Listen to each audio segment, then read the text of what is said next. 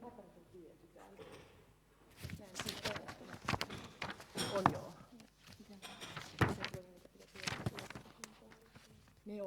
Ne on päällä. Joo, toi on päällä, niin ne sitten laittaa, joo varmaan joku, joka nyt vaikka ne nyt tuossa toimii, niin sitten toimii, kun ne tiedät.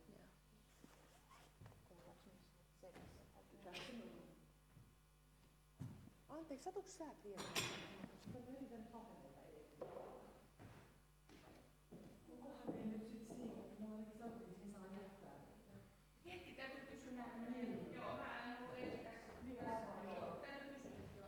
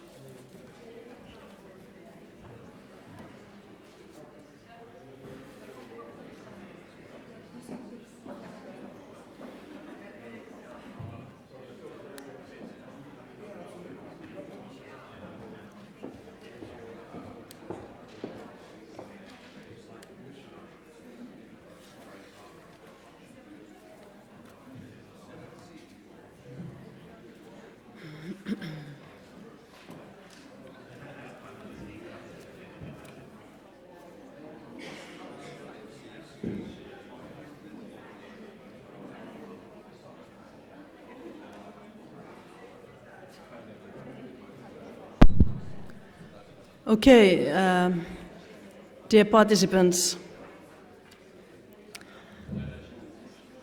good chilly morning, beautiful morning today out there.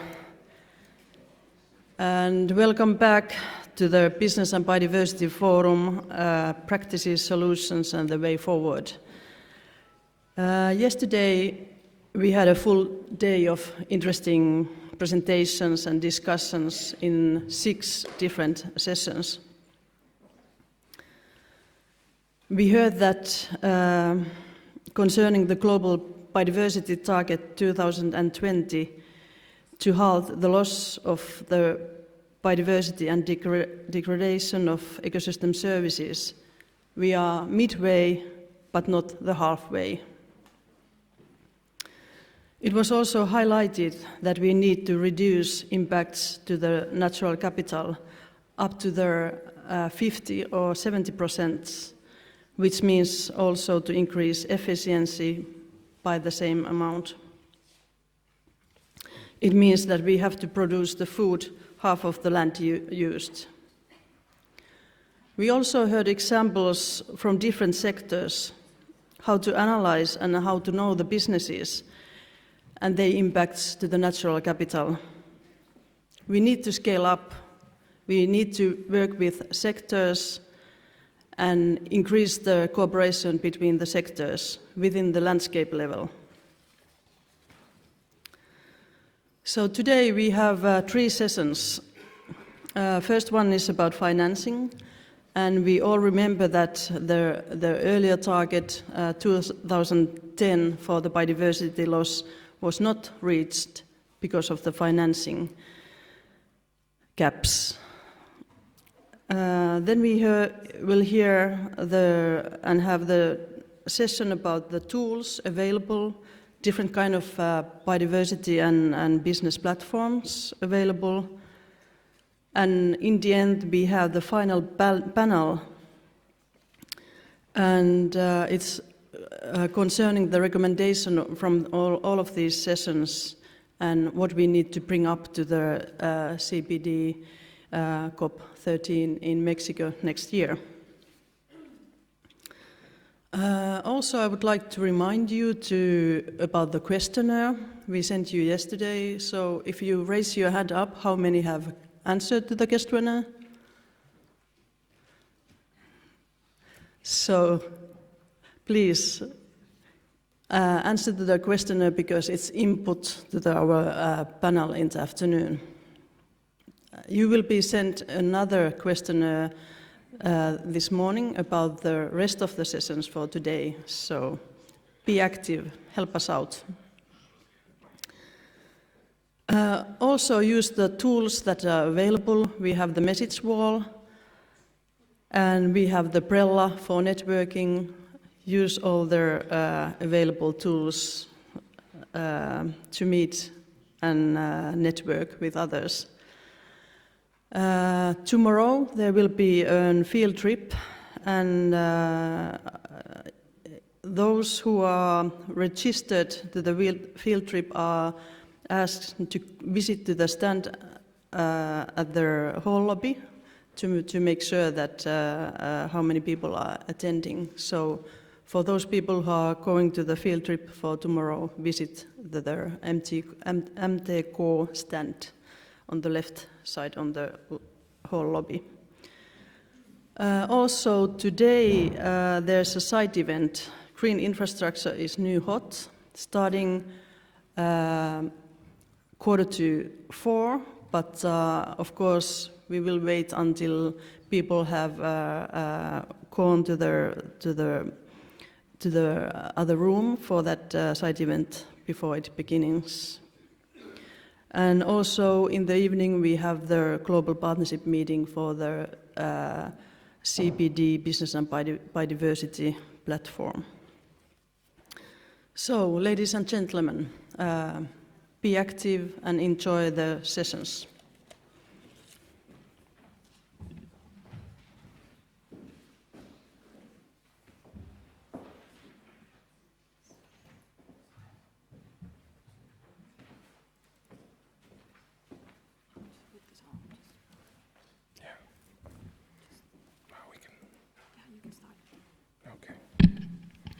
Good morning, everybody. So it's after a productive day yesterday, it's good that today we'll speak about a sector which is underrepresented usually. And I'd just like to start by asking who here is from the finance sector, just to check. Put your hands up, please, if you're from the finance sector. 1, 2. Yeah, it's usually like that. It's usually a few participants. But again, this is not a finance and biodiversity event. It's a business and biodiversity event, so maybe that's the reason. From my experience, typically you have 0 or a few coming to business and biodiversity from the finance sector. And I say this from my experience in the European Business and Biodiversity platform. And the first phase of this platform was launched in 2007. And it was only restricted to 6 sectors, including the extractive sector, the forestry sector, agriculture, tourism, and one of them was finance. And unfortunately, for the 3 years that we had the platform for in the first, from 2007 to 2010, it was very hard to engage the finance sector. Now the European Business and Biodiversity platform, since its relaunch in 2014, last year, also has an agenda to involve the finance sector, is doing a little bit better with a few representatives. But we still don't have active involvement.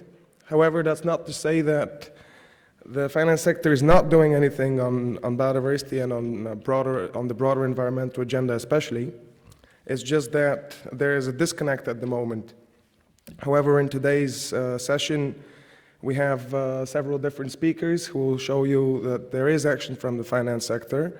And we have a representation from the private sector, Frank Voorhees, I'm speaking in order by which the presentations will come.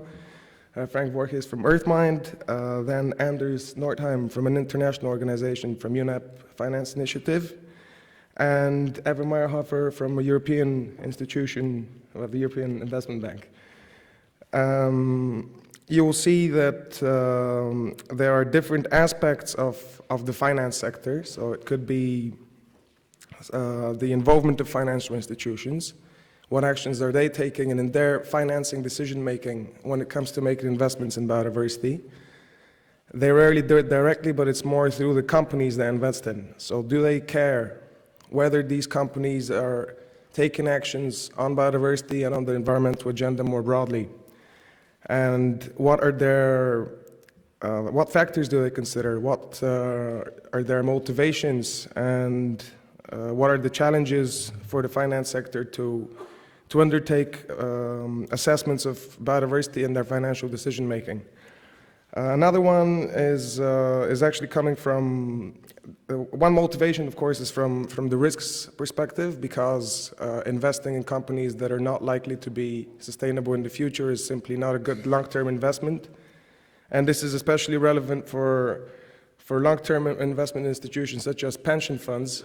You've probably seen the news several months ago that the Norwegian Sovereign Wealth Fund divested from coal. And after that, several private sector financial institutions and insurance companies actually did the same. And yeah, sure, you can argue that somebody else bought the shares in the coal companies, but it's still a good indication that in the long term, for example, some financial institutions see a risk in certain industries that would not be sustainable. And another factor is the pressure from the consumers. Some clients of banks are coming and saying, why are you not investing in sustainable companies? So then the banks are undertaking actions to basically start making sustainable investments, and that involves having experts who assess the different companies that are in their portfolio to make sure that the company's activities are in line with good biodiversity management and good sustainability and environmental management broadly.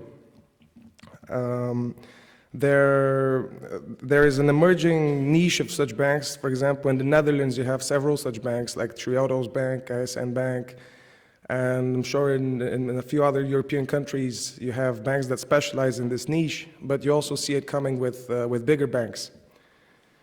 And another one is, of course, sustainability indexes.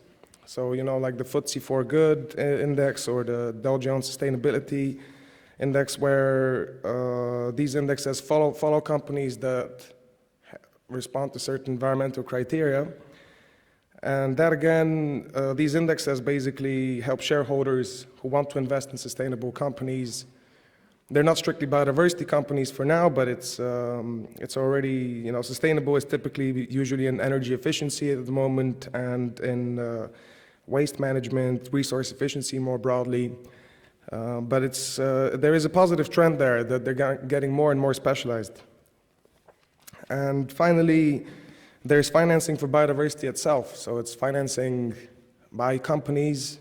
Why would they finance biodiversity? Well, you've seen a number of examples yesterday. Sometimes companies take voluntary action in order to have social license to operate, so to speak, good brand recognition, risk management, risk reduction, and also innovative financing schemes, such as payments for ecosystem services that you have typically in the public sector. Most payments for ecosystem services are actually funded by the public sector, over 90%. But you have a number of private sector companies in water management especially that invest in payments for ecosystem services, which is basically they pay certain practitioners such as farmers to change their farming practices, not to use polluting fertilizers, for example, in order to reduce or, especially avoid pollution on water, because their business is to sell water. So there are business models out there that are actually good for biodiversity and that are bankable and that generate business interest and financial returns. So it'll be very useful today to discuss on all these different aspects when we speak about the finance sector, so understand banks, financial institutions, but also financial decision-making by the banks, but also by businesses themselves in investing in biodiversity. And I think that the presentations that are coming forward will give you a flavor of these different perspectives. So we'll take the first hour on the presentations and on questions and answers specifically on the presentations. And afterwards, we'll take the second hour. So it's good that we dedicate 2 hours to the finance sector, to discussing more broadly with you, with the audience, and with whoever's following online. So now it's to introduce Frank Voorhees from Earthmind to show you some private sector perspectives on opportunities and challenges in the finance sector. Thank you.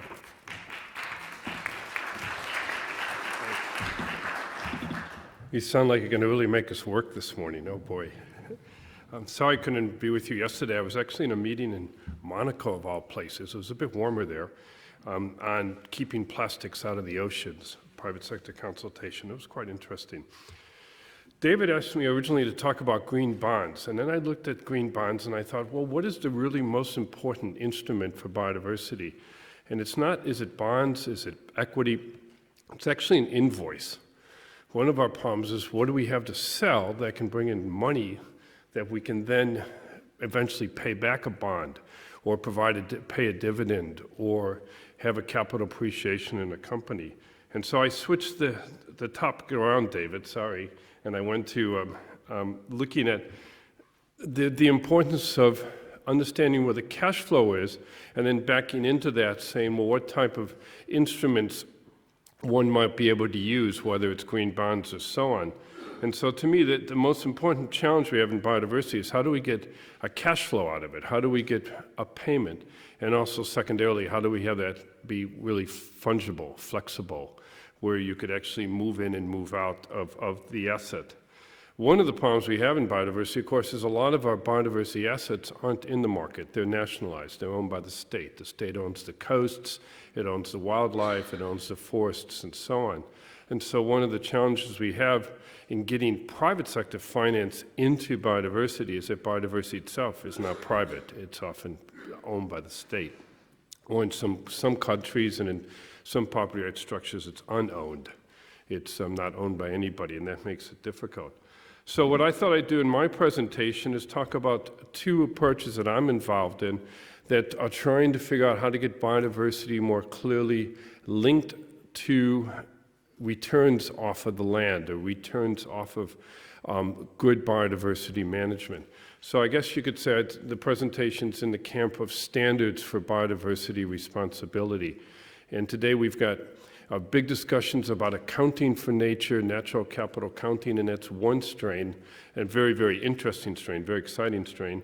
And another one, the one that I'm sort of more into, is standards, standards which would then say, if we manage our business in a certain way, the cash that we're generating out of the business is also cash that's helping to provide a biodiversity outcome or improve biodiversity performance. And so I'll do two. The first one is the International Finance Corporation standard, and the second one is something we're working on called verified conservation areas. The IFC is probably the main sort of standard for biodiversity responsible investment.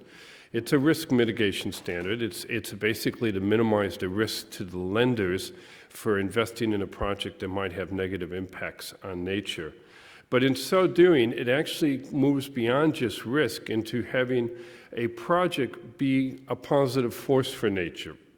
First of all, it's quite robust in what it covers. It's very specific that a private investment, in order to be eligible for a lender that wants to enforce these standards, and there are many that do. As I mentioned in the slide there, they've been adopted by the export credit agencies of our developed countries, and they've been adopted by many commercial institutions through a program called the Equator Principles. The expectations is that this private investment protects and conserves biodiversity, maintains the benefit of ecosystem services, and promotes the sustainable management of living natural resources. So you've got investors, bankers already saying to companies, if you want our money, we want to see you be good for nature. We want to see you have at least no negative impact, but as you'll see, probably a positive impact.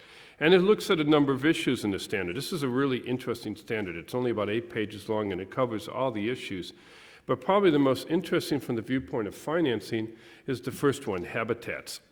The focus is really heavily on maintaining the landscape, protecting the landscape, conserving, restoring, looking after the landscape, minimizing your footprint on the landscape, and so on.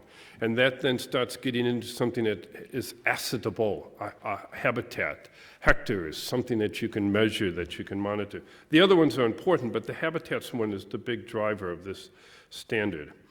And the approach then, which many of you know, is an approach that says you have to work through a logical sequence of steps of how you relate to that habitat, how you relate to this area in which the business is operating. You need to avoid first, and then you need to minimize, then you need to restore, and that's called the mitigation hierarchy. And if you can't do all three of those adequately enough on your site, then you need to go off-site and do an offset to sort of recoup. But at the end of the day, the expectation of an investment under the IFC standard is that it will at least be no net loss and preferably a net gain. So this is a biodiversity positive flow of money. So if a project, whatever that project is, it could be a golf course, it could be a mine, it could be a forest, it could be a farm. If it's complying with IFC PF6, we could call it a biodiversity positive, a biodiversity supporting investment. And one could call it then, any sale from that, if you will, instead of a green bond, would be generating a green invoice, an invoice for the sale of goods and services from a project that's actually good for nature. We're tying this into the CBD world just quickly. Offsets were highlighted back years ago when in the financial resource mobilization strategy. It was at COP8, I think, in 2000 and COP9 in 2008. And actually looking at the way the IFC standards works, offsets is just one element of the financial capacity of this. The other three, avoid, minimize, and restore, are the key ones, because they're really about managing an area in a biodiversity responsible way and putting real resources, funds into that management. Offsets is a part of it, but it's only the end bit. Okay, two examples quickly that I've been involved in. I did the PS6 audit for this project, which was canceled because of the geopolitics of the Crimea. It was a plan to bring gas from Russia across into the southern part of Europe. Very interesting project. They were completely working to be compliant with PS6. You had, as you can see by the picture, if you will, 3 parts of the project for biodiversity, 2 landfalls, one in Russia and one in Bulgaria, and then the pipeline itself across the Black Sea. It was really interesting because this was a project owned by half by Russia, by Gazprom, and half by Western European companies. It wasn't a developing country project, but the project nevertheless was fully committed to having a positive impact on biodiversity. So that gas, forget the geopolitics of it, if it had gone through, could have been biodiversity positive gas. And I was on the site in both the landfalls looking at what they could do. On the Russian side, it was a degraded vineyard. How do we restore that? On the Bulgarian side, it was actually a pretty beat up forest, coastal forest, and so on. So that's one example of creating biodiversity outcomes from an investment. Another one that I've been involved with is a coal mine expansion in Mozambique, which has both the expansion of the coal mining itself, the railroad, and port facilities in Mozambique and part of the railway going through Malawi. Again, this one, now IFC here directly involved, full compliance with the standard meant that this mining operation is actually a mining operation that improved the status of biodiversity in that part of the world, through not only in the construction phase, but through the operations of the mine. Okay, going from that as a risk mitigation tool, one of the things we've been working on is to say, how do we move the topic from just mitigating risk of biodiversity, to looking at this habitat as a type of biodiversity asset. One of the shortcomings as well the IFC approach is it's focused on the lenders, and the lenders, once they get their money back, that governance is over. So say you've got a 30-year project, the lenders are in for 10 years, the lenders get paid back. Now what happens to all the PS6 and all the standards? So how do you lock that in? How do you lock in a area-based conservation management program? And this we've been trying to do with something we're calling verified conservation areas as an attempt to create a sort of conservation as an asset class, as an investable asset class. And then the financial flows are the goods and services that can generate invoices out of that asset class. And that might be agricultural products, it might be golfing, it might be tourism, it might be timber, it might be carbon, it might be Red Plus, etc. So let me just go back up, sorry. So the way that this system works very, very quickly, you can see it on the website, is that it's looking at recognizing areas that are being managed for conservation through managed for conservation, not just legislated for conservation. So our traditional protected areas tend to be legislated. The government declares this is a protected area, and that's great, and it's a really important part of the biodiversity program. But what about the areas outside of parks that are actually can deliver conservation? So this system basically recognizes a management plan, an annual reporting process, and the plan and the process having audits. So it's a process approach to saying, how do we recognize that a piece of the planet is actually being managed? Okay. For investment points, the first one is I have up there is inside the fence, is it's tied in very much with the PF6 approach, but taking it through the life cycle of the project. So let's just take that first word, avoidance. If a company in its site decides to avoid certain critical habitats, one of the challenges we face with the IFC approach is how do we make that avoidance sustainable? So how do we have sustainable avoidance? 2 weeks ago, I was on another PS6 audit in Guinea-Conakry in West Africa, a bauxite mine with chimpanzees. So really one fun stuff to deal with. How do you deal with mining and chimpanzees? The company wants to avoid chimpanzee habitat, but the locals want to cut it down and put in farming, slash and burn farming. So how do you get sustainable avoidance? Can a verified conservation area create a management plan for an area that goes through the life cycle and addresses those issues? Of course, it can also be used for outside the fence, supporting offsets, working with local communities, and so on. And for companies that have conservation more in their supply chains, if you will, the Unilevers and Nestle's of the world, how do you then link a landscape-level conservation standard to the commodity standards that we already have in place? 2 examples, and then I'll stop. One example is a large-scale wilderness restoration project in Mozambique called Cinco Grande. It's one of our first registered VCAs. It's a private concession. In Mozambique, you can get a hunting concession like a forestry concession. So instead of cutting down trees, you shoot animals.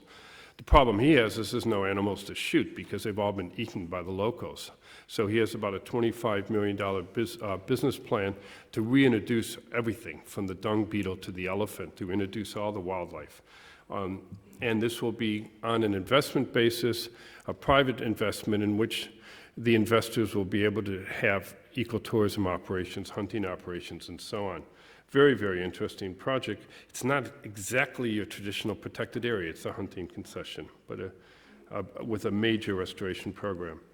Now, another one of our first registered areas is a gas operation in Yemen, actually where the typhoon hurricane just hit last week here. And there, the registration is for the harbor, the marine area, not the terrestrial, but the marine area, which has got coral reefs, fish habitat, and so on. And this is a project, the major investor in this project is Total. They're a 38% stakeholder. And they see this using the verified conservation area approach as a way to actually articulate their biodiversity conservation.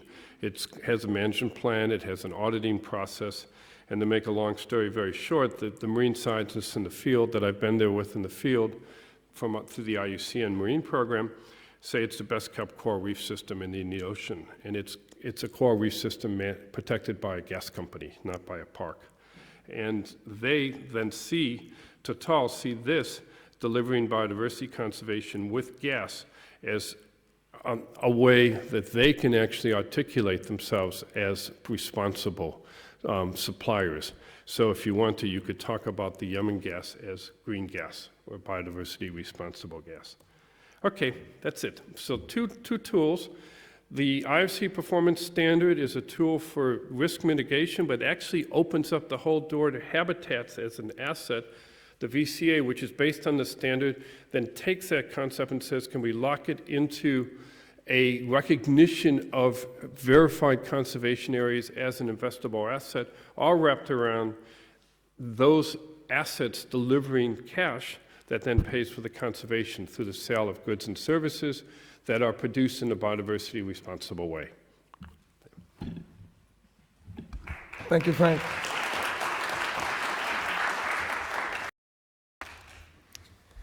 Before we proceed, we have a few minutes for clarification questions. Afterwards, we have an hour to discuss in more depth and get into the nitty-gritty details of the concepts.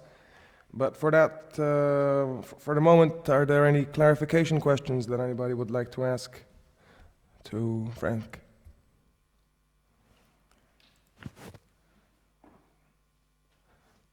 Yes, please.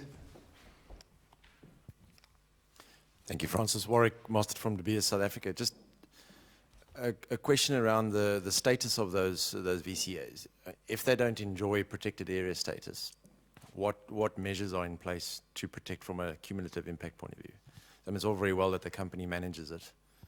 Is there a way to give more status to those areas, apart from going to full protected area status?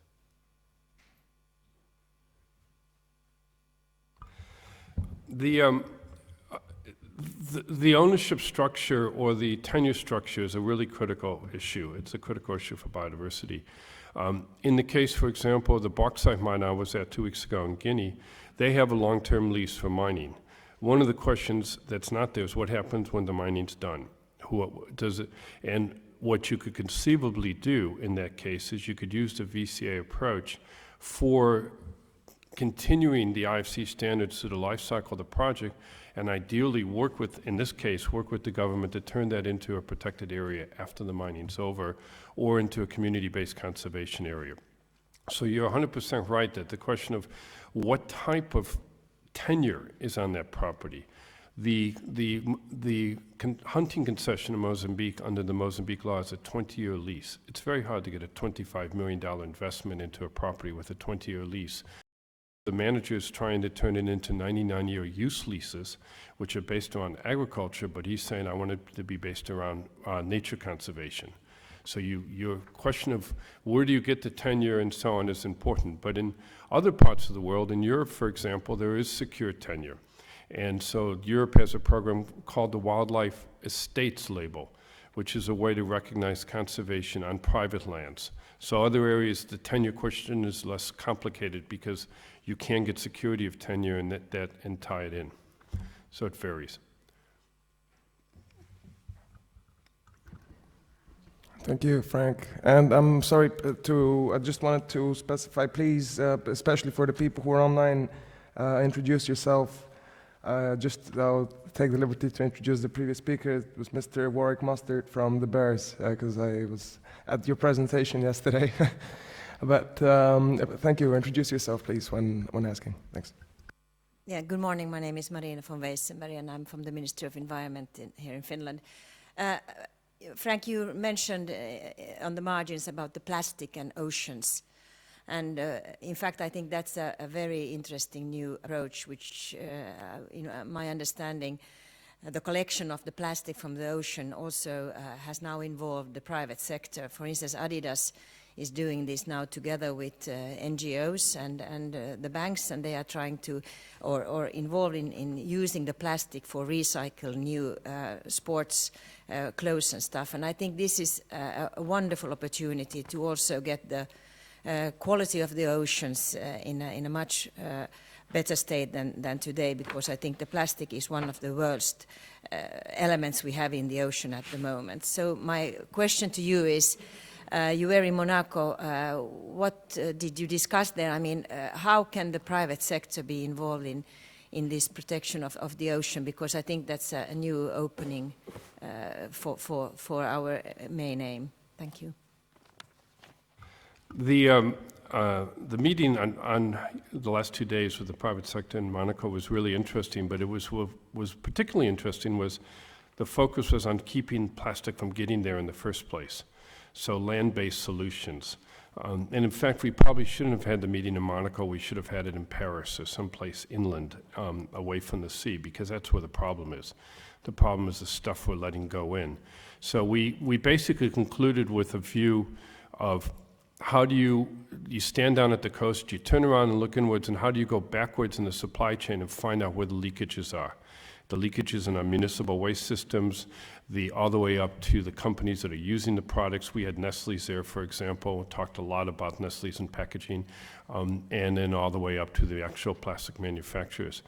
Interesting in that, compared to this session on finance, the discussion wasn't so much on funding, it was about supply chain management and engineering. And as the chap from Nestle says, the solutions are simple. We just need to get the right people around the table and just turn off the plastic tap. Now, from a financing perspective, what we're talking about here, are there drivers to actually put the investments into that? That's a question. But what came out at the end of our little meeting is it's clearly a private-public partnership space dealing with local municipalities and their waste management, solid waste management, dealing with the manufacturers and so on and so forth. But it's 99% really about what do we do before the stuff gets into the sea. And if we can even get that discussion going, it would be quite interesting. But nobody felt that the constraint was money. The constraint was more about getting the right players in the room and figuring out where the leaks are and then plugging them. Interesting. Thanks, Frank. And I see a final question online before we move to the next speaker. How largely are the IFC performance? How largely is the IFC Performance Standard 6 used? Is it something niche or is it growing? I think that's a really interesting question. I've been involved now as an auditor on 3 projects in the last couple of years, and there are all these large-scale projects. The Russian one was interesting because it wasn't a developing country, but it was using a standard. I would say what we've got is we've got a momentum that it's starting to be taken really seriously. I mentioned the IFC standard. The other multilateral banks also have variants of their own standards. So the African Development Bank, EIB, European Investment Bank, and so on. To me, one of the big game changers was when our export credit agencies agreed on something called the OECD Common Approaches to use the standard as a way to make its decisions. So, our export credit agencies are quasi-government investment vehicles that are often the first stop in the first step in the process. So you go to them and you get a guarantee from them, and then you can move on.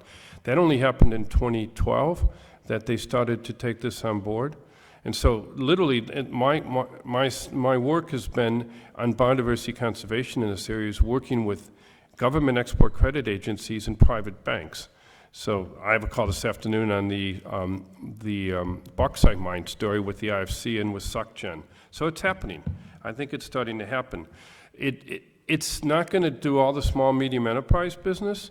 It's not going to necessarily do all the investments in developed countries, but it's starting to create a framework and a standard that we could use to push biodiversity positive outcomes out of investments everywhere, or variants of the standard for different markets and different legal jurisdictions.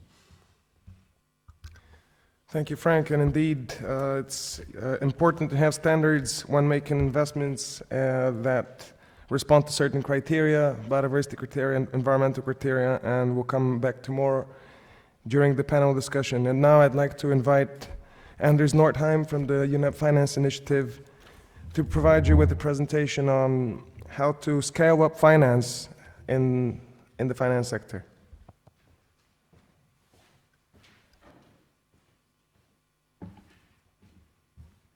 Thanks very much, Stroud. It's a pleasure to be here. So Stroud started with a question, how many finance people are here? And there were two. I'm going to ask, how many companies are here? How many company representatives? So you guys are the leaders in the private sector, and that's really excellent to see. I think finance is catching up, but your leadership is very important because for the most part, or for a large part, you're the companies that the finance companies that I work with invest in. So if you show leadership, then slowly but surely they will see, why is this company looking at this? Why are they disclosing risks around biodiversity, ecosystems, climate change? And maybe we should be looking at those things also. So I'm going to talk about what's happening in the finance sector generally, and I'm going to actually start with my conclusion. There's a dramatic shift happening in the finance sector, both on a systemic level and at an individual level. In banking, investment, and insurance, companies are more and more looking at environmental issues.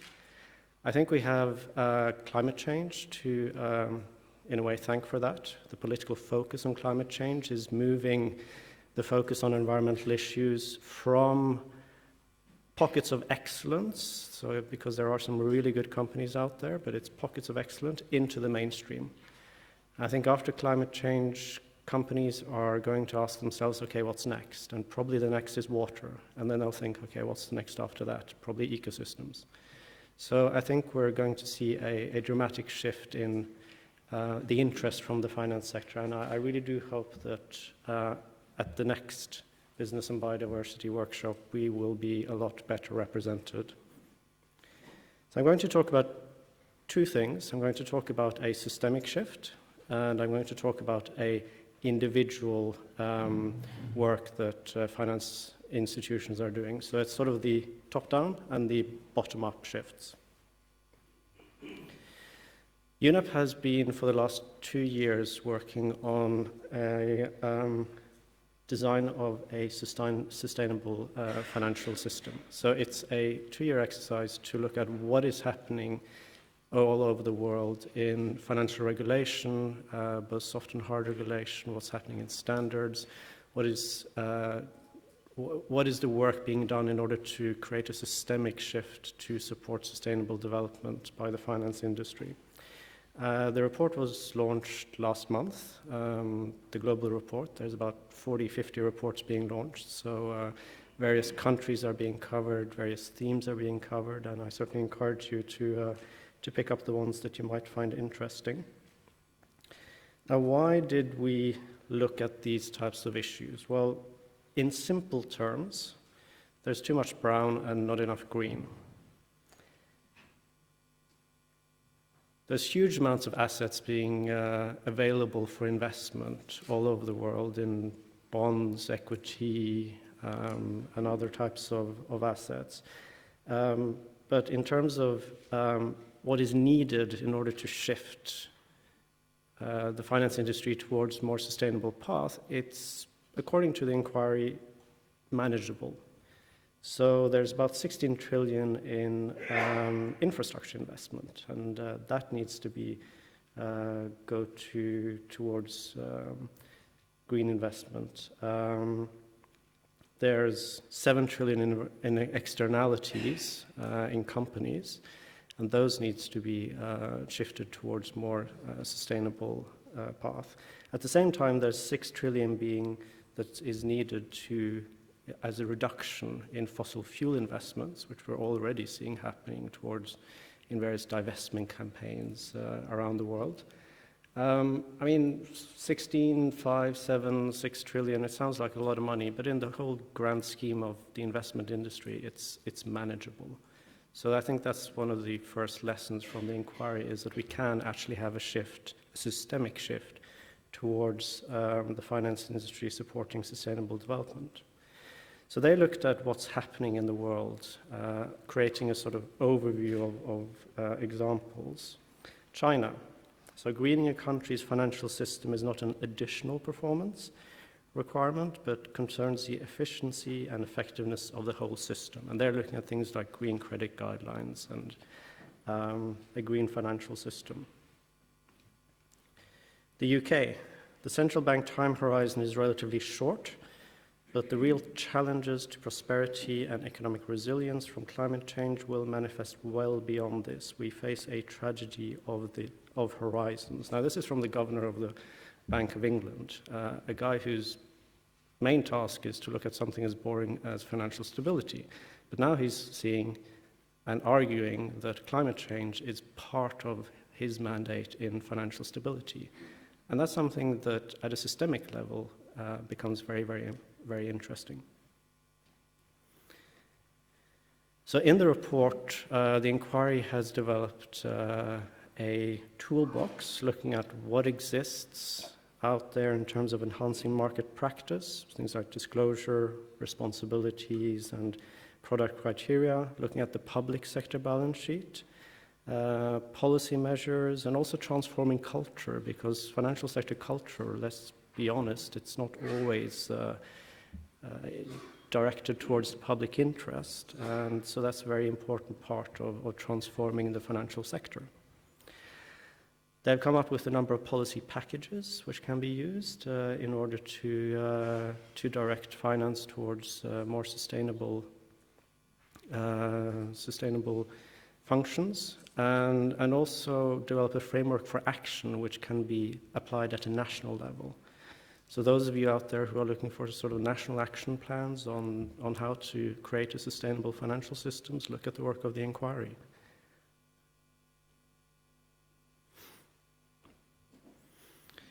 So the conclusions of the inquiry. Financing for sustainable development can be delivered through measures focused on the financial system. There's a quiet revolution they're seeing. There's a lot of policy initiatives happening, not just in China and the UK, but Brazil, South Africa, and other areas that demonstrate how a financial system can be better aligned with sustainable development. And all of these actions taken together represent an opportunity right now to build on these and create a sort of global move towards more sustainable financial system. The work on the inquiry is obviously more broad than just biodiversity issues, but it certainly includes it as part of the conclusions, and also there's several references to management of natural capital, for example, in the finance sector. So that was the top down. Now I'm going to look at the bottom up. We often get questions from financial institutions, well, that's all very well in theory, but how do we do it in practice? So we just released a couple of months ago a tool to integrate water stress into corporate bond valuation. It was sort of a test project that we were working on in order to see, well, what can we do with one ecosystem indicator in one asset class. And our intention is to broaden this into all ecosystem indicators, biodiversity ecosystem indicators in most asset classes, which is a project that we're just going to start now. But looking at this one, we had a number of good project partners working with us who were giving input to the project. And what we were essentially trying to do was combine three sources of data. So we looked at global data on water stress, which we got from the WRI, and we used that to calculate a shadow price for water at each production location that exists for the companies that we looked at. So we find that depending on where a company is producing their particular good, there's very large variability in the shadow price of water there. I mean, we're not assuming that they will eventually have to pay the shadow price of water. There's various ways in which water stress can be internalized. Price is one of them, but it could also be availability of water.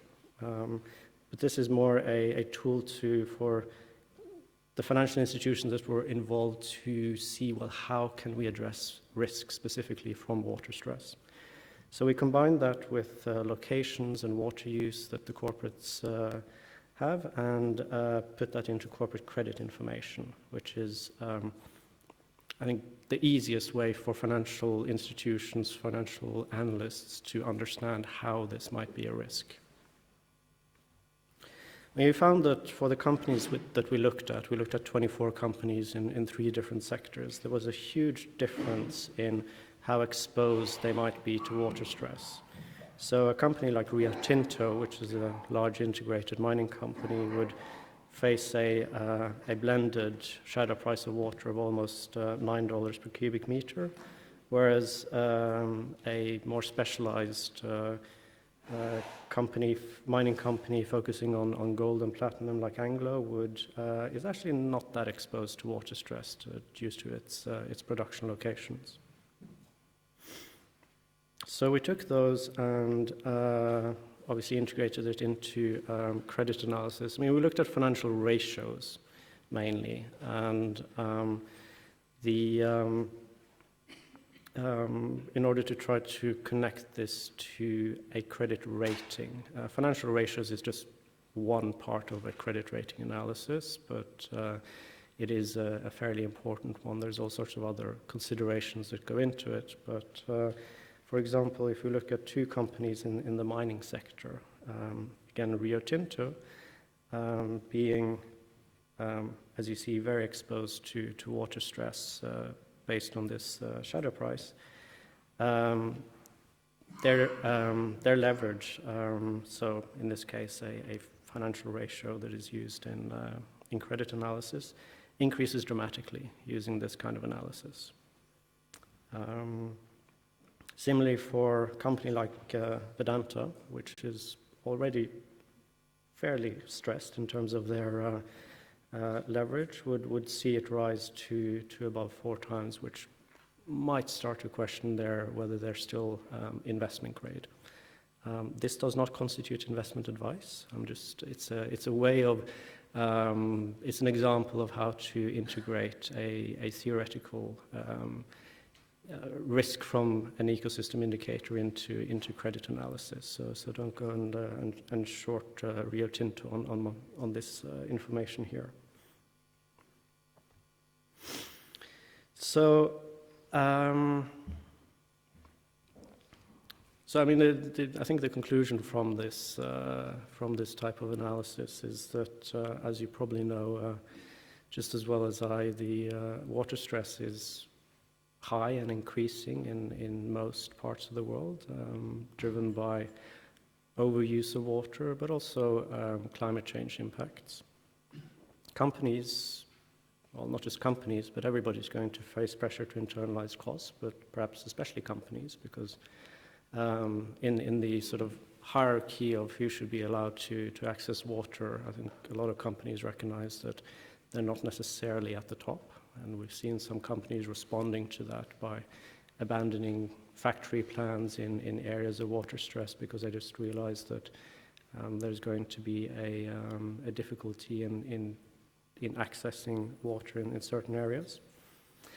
And because of these cost internalization pressures, companies in certain sectors, in certain regions, we're not talking all companies in all regions, but certain sectors, certain regions may be negatively impacted.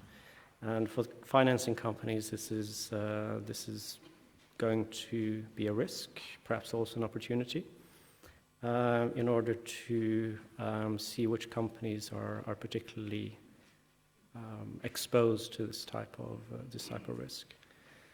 So back to my sort of opening statement, my conclusion. We're seeing a shift in how financial institutions are responding to environmental issues. We're seeing it most in climate change at the moment, where it's moving really from certain individual companies being really focused on climate change risks to it becoming more mainstream. We're seeing also an increased interest from individual companies wanting to participate in projects such as this to try to understand how these risks can be used in financial analysis. I mean, Frank was talking about the IFC performance standards, and they're great, and they're used by many companies around the world, but they are almost a minimum standard for whether a project should go ahead or not go ahead. And I think sort of a natural complement to that is trying to integrate risks from biodiversity, water stress, water quality, soil quality into the financial analysis in order to see what does that do to the cost of capital, the internal rate of return of the companies. And that's a lot of the work that we're moving forward with right now. At the same time, I mean, there's always questions, why should financial institutions care about this? I mean, the business case is sometimes tricky for why they should be doing this. The systemic shift that we're seeing is helping. The interest both from civil society, consumers, and others on environmental issues, especially climate, is also helping. And a lot of companies also are starting to see, or, I mean, as I said, there's pockets of excellence. So a lot of companies have also looked at this from a risk and return perspective. You know, what can I do in conservation finance, in restoration finance, in order to have a competitive advantage? So, you know, there's companies also that are looking for opportunities to work on these issues. So I think all of this is incredibly encouraging, and it's certainly a privilege to be working with these companies and to be here to tell you all about it. Thank you very much.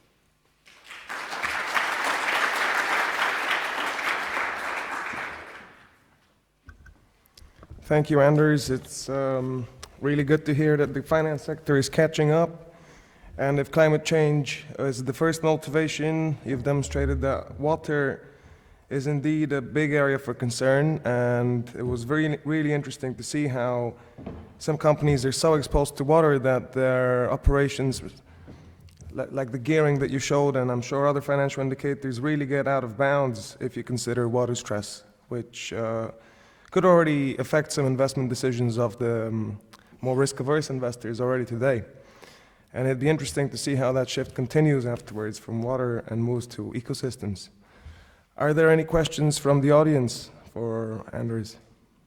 So, Caroline and the gentleman over there. Good morning, Wijnand Broer of Kremlin, Netherlands. Not really a question, but probably an addition. Talking about the tools that have been mentioned, in December there will also a guide be launched in the Netherlands on financial institutions and natural capital. And it will basically refer to the different strategies that you have as a financial institution, ranging from exclusion, ESG integration, impact investing, etc. And it will refer to the different tools that have been mentioned here as well. So also the VCA, the IV performance standards, the water tool, and also other tools that are being used. It will probably also be in the newsletter of the Natural Capital Declaration, and probably also the Natural Capital Coalition will pay attention to it. It's been funded by the Dutch Ministry of Economic Affairs. Yeah?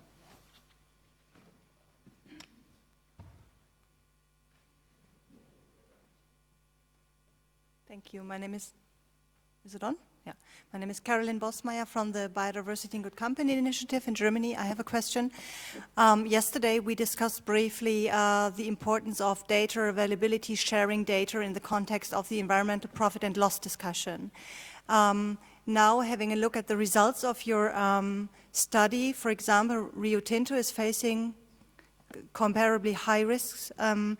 Was it taken for granted for Rio Tinto, for example, to really be transparent about this, or was there a discussion if they should publish this? Because it says something about corporate risk and the situation of the company, and maybe, well, important to investors, etc., etc.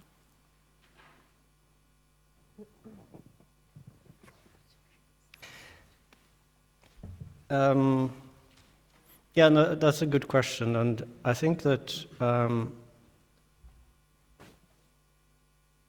I think the response to that is that this is one aspect of a financial analysis. Now, what this doesn't take into account is how the company is responding to it, how they're managing it, and what they're actually doing. Rio Tinto could be managing this risk incredibly well, so that means that they wouldn't necessarily be exposed to water stress in those areas. Maybe they're building desalination plants, which of course is an additional capital expenditure that would have to be put onto the financial statements, but maybe they're managing it incredibly well. I think that these types of tools are, and some of the financial institutions involved are already doing it, it's a great conversation starter with the company. So I know that some of the financial institutions have already taken this to some of the companies and said, listen, we have this analysis, you might agree with it or not agree with it, but can you tell us if this is something that we should be worried about? How are you managing these risks? And also by sort of bringing the location-specific analysis back into financial analysis, because in order to do this, we had to look at every single mine location for Rio Tinto, for example. And there you can really see a big difference. Some mines are not exposed at all, and some are very, very heavily exposed. And then you can see, you can dive deeper. What are you doing at this specific mine? Should I be worried about this mine? Might it have to shut down, which would then affect the revenue of the company? So, I mean, we haven't, unfortunately, had a lot of time to talk to the companies about this specific analysis. It's something that we certainly are open to and definitely would like to. We've been contacted by a couple of other companies and they want to discuss it with us. But it's something that investors then can also use to start conversations with the companies. So I hope that answers your question.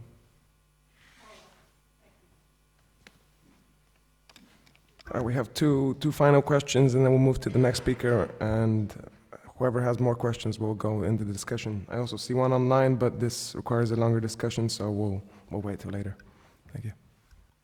Hi, Salla Hoinen from, Salla Hoinen from CDP. Hi.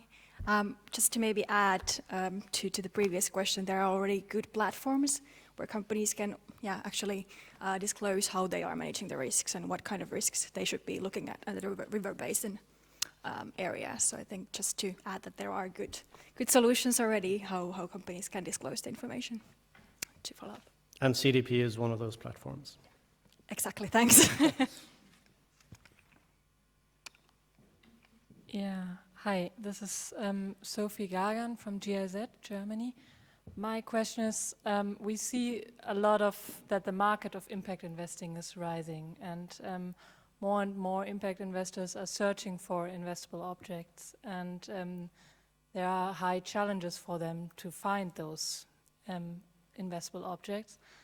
And we also see that those investors and the funds are often mixed, and the private capital is for the fund and the technical assistance is provided by the public sector. So do you see that there is that there will be also a market where also the private sector, private investors will provide money for this technical assistance in order to bring those not yet investable objects into a state where they are investable?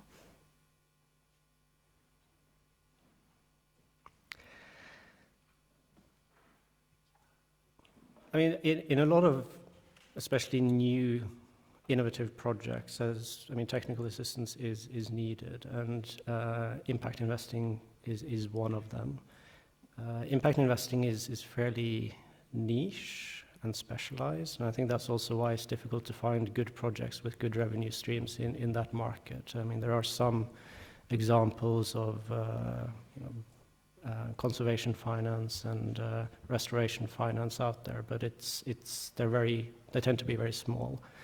I think that investors are generally looking for supporting the investment, what generates the revenue stream. And it's a very competitive market out there. Investors don't generally have a lot of extra funds to put into technical assistance.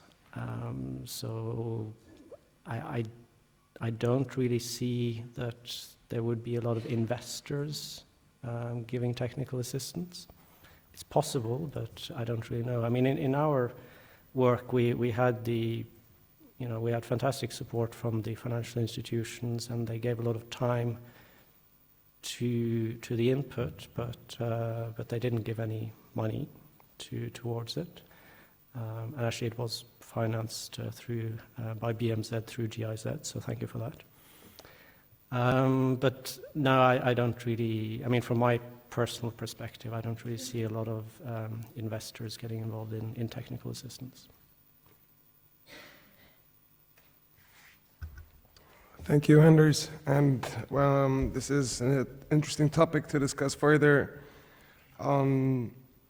Indeed, the different criteria investors have and what their role is in terms of drawing the line between partner organizations and investors themselves when making assessments. And now I'd like to invite Eva Meyerhofer from the European Investment Bank to present you with what kind of financing tools and approaches exist in the EU for financing biodiversity. All right. I won't go EU, I'll go a little wider than EU. Good morning. Though I work for a financial institution, I am not a banker. If you do ask me very difficult and complex financial questions, I'll have to revert to my colleagues here on the panel. Just as a bit of an introduction, I mean, we've heard over the last couple of days that valuable ecosystems are today undergoing rapid degradation in many parts of the world, including Europe. And natural capital and the services that ecosystems provide are still poorly understood and rarely monitored within the financial sector. Unlike in the case of traditional commodities, the value of natural resources is not recognized today in today's markets. It is, however, crucial that we as financial institutions understand the relationship between environmental quality and economic profitability. This information needs to be integrated into the macro analysis and included in decision-making processes in the areas of financing and investments. And we've heard a couple of examples coming from Frank and Anders. First, a bit of background for those who don't know the European Investment Bank. Actually, we are a long-term lending institution set up in 1958 under the Treaty of Rome. We're headquartered in Luxembourg, and our shareholders are the 28 EU member states. We are, amongst our peer institutions, which include the World Bank Group and the regional development banks, the largest multilateral lender and borrower in the world. We do not finance only in the EU, we finance pretty much everywhere. So we have about 400 projects annually in about 160 countries, and out of that financing of a volume of 70 to 80 billion euros a year, 10% of that financing are for projects outside of the European Union. And 25%, I think I just want to make a point of that, is 25% of the total volume of lending goes towards climate-related projects. And at the last meetings in Lima, World Bank annual meetings, that commitment was increased to 35% outside of the European Union.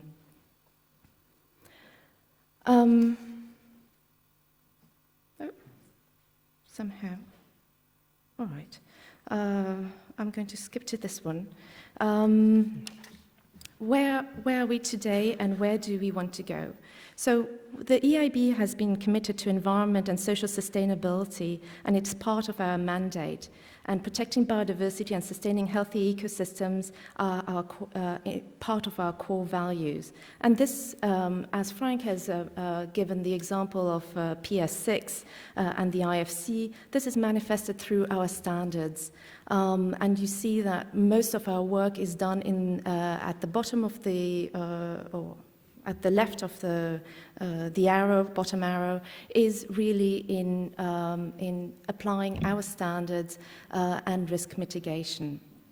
And this is how we engage with the private sector and our public clients. However, we would like to increase the flow of financing to biodiversity by moving beyond kind of a donor-funded approach and becoming more of and taking more of an investor approach. But our portfolio currently is in biodiversity is quite small, and the application, however, of our biodiversity standards, which are very similar to those of PS6, represent actually an important extension of our biodiversity work. But in order to get to the large-scale biodiversity and ecosystem investments and be a lot more proactive, there's a long way to go. So, just to give you a snapshot of right now what we've been financing under the different asset class, most of them are in forestry and land use. And at the bottom, you will see the available financing instruments that we've been using. In forestry and afforestation, reforestation, all the carbon sequestration projects, most of the financing instruments that have been used are equity funds, loans to private and public sector. When it comes to more agroforestry related projects and pro-biodiversity businesses, such as businesses involved in ecotourism, again, it's been equity or debt funds or some form of structured debt. With forest conservation, where you have tradable permits or biodiversity credits, it's been mostly equity and debt funds and structured debts, including activation of revenues. Other ecosystem services have been more difficult. Most of them have been loans, standard loans to the public sector, and have required quite a bit of blending, meaning that either commission financing has been a part of the financial package, and blending with grant financing. So these are all the financial instruments that are available or that the EIB can actually provide, and they're all graded in certain amounts of risks.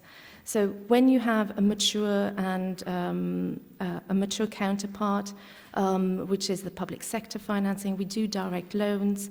When we have financing mid-caps, which is usually the development phase, we look for risk-sharing mechanisms, and there the risk is shared by other partners, either another financial institution or, in some cases, the Commission. At the emerging growth phase, we will see us being involved more in securitization of banks or guaranteeing another bank for them to be able to on-lend to to SMEs especially and mid-caps. With very little in the startup business, because this is more venture capital, high risk, and this is actually usually carried out by the European Investment Fund, which is part of the EIB group. But the EIB, the main bank, does not get involved in startups and seed capital.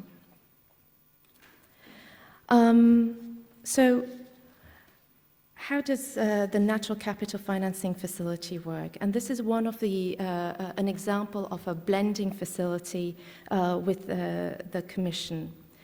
The natural capital financing facility is, with a total amount of 100 to 125 million euros, has been funded by EIB's own resources.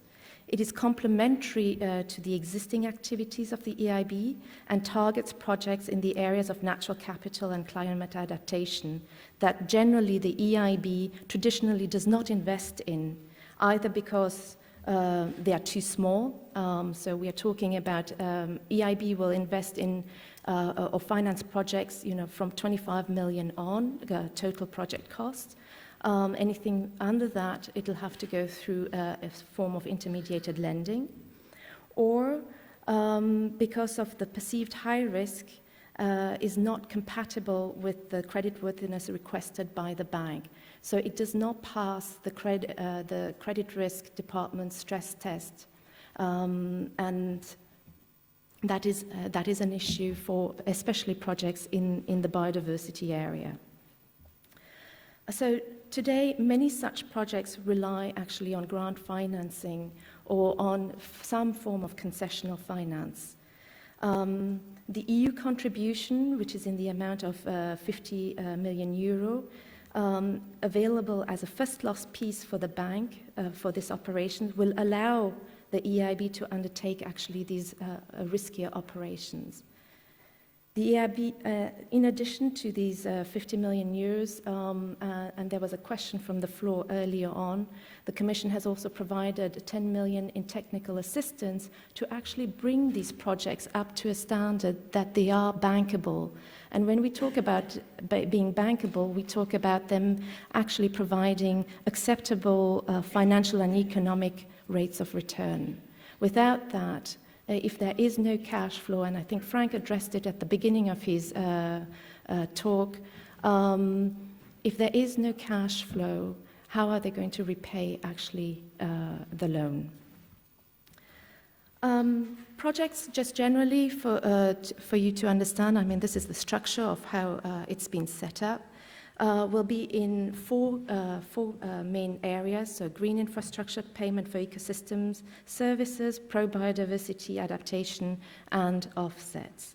And the instruments that are being used are the instruments, financial instruments that I showed you earlier on, so anything from direct investment loans to indirect debt or equity, depending on the project type and actually the conditions. So the NCFF is an opportunity for the bank to explore how natural capital considerations can be integrated into EIB's own financial products and services for the private sector, but also to demonstrate that private sector investments complement traditional sources of conservation capital, where other sources, such as public funding, have been affected by the economic downturn. But we don't only do the natural capital financing facility. There are other areas that we are involved in, and with our peer MDBs, we are trying to provide a level playing field through a harmonization of our standards. At the Paris Declaration in the early 90s, there was a move that all the MDBs start harmonizing their standards, including in biodiversity. And when IFC came out with its new performance standard 6 in 2012, you saw EIB, EBRD, African Development Bank, and the Asian Development Bank actually reviewing their own standards and trying to actually harmonize. There are slight differences because we all have slightly different mandates, but overall, we are trying to provide that level playing field for the private sector to be able to operate. Also creating a common understanding on definitions, on requirements, and building capacity And in these areas, I think the multilateral development banks are trying to provide leadership.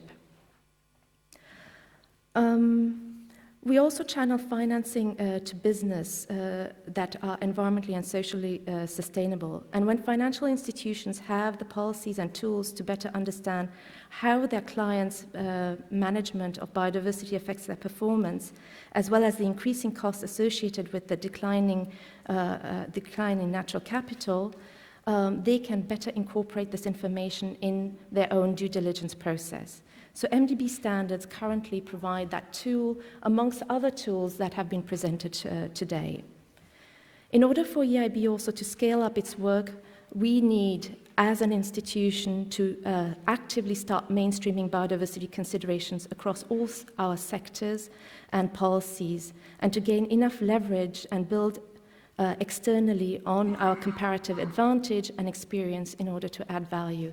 And here, I mean, for example, in the climate change debate, all the institutions have actually a target, a finance target for climate change projects. We don't have one for biodiversity. And question mark, why?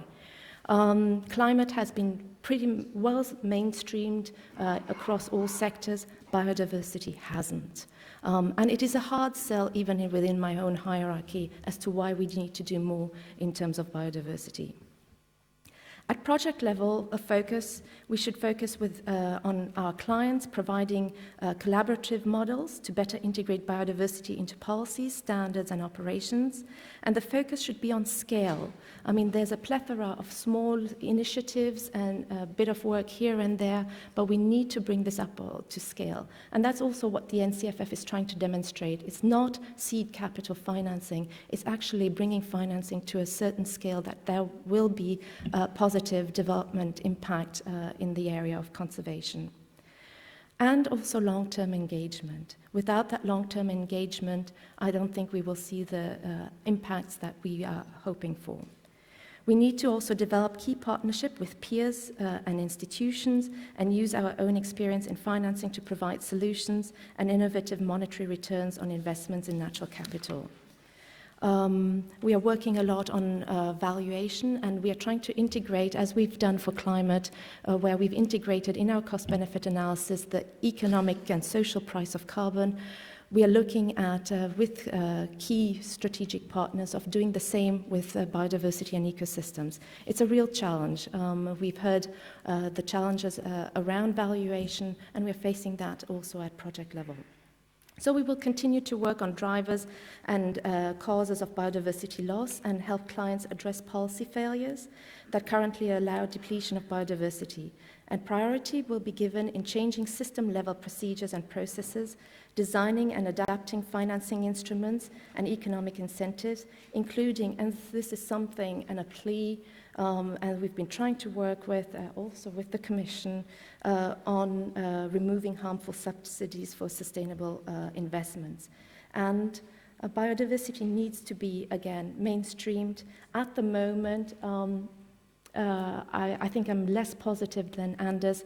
Biodiversity is still very boutique-y, and it is very much a niche market in the financial sector. It hasn't been mainstreamed, and I think we have got a long way to go before we reach the level of mainstreaming that we will be able to have a positive impact and reverse the degradation and actually achieve our targets of no biodiversity loss. Thank you.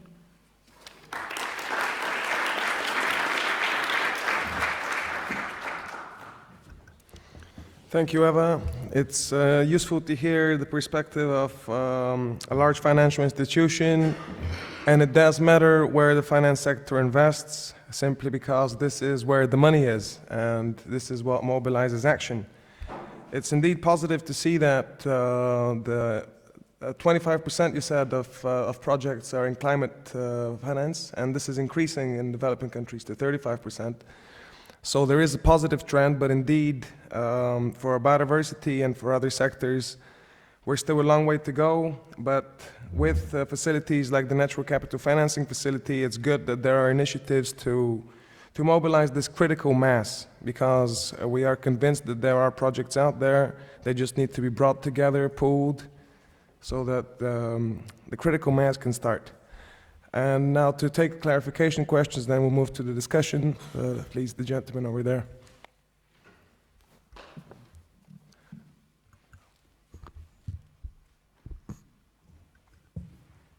Thank you. My name is Lu Guoqiang from China, China Ministry of Environment. Thank you for your presentation. You just mentioned that the EIB, you may know that recently China joined EIB as formally as a shareholder or donor, just recently. No, you joined EBRD, not EIB. Oh, that's different. Yes. Okay, sorry. Okay. As you mentioned in your presentation that 10% of your investment is outside EU. Mm-hmm. Okay, my question first is China projects included in your business? Second is, you mentioned that you're attracting new partners.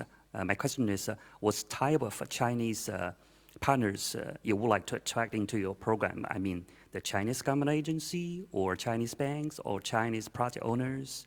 Thank you.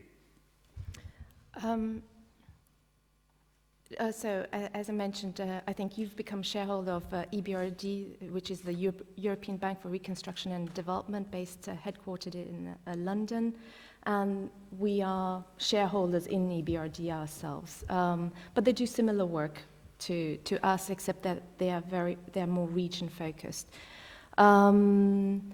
In terms of our financing, yes, we do finance in China. We've got the mandate for China is climate change. So the projects, we've got quite a few forestry projects in China and energy efficiency projects in China. In terms of strategic partners, I mean, when we talk about strategic partners, it depends in where we are looking at. I mean, we form strategic partnerships with organizations like the Nature Conservancy, for example, with the European Environment Agency and Eurostat, because we're looking at a number of valuation work, but also with other peer institutions. And we certainly have been looking at, let's say, the multilateral development banking community has been looking at forming strategic partnerships with the new Asia Infrastructure Bank, for example. And by forming these strategic partnerships, I think we can certainly, I think Anders mentioned, I don't know how many trillions of dollars there is in infrastructure. In trying to promote sustainable infrastructure, that is an entry point certainly for taking into account and mainstreaming biodiversity. So those strategic partnerships, whether it's at government level or with other commercial banks or China Exim, for example, as an ECA, we certainly would look at that positively.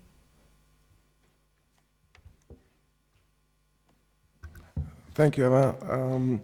We have quite a lot of questions. 1, 2, and I think 3. Yeah, okay. Good morning. My name is Vesa Oksanen from Nordea Bank. And Nordea is a large commercial bank operating in the Nordic countries. And I have a, let's say, practical comment about green bonds. Let's just start from the observation that so far no green bonds have been issued in Finland. So I mean, perhaps we have a possibility to change that situation. There are probably several potential issuers in Finland. Our part might be that we have capabilities to arrange green bonds, and we have done that in some other countries, but not in Finland so far. So I'm just encouraging people to contact us if you want to explore that possibility. Thanks.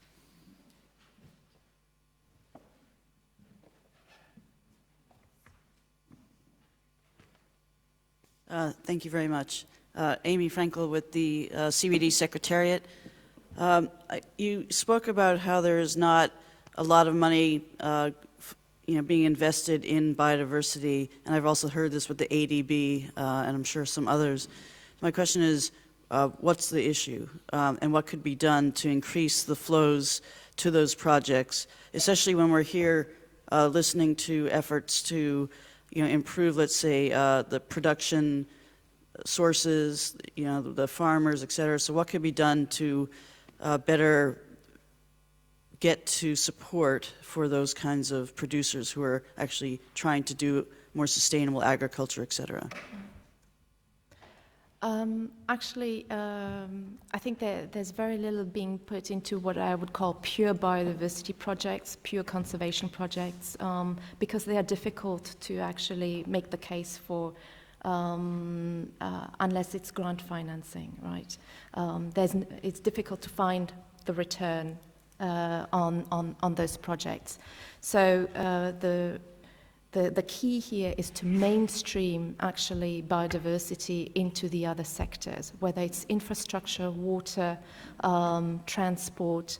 I think you are aware that at the Inter-American Development Bank and ADB both are cooperating in order to come out with good guidance on sustainable transport, integrating biodiversity considerations. And I think that's our entry point. We are project financing institutions. We finance large infrastructure, let's face it, and in energy, infrastructure, agriculture, processing.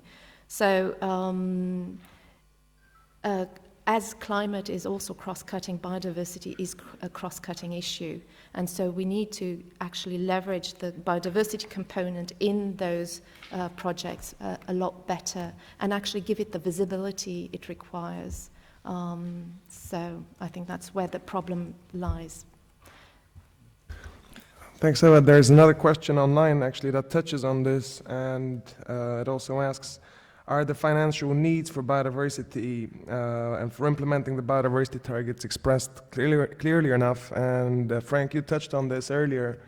So indeed, there is a point that you have to mainstream in other sectors, like you say, Eva, but I guess you also need to have the biodiversity targets in there clearly expressed. And Frank, do you want to, or?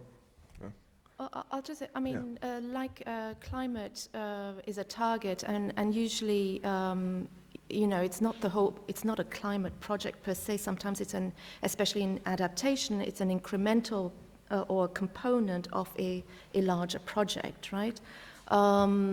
Financial needs, I think it was Frank, or I can't remember, or Anders who said there is a lot of money out there. The question is, where do you find good bankable projects? And that's the issue. And if as Frank said, there's no invoice, it's very hard for a financial institution to be able to invest in a project. But I'll let Frank. I was at the World Parks Congress last year in Sydney, which was a phenomenally great event. For one reason, we didn't have to decide on anything. It wasn't like a COP. We could actually just, like here, have a good discussion.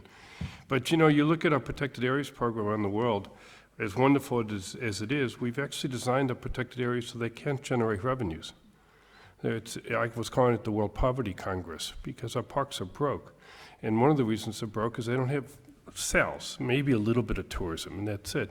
And so when you look at other landscape users out there, agriculture, timber, mining, as I say, golf courses, whatever, those potentially can generate revenues that could then maybe in part be spent on biodiversity conservation.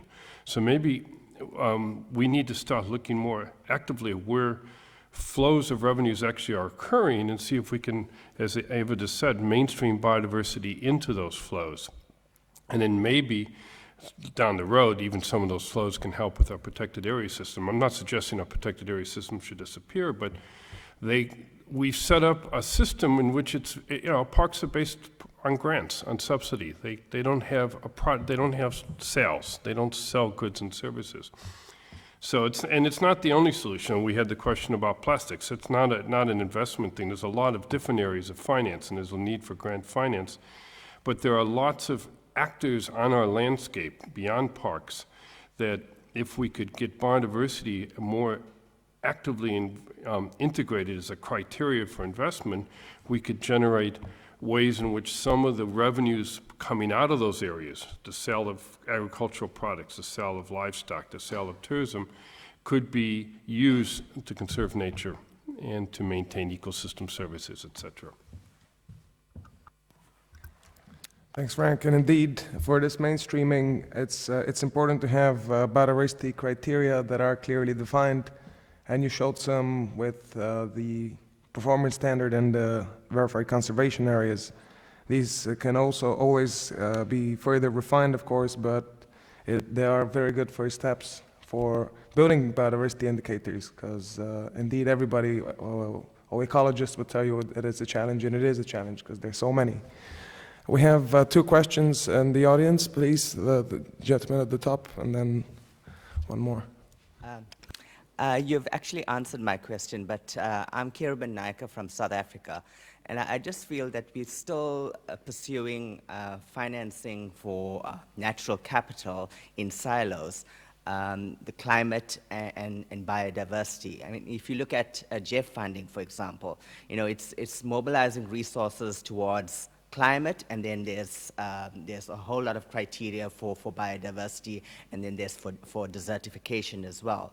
So my take is that surely there is co-benefits, you know, from financing climate, from financing sustainability projects as well, and we need to actually look at the co-benefits and the resource flows towards the biodiversity sector.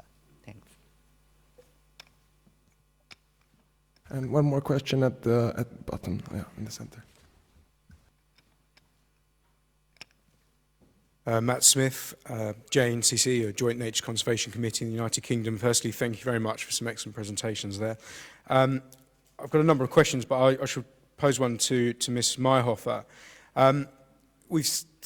Throughout this conference, we've seen various mechanisms that have been developed to account for natural capital, ecosystem services.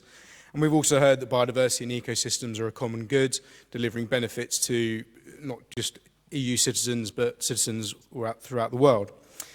And what seems to me is a lot of these mechanisms are trying to retrofit this thinking into an economic system which has particular flaws for accounting for the ecosystems which we all rely on. And it was interesting to see that UNEP have come up with this new potential economic systems. So my question is, you're talking very much about not being able to put European money into projects that don't offer a return on investment from natural capital and ecosystem services, irrespective of them giving off, supporting life on this planet. Do you think that there'll ever be a shift in the view of investment banks, financial mechanisms, where they would just invest in doing what's right rather than what's going to turn on investment? And if so, how long do you think that shift in thinking will take? Very philosophical. Is there a shift in doing what's right? I think there has been a shift. Certainly, I mean, with public financial institutions, because of not only pressures from civil society, but also because the mandates are different from, let's say, commercial financial institutions, and through the application of, call them safeguard policy standards, whatever you will, there has been a shift. However, we all set up to promote economic growth, job creation, and at the moment, I mean, the EIB is or I'm having an issue with my own management or senior management, is because their mandate right now, they're under political pressure to deliver more jobs and get Europe out of the crisis.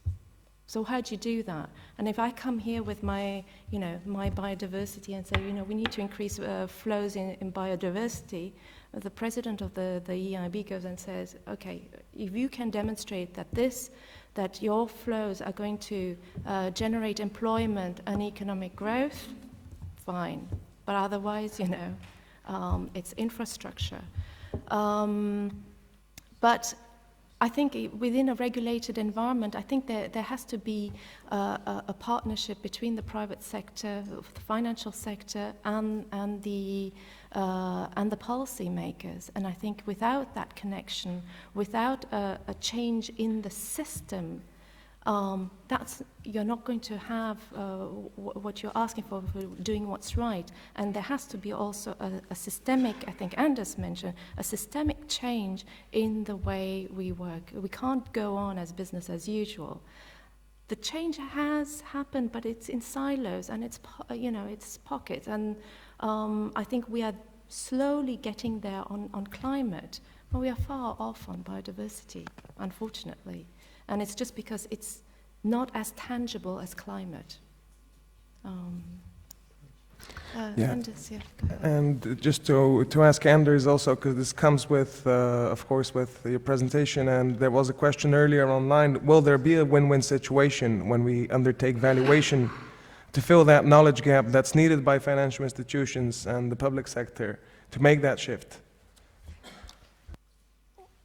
Well, I'd like to focus on this question because I think it's very interesting. What is right? Is it right to have zero return on your pension plan if you're doing really, really good returns for the environment? I mean, let's have a show of hands. How many people would want zero return on your pension plan if it has tremendous environmental benefits? One person. Thank you. So clearly, the finance industry has a certain purpose, and that is to generate returns on assets. Now, right now, a lot of these returns are generated in a way that is negative for the environment. So what we need to do is to shift that investment without giving up too much or indeed any return, or maybe even having more positive return. We need to shift it into more green.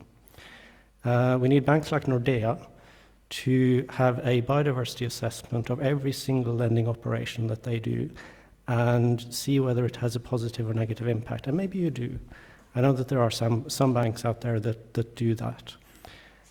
We need to perhaps, conservation finance, restoration finance is very important, but it is so tied to a public good that it's difficult for the private finance industry to find the necessary revenue stream, at least at a scale, in order to build those types of assets and also make them replicable.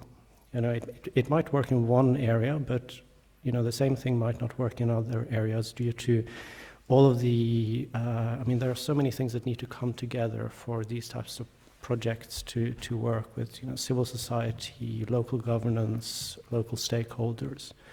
So I think that what we are seeing and should be seeing is not the expectation that finance will, I don't think there's a trade-off between finance and environment. I think you need a shift in finance to better environment, and that's where you'll get the positive impact on climate, biodiversity, ecosystems, and social issues also. Let's not forget those. Thanks. And Frank, you'd like to add something to that?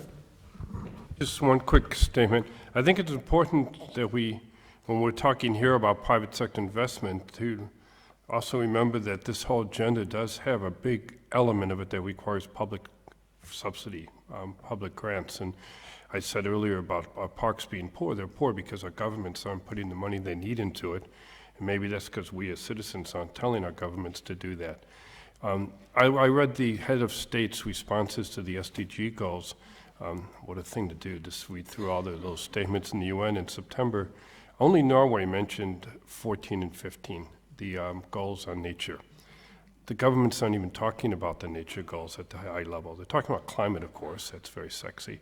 But our goals on biodiversity for public support just aren't even on the agenda hardly. So I do think that in addition to what we're talking about here, scaling up private sector opportunities for financing biodiversity, there's a whole nother discussion about public sector support and the need to maintain and increase that for the public aspects of our agenda, specifically parks.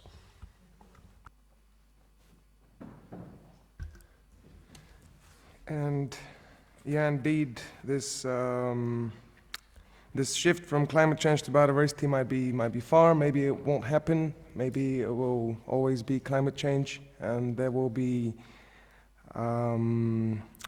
just a way to address climate change with biodiversity, because of course the two are highly dependent on each other.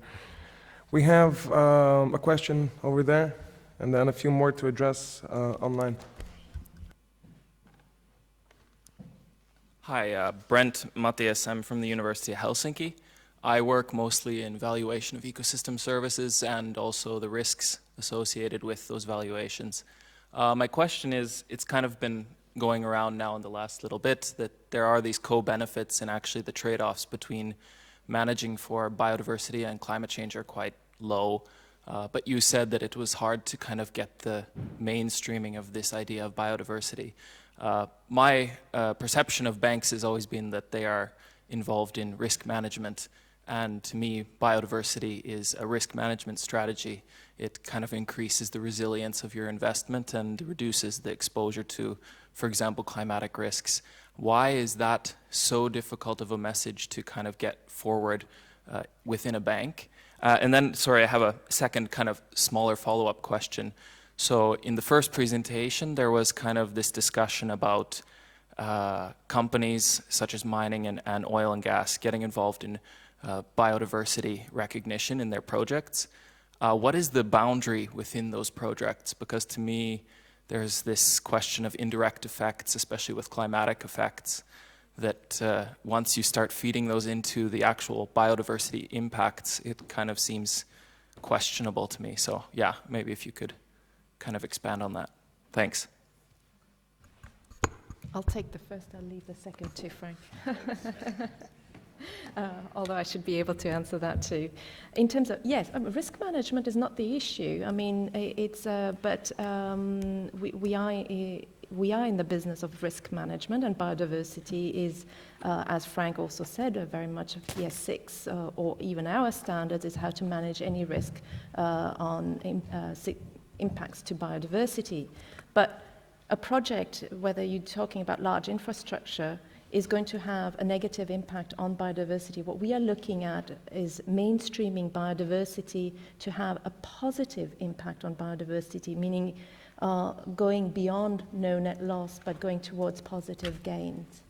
And that additionality is the difficult one. It's not ensuring no net loss through the application of standards. There are difficulties, of course, and applying the mitigation hierarchy doesn't come without its, complexity. But managing that risk and managing impacts is only one part of the equation. Is how do you go beyond that, be more proactive, and actually increase financial flows to have a positive impact on biodiversity beyond just pure mitigation.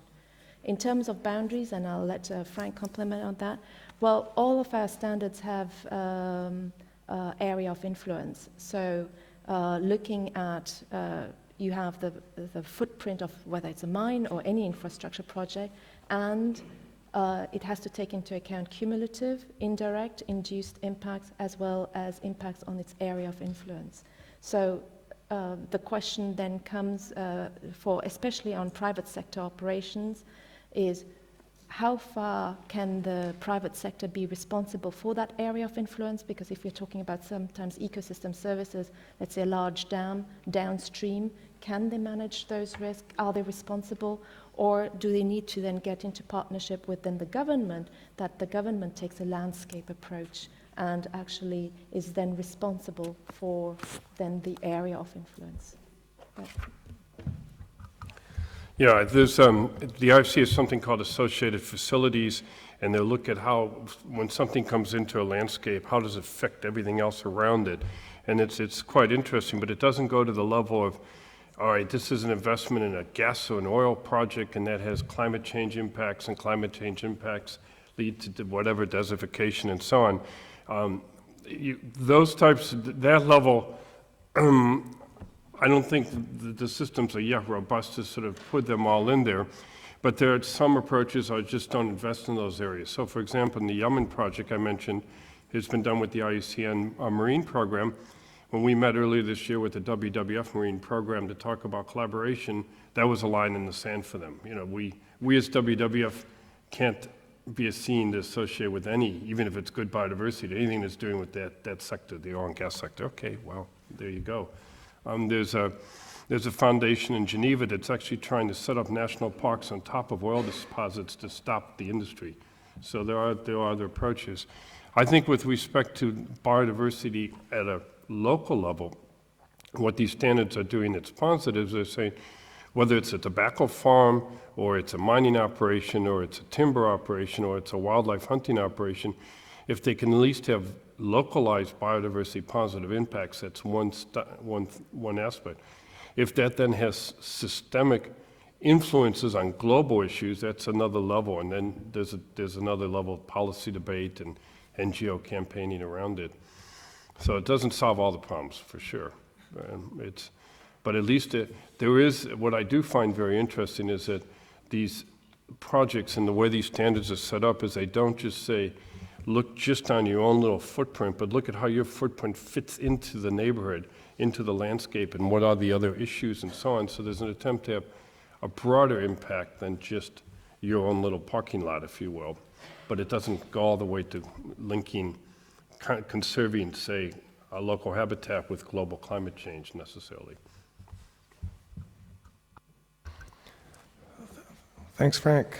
And indeed, it looks like from today's discussion, which is still ongoing, of course, we've seen that indeed biodiversity is considered when making financial decision-making, but it's more for avoiding the negative impacts, as we've been seeing. But there is a lack of bankable projects, it seems, that would generate positive biodiversity, meaning biodiversity protection and conservation, or biodiversity restoration. So even if investors would sometimes be interested in investing in pro-biodiversity projects, if there's no return, there will be no projects. Luckily, with the Natural Capital Financing Facility, and you mentioned also initiatives from other banks around the world, there are aims to scale this up, and there are some questions coming actually on what is the appetite for the Natural Capital Financing Facility,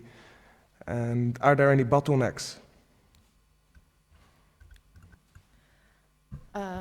The appetite is fairly low at the moment. I think we've been working a lot with different stakeholders on trying to bring up their projects to a certain level of maturity and that they are bankable. I think there's still, and I think it's because of the construct and the fact that the Commission funding is coming out of LIFE, and the whole idea, I think, that LIFE is grant funding. So a lot of projects that have been put forward to us were expecting a grant, rather than actually, and the moment we ask, well, where's your revenue stream coming from? They go, oh, I'm supposed to generate revenue. I say, yes. And then they have to go back to the drawing board, and sometimes it's not possible. I think the bottleneck is really an understanding of what exactly is a bankable project and where is my cash flow coming from.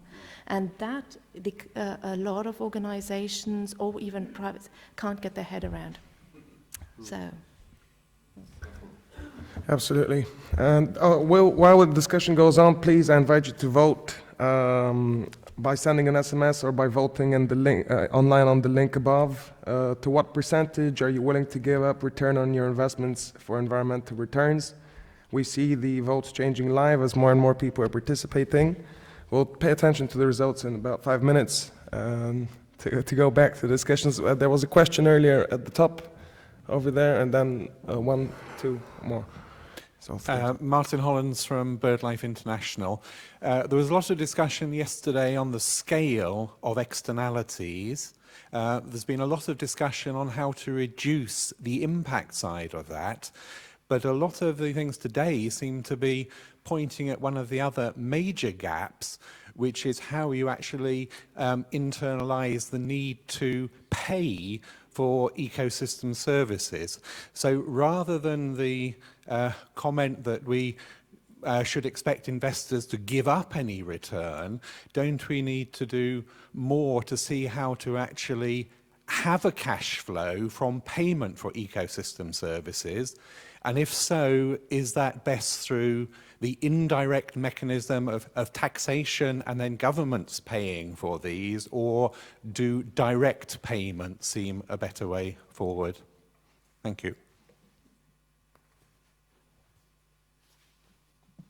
Would like.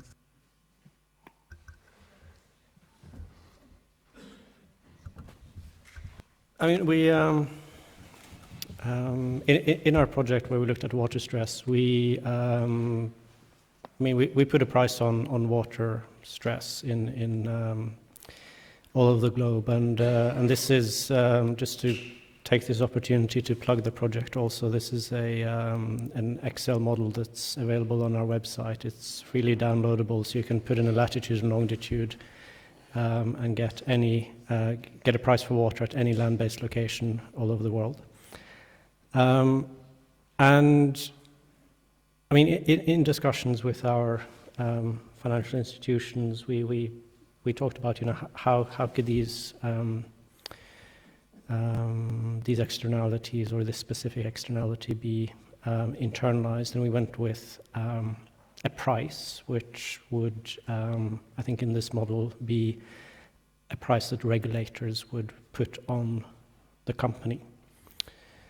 Whether that is the best solution, whether taxation is better, or whether simply restricting supply and creating a market-based mechanism like carbon trading, I don't really know. I think it depends on the specific indicator, and I think it depends on the area where it's in, whether certain types of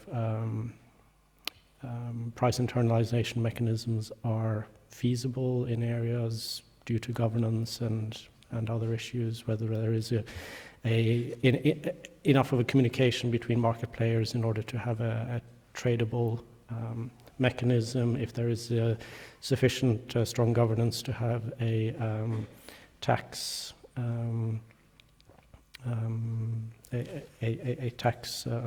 system in place. So I don't think there is a simple answer to that, and I don't think there is one answer to it. And that might be an unsatisfactory answer, but it's not a simple world. So.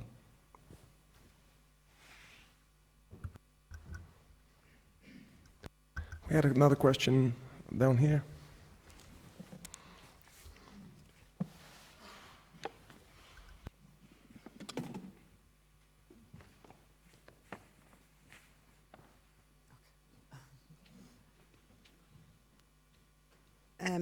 And I am Eda from Mexico, from the Ministry of the Environment. I have to return to the previous discussion.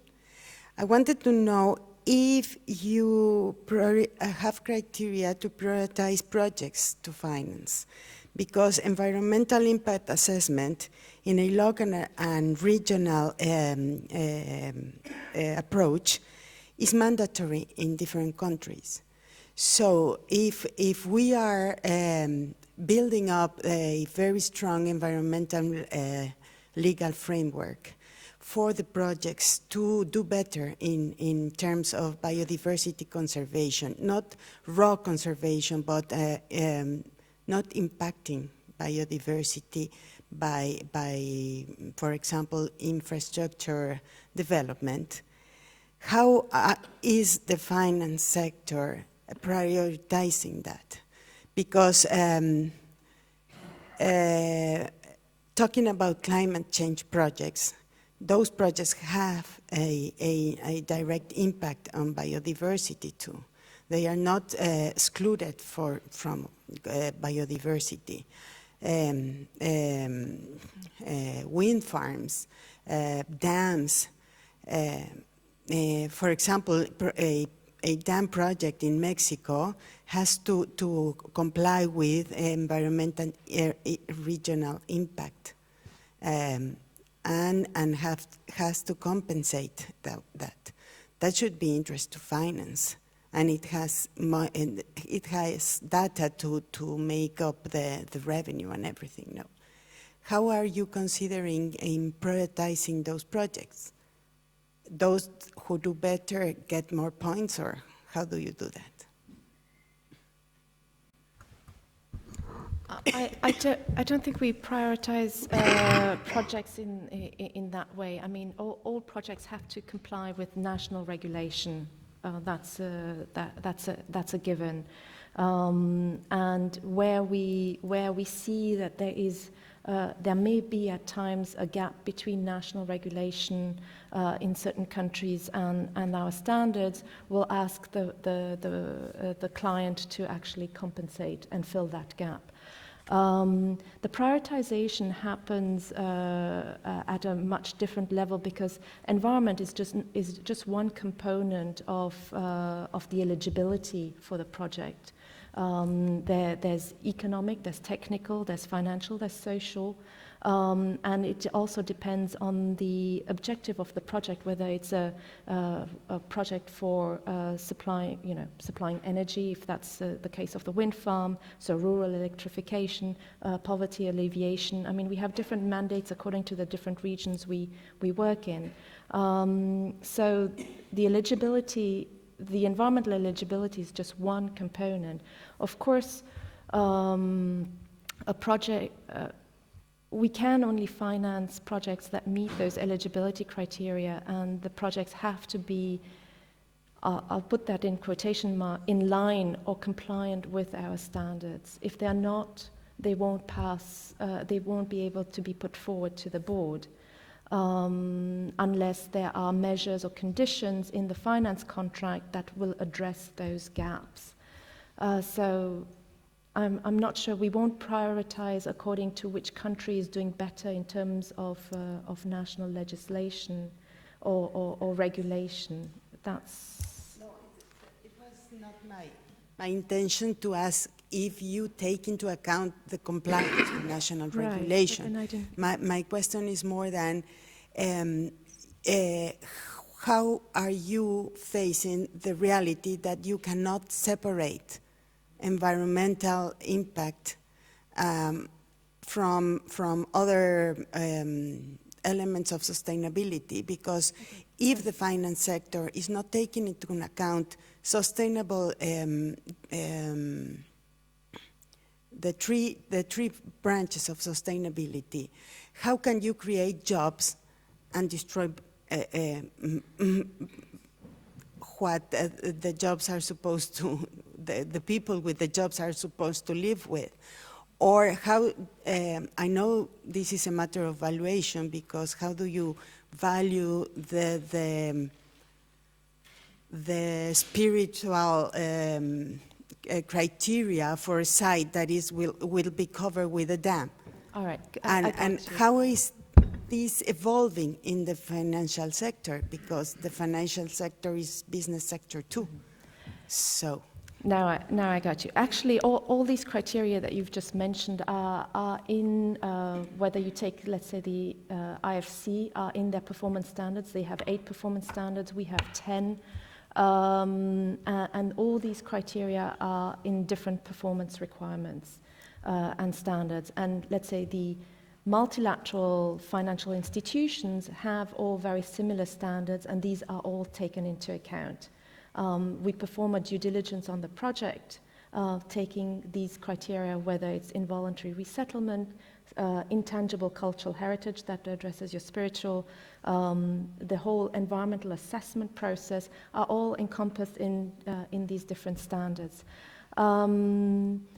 As Frank mentioned, I mean, especially with the IFC performance standards, there's been a much greater outreach certainly an influence of these standards with the Equator Principal Banks, those who've all signed up to it, but also with the European Development Financial Institutions, which have all signed up to or use IFC performance standards as their standards to actually assess the quality from an environment, social and economic point of view for the project. So I think that's where I said that the MDBs have a leadership role in setting standards and complementing standards that are being developed also by the private sector. We must not forget the work that the Cross-Sector Biodiversity Initiative has been doing, or ICMM or IPICA, which complement actually the work that we've been carrying out for the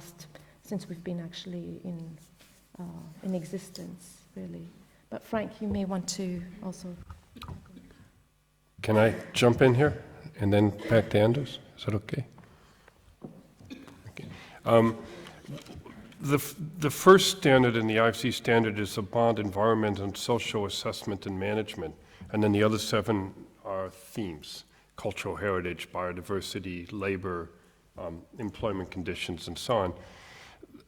So when I've been involved in these audits, the very first thing you're doing is you're auditing an environmental and social impact assessment against the standard. So you're looking at how the company is assessing its impacts, and then you're looking at the standards and saying the standards want you to do tick, tick, tick, tick. Have they done it? Have they not done it? Have they looked at the issues? So it is very integrated, and the social, when you get to a word like ecosystem services, the social and the biodiversity go like this. They have to, because you're dealing with communities and their needs and water and air quality and so on.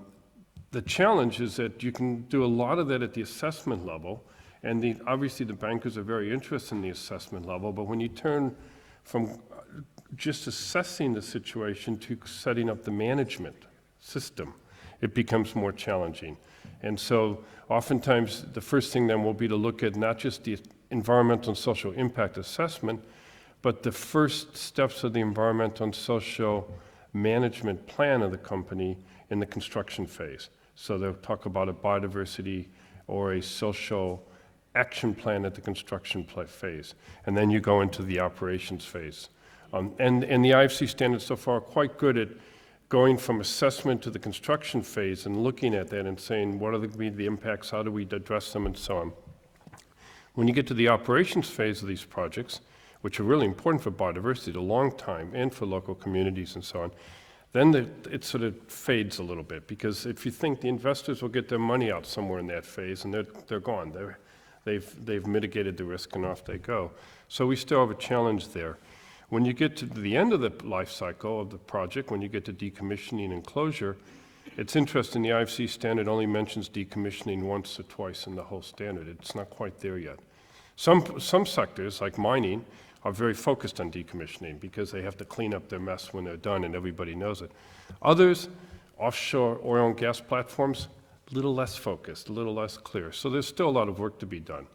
But I think what you've got is an attempt with these standards to do a real integrated social environmental look at what the situation is at the assessment, and at least at the initial years of the management of the project, to see if it's going to have a robust management plan that can lead towards net positive impact in both environmental and social terms. The project has to make money, but it has to be good for the society, and it has to be good for the environment, ideally.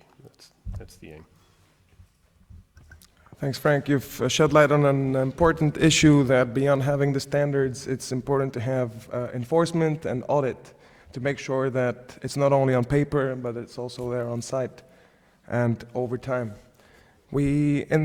Just like to come back to the poll, it looks like under 50% is what people are willing up to give in their return on investment if they know that it has a positive environmental benefit. In order to interpret this, I guess it would mean that if you have something that would give you a 5% return on investment, most people here are ready to take something with a 3% return on investment, let's say, as long as they know that it has a positive environmental return. So judging by this survey, it's not a huge sample size, but at least it's in the you know, over 50, under 100. There is a market out there for investments with positive environmental returns. We had 2 more questions. I'm sorry that some time has passed. One was on the right here. If, yes. Oh, well, sorry. It's oh. Okay.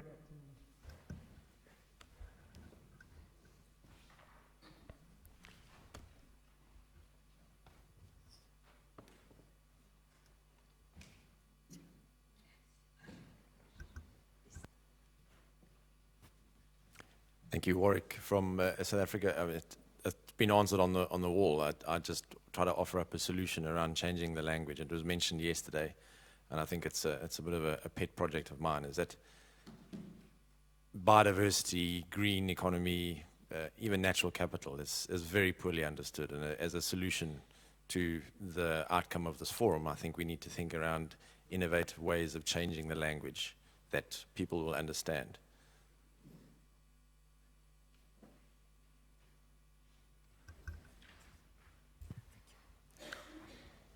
We have one more comment there and another question.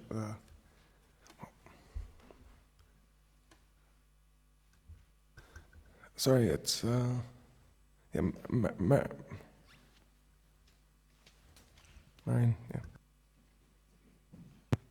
Thank you. Marion from Global Nature Fund.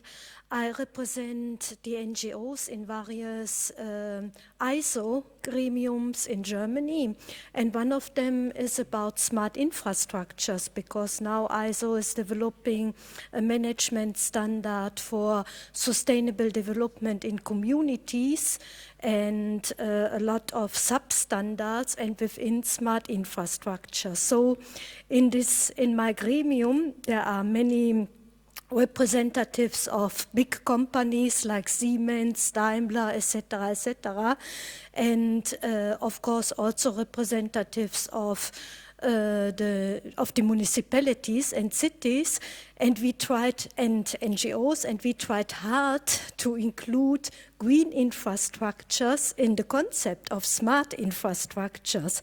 And we noted that the businesses, at least which are represented there, are not interested at all in green infrastructures. The only one who is interested are the NGOs and the authorities, the local authorities, because yes, they see, let me say, the return of investment, starting to see the return of investment, looking at green infrastructures as an alternative to grey infrastructures, brown infrastructures, etc. And my question is, I see there a big target group for investment in ecosystem services, green infrastructures, etc. And yesterday we heard that the public authorities are a big buyer, a big procurement target group. And what is your impression as financial institutes, and are you approaching them also in a more active manner to invest in green infrastructures? Indeed, I mean, the pickup is slow, I agree. We've had more success with so-called smart cities and with the what is it called? I forgot the name, but where the mayors, you know, the different mayors of the cities have been, yes, the covenant of mayors, that's right. So there, and because we've been integrating requirements for green or green infrastructure in our financing, there's been a lot more pickup. And we're hoping that as it took some time for energy efficiency and renewable energy, that in the smart infrastructure field, this will come about. But it is a requirement, actually, of looking at alternative ways to grey infrastructure. And so if they approach the bank for financing, they'll be confronted with that issue, and we'll have that dialogue and that discussion. And so we hope that through that dialogue and discussion, we'll be able to influence and leverage a better understanding and change in practice. But the pickup is slow.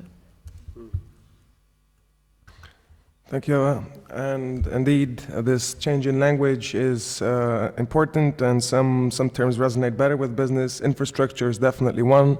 Yesterday we saw in the World Business Council's presentation that they've replaced ecosystems with natural infrastructure, and then businesses understand it more.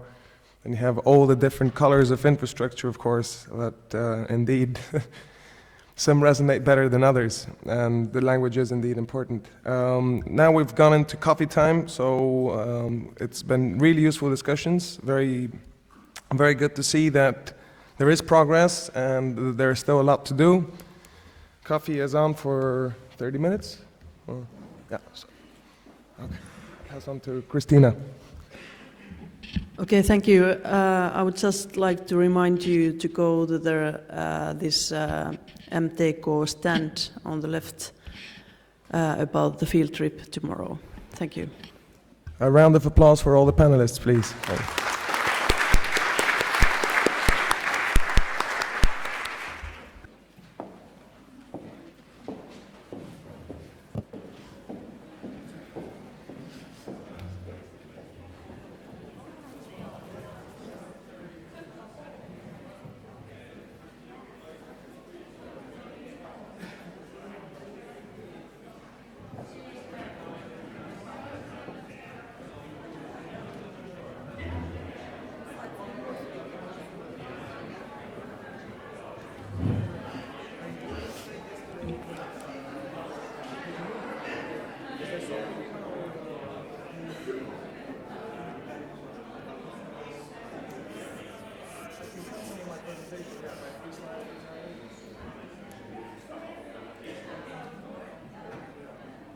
Exactly, yeah, sure.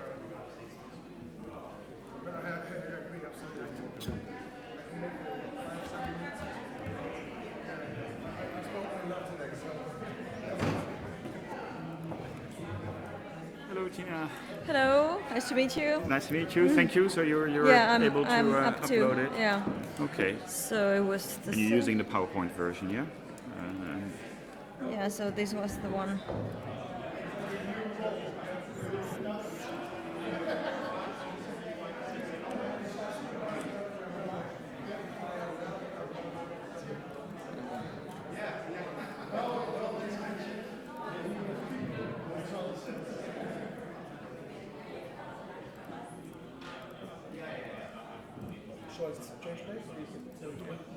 Yeah, I'll sit here and this way.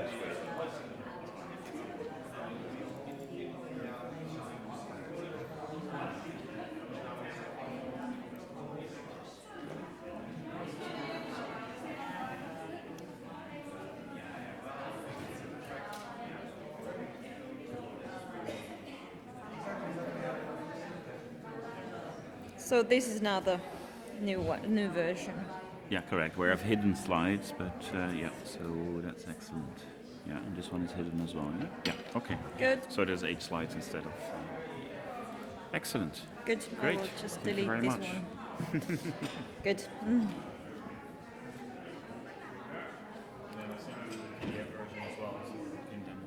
Yeah, I think I will just change all the presentations to PDF and then use them.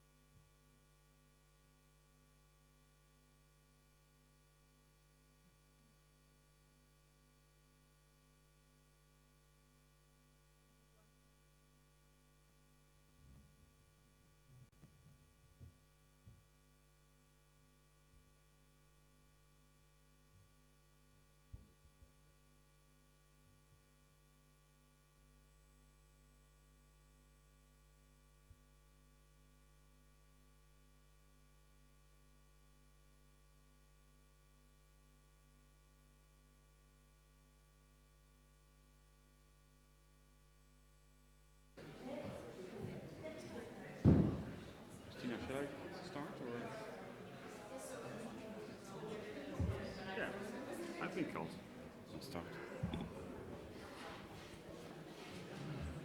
Good morning, everybody. Working in a country where time is very important, I want to at least give you the benefit of starting at least somewhat on time, and then we'll see who trickles in this session later on. So I'm Jared Bos, the Director of the Business and Biodiversity Program at the International Union for the Conservation of Nature. It's a real pleasure and honor to be your host or your moderator for this session, where we are going to look on the way forward and actually see how do we bring all the great things that we've heard over the last 2 days further, and what are we going to do when we all go back to our desks and offices starting tomorrow. For this session, we are very grateful to have a fantastic panel which actually represents the various levels of business and biodiversity platforms that we have. We will have Mikko Roti, who is the head of the Finnish Business and Biodiversity Platform, FIBS, and he brings a lot of experience from the multinational industry and the consulting experience, and he was also FIBS was one of the organizations that co-hosted this event. And the great thing is he can then talk about the business and biodiversity platform at a national level, what are the challenges and the opportunities there. He will be followed by Strahil Christoph, who is a policy officer in the European Commission, and you saw him facilitating the previous session. And Strahil, as he explained himself, is really the Commission contact point for phase 2 of the European Business and Biodiversity Platform, which is great because he can then actually present to us the challenges and opportunities you have at a European or at a regional level.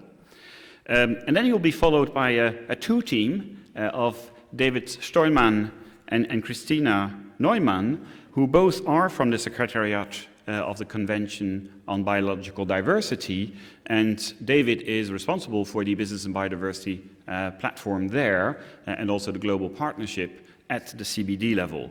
And they will then be able to bring in the global perspective.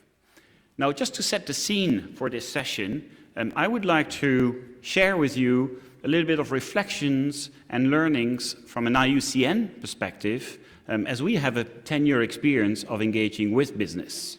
And what we are trying to do at IUCN is really to transform business practices so that they deliver biodiversity net gain.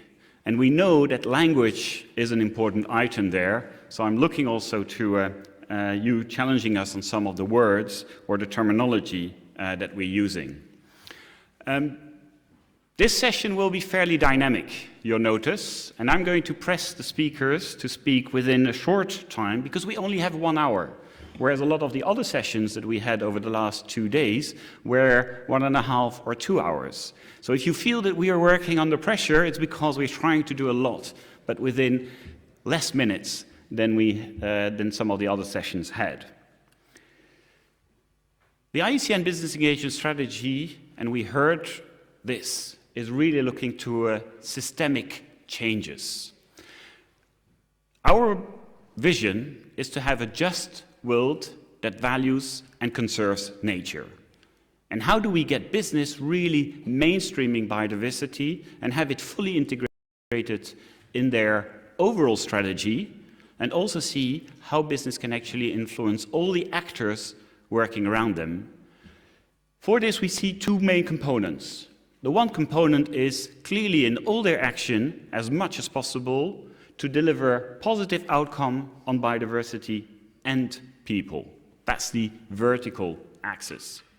On the horizontal axis, we look at how can this be done at scale. And traditionally, when companies go and tackle the biodiversity topic, where do they start? They start on their sensitive areas, sensitive sites, and they look at legal compliance. Now, of course, what we're trying to do is to trigger changes that goes beyond that. How can they move to best practices? And how can these best practices then become sectoral changes, which actually become the new level playing field for the next evolution? So we've actually categorized 4 tiers of changes. But what we also did is actually we went back to all the relationships that we had with business over the last 10 years, and we mapped them against that journey of transformation. And we checked back with these companies if they actually agreed with that. And it was sobering to actually see that most of the companies were actually saying, yeah, we are in tier 1 and we are in tier 2. We are not yet on tier 3 or tier 4. And remember, tier 4 is about changing business models. And clearly what we also identified is once you start working outside a bilateral relationship, but start working in a collaborative platform, then you're able really to drive into more systemic changes, because then the innovation starts to spark. So looking back, what were the mechanics behind this journey and this assessment? If we look back 10 years, and perhaps give us some ingredients on how to move for the next 5 to 10 years. Well, we all, and we heard that over the last day and a half, worked with committed businesses, and we've created knowledge and a lot of best practices. And it's fantastic to see how much best practices and knowledge there is out there.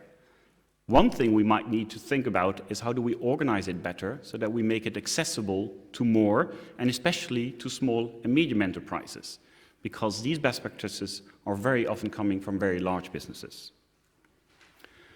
And here I've listed the companies with whom we worked in order to create some of these best practices. The next step we see is how can we create more pressure for other businesses to go through that change? Because that's probably what's missing today. And all the various sessions were actually highlighting this fact. We see the opportunity really to work more closely with industry associations, with the financial institutions, and that's a session we just had before, but also with government and civil society. Actually, are we equipping civil society with all the tools and the guidelines that we've developed with corporates so that they can go and influence others?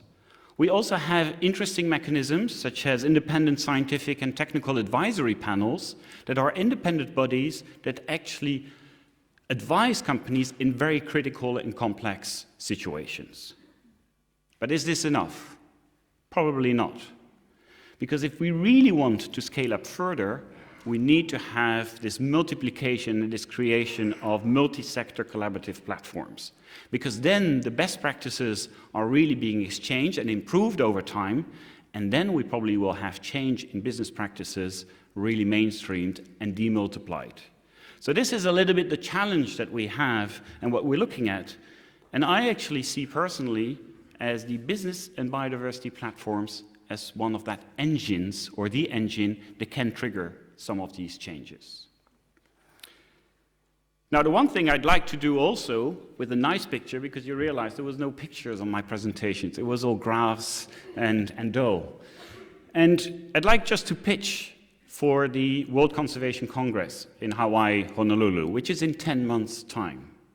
I would love to see a lot of us again gathering there to actually show and demonstrate to the conservation community that's going together there, some 8,000 participants, where the IUCN members from the NGO community will be together, but also the state members, the governments.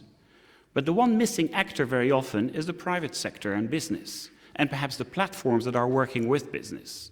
So the idea is, how do we convince ourselves to go out there and actually demonstrate that our collaboration platforms and the forward-looking businesses are not just the problem, they're really part of the solution. So I'm going to hand over now to the other speakers, but these are some of the questions that we will try to answer through this session. And if we're good in our time management, we will leave for some discussion time where we can interact with you and getting your thoughts on some of these. I'm going to stop here. Mikko, I would love you to introduce the FIPS.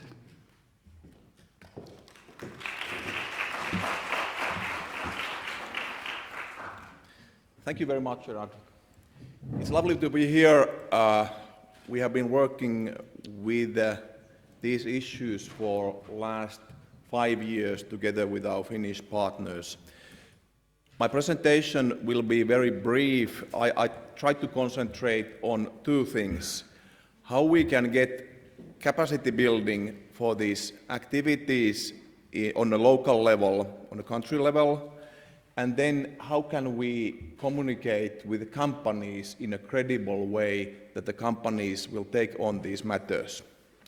So let's go on. Very quickly about FIBS, our organization. So we are not only a business and biodiversity platform, we are a corporate sustainability platform. We have most of the big companies established in Finland as our members and lots of the international companies who are acting here. But apart from that, we also bring together NGOs. Many of them are our members. For example, environmental NGOs, decision makers, public sector and research. And as mentioned, natural capital is one of our main strategic themes. Okay.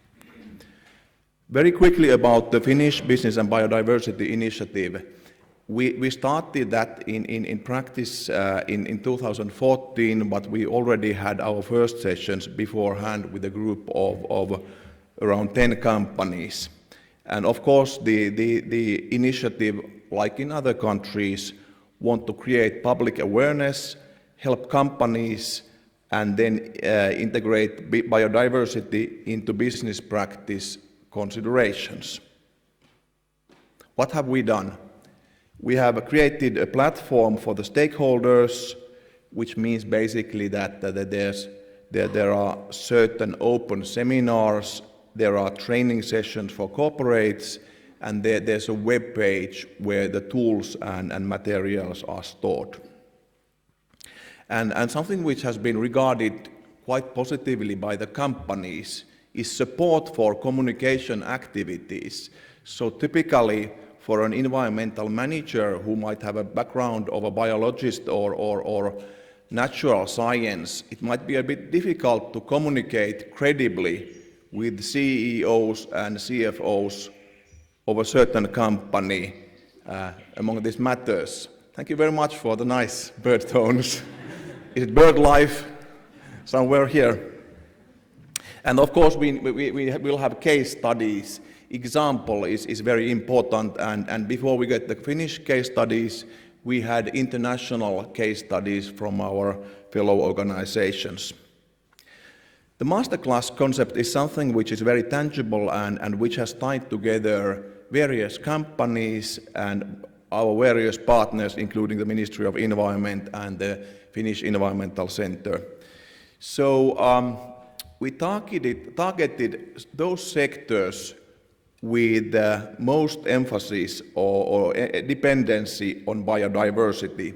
2014, we had companies from energy, electricity, bioenergy, transport, materials, and foodstuffs. This year, we have companies from the forestry area, construction, airlines, mining, waste management, and beverages, which shows very nicely that those are the areas which believe that they can learn and utilize learning from the biodiversity. And the training content, we are talking about the training program with 4 to 5 trainings per year plus a support program. So the content was by workshops by biodiversity experts, field trips, dialogues, and collaboration, and we used the World Business Council BAT course materials, which were regarded very positively. Then, as I mentioned, we had communication workshops supported by communication specialists from companies. And as a minor step, something which was highly regarded was our trip to meet the Finnish Parliament, the Environmental Committee, and tell them what is happening there, because of course they are in charge of legislation around these areas. They are in charge of the government budget for these issues. Quickly, you can see the names of the companies who were involved there. Some of them are Finnish names, many of them have global operations. Then there are international companies, Finnish operations. So we are very happy with that. And of course, we would like to see a third class of 2016 with many companies involved. As an example of the outputs of this training, the companies created material, a snapshot of their own biodiversity footprint. How are they relying on these areas? What are the issues? What are the ecosystem services? And of course, there will be a roadmap what these companies would be doing. And then you can find from our web pages, there's a publication on business cases around those first 9 companies, and after this year, the second batch of 10 companies. Some lessons learned in the end. First of all, from the corporate point of view, there's been lots of kind of worrying about why are not companies taking biodiversity seriously enough. But of course the point is that companies have very selfish reasons. The key word is material. Of course, materiality is being discussed around sustainability reporting. Companies report on issues which are material to them. But if biodiversity is not material to my company, why should I bother? If it's not material to my company or my stakeholders, why should I bother? So that's how we concentrate on those companies who find it material. Of course, materiality can be kind of tier 1, tier 2, or tier 3 thinking that is it inside the supply chain or does it affect directly? And one issue we have found in practice that the signals supporting thorough analysis on these matters are quite weak. We have already discussed about the monetization of opportunities, costs and risks. And then there's a lot of scientific research, but there's a gap between science and the companies. And we need to be there, and you need to be there to fill it with kind of tangible evidence and communication. Then a big question, is there a market reward for a company for investing into biodiversity? Are the customers expecting that? Are they paying a premium on that? Is in public procurement these issues taken into account? Markets, we have already discussed about pricing of externalities. Policy, of course, there's lots of policy work ongoing. Stakeholders, this issue shouldn't be at this stage without the work of environmental NGOs, so we really appreciate their work. And then resources. You cannot get any activity without resources for capacity building. And of course, we have received some resources from our partners in the Ministry of Environment. And as a next step, companies will be having tools to analyze the situation. Way ahead, the understanding grows. Companies understand about the planetary boundaries around biodiversity. That's one of the key themes. Support from the global business and biodiversity community increases, all of you here. And then we don't want to compete with climate issues. As we have already discussed here, these issues are interlinked. For example, with the issues like saving species and sustainable development goals. And then we want to stay positive, as we heard from the companies. So linking with the local and global positive themes like green and blue bioeconomy, sustainable forestry, sustainable agriculture, bio-innovation and new materials. Many of the leading companies here are already doing that. Then we need clear communication and CEO leadership like in any business activity. Clearly we have some success stories. So the masterclass concept has been success this far.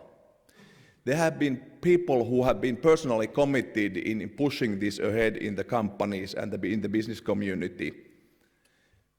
There are certain industry sectors which have been leaders in this area. For example, in the forestry sector, there's a commitment on environmental goals, and biodiversity is one of them.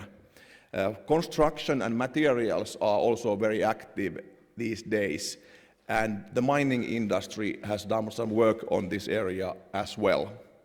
And of course, specifically to Finland, so the Arctic biodiversity is very topical for us.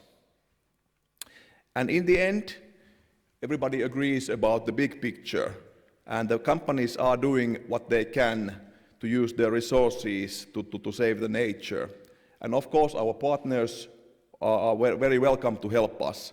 And we, in FIBS, we are willing to go ahead, work with all of you and our Finnish partners. Thank you very much.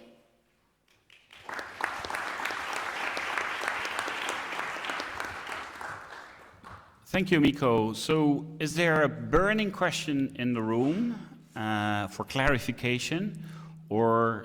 But I'm really looking for short and precise burning questions. And then because we also hope to have really some dialogue at the end of the session if we can.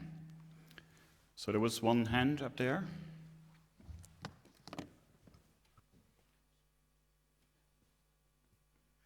Thank you. Thank you for the presentation. I'm Gonzalo León from Chile. I'm in charge of the Initiative for Business and Biodiversity in Chile. And I want to ask you regarding the CEO, are they participating in your platform? I mean, because in Chile, we have the problem that the professional in charge of sustainability or business issues have awareness about the issue, but the CEOs are worried about the materials, you know? This is one question. In the other ones, related communities, that also the community pressures as an issue in Finland, because in Chile, biodiversity rise this issue because of the communities are asking for their landscape and religious importance of the biodiversity and the sites. Yes, very good question. So first of all, yes, the CEOs are the exception and not the rule. So it has been environmental expert managers who have been doing the practical work, but of course it needs the approval from the top of the organization, and it goes the other way sometimes, that some CEOs are pushing their organizations to understand this issue. Then about the community level, of course lots of the economic activity happens on a site level, so you have a plant or a mine or a road or a building, and there of course there's first of the regulatory process that you need government approvals to do most things. Companies are complaining in Finland that there are too many processes for approvals. I don't want to comment on that, but then you have a processes where you hear the stakeholders like communities. The local NGOs are often very active in terms of forestry or mining. So there's pressure from downwards as well. Thank you. Thank you very much, Mikko. I will hold the questions for the moment for later in the session, if that's okay. And then I'll ask Strahil now to come to the stage. I think what we've heard from Mikko, which are some of the key points that I noted, is it all starts with awareness raising. And when there are success stories, that helps a lot. But clearly the leadership issue that you mentioned, Juan, is also very important. And if it goes up to the CEOs, it's even better. But you also highlighted the challenge of funding and resources, and ultimately what's the reward that companies are getting for all their actions. Strahil, the floor is yours. Thank you, Jared. I'll take 5 or 6, 7 minutes to present the Business and Biodiversity platform, and in order to leave time for discussion indeed. The European Business and Biodiversity platform I already mentioned was initially launched in 2007. It was one of the first business and biodiversity platforms at the time. I believe one also existed in Portugal, and it was recently relaunched at the beginning of last year with the idea of re-engaging businesses with a more specific agenda. Overall, the functions of the platform are communication and coordination at an EU level about what companies are doing on business and biodiversity. So national platforms have a role of addressing what companies do at a national level. The European platform focuses more indeed on a regional level in the EU. Its aim is also to support member states in launching national platforms on business and biodiversity, and we've seen the launch of the Finnish platform a year and a half ago about, and this year a platform was launched in Poland, for example. So now there are over 10 national platforms in about a bit under half of the EU member states, including actions in all the big member states of the EU. And the idea is to really also directly engage with business on strategic issues. And how do we do that? It's through specific work streams. So in order to provide tangible results that are on the ground, we focus on the three categories that you see there: natural capital accounting, innovation, and financing. So under natural capital accounting, the idea is to work with businesses on looking at the different tools that exist out there and on giving companies guidance for how they can undertake natural capital accounting. Because when a company starts, most of the time they see that there are a lot of methodologies out there, a lot of approaches, so they need some guidance on where to begin and what the best tool is for them. So we worked with several member companies, actually over 10 member companies, to develop this guidance, and I'll show you a bit on it later. This was what was done in 2014. In 2015, we were looking more at links between natural capital accounting and the public sector, what happens at government level, in the private sector, and in the finance sector. Because especially there, at the moment, there is a disconnect between the way natural capital accounting is understood at public sector level, which is about following the system of environmental and economic accounts linked to national accounts, and what goes on in the private sector, which is typically on impacts and dependencies. And of course, on the finance sector that we discussed earlier. Overall, I'm not going to go in details, but the conclusion of the work stream and all these reports are online. I'll show you the link later. But it's at the moment there's no convergence.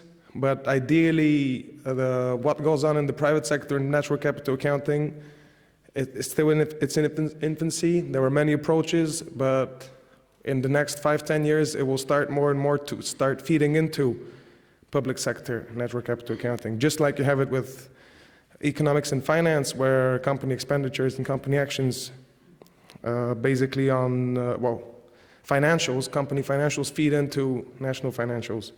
On innovation, the idea of the work stream is that companies showcase case studies at a European level, simply so that they can motivate others, so that they can motivate other member states to undertake actions, either in innovative technologies that are good for biodiversity, but are also, that also generate returns on investment, but also for innovative business models, such as benefit corporations or payments for ecosystem services. That also links with financing. And on financing, it's similar. It's on showing innovative financing mechanisms that companies undertake that are either, again, business models or made by banks, basically, where they take financial considerations into account when making investment decisions. Today, there are about 250 members, of which 20 multinationals from different EU member states and over 100 SMEs. The other companies, the other organizations are NGOs. So the website is the dedicated communication tool. This is where you have all the material. And of course, there's a newsletter which is sent out quarterly. And all exchanges on the specific work streams happen directly with all the contact points by email. This way, it's more direct. I'll show you the website at the end, so don't worry about it. But membership is free of charge. You can join either as a member or as an observer, just to be informed on what goes on all the different reports. I will skip these in the interest of time. and just show you some of the workstream output from 2014 on this tool for natural capital accounting, which is, it doesn't seek to create new methodologies or new tools. It just looks, we worked with about 12 companies to basically look at all the approaches that exist out there, and they're over on the screen. There are 11 approaches that were identified on natural capital accounting in the private sector. So the idea is, first there's a guidance document that describes the different approaches, and then there's an Excel-based tool that asks you simple questions, and with yes and no answers, it tells you basically what approach you should undertake, and I'll guide you through this. So here are the 11 different approaches that exist, and this is just the theoretical part. But as you can see, you have assessment-based approaches that help decision-making, which are usually linked to analyzing your impacts or analyzing your dependencies. Then you have something which, approaches that are linked to reporting, which are linked to balance sheets, profit loss accounts, what you have in the financial sector, and ones that go in both when you do inventory management and just broader indicators. You have more details on each approach in the report itself, but just to show you how the decision matrix works, which is more hands-on. So you basically have a few people working in the sustainability department, or for that matter in any other department, and the tool would ask you a few questions. So what is your company's relationship to natural capital? Is it direct or indirect, for example, tier 1, tier 2, tier 3, and so on? Whose perspective are you looking at from? From your perspective, the company's own operations, or from the shareholder perspective? And what resources do you have available for it, whether it's a whole team or a few people, a whole department? And all the questions there are yes and no's. So 1 and 2 in this case is just color-coded.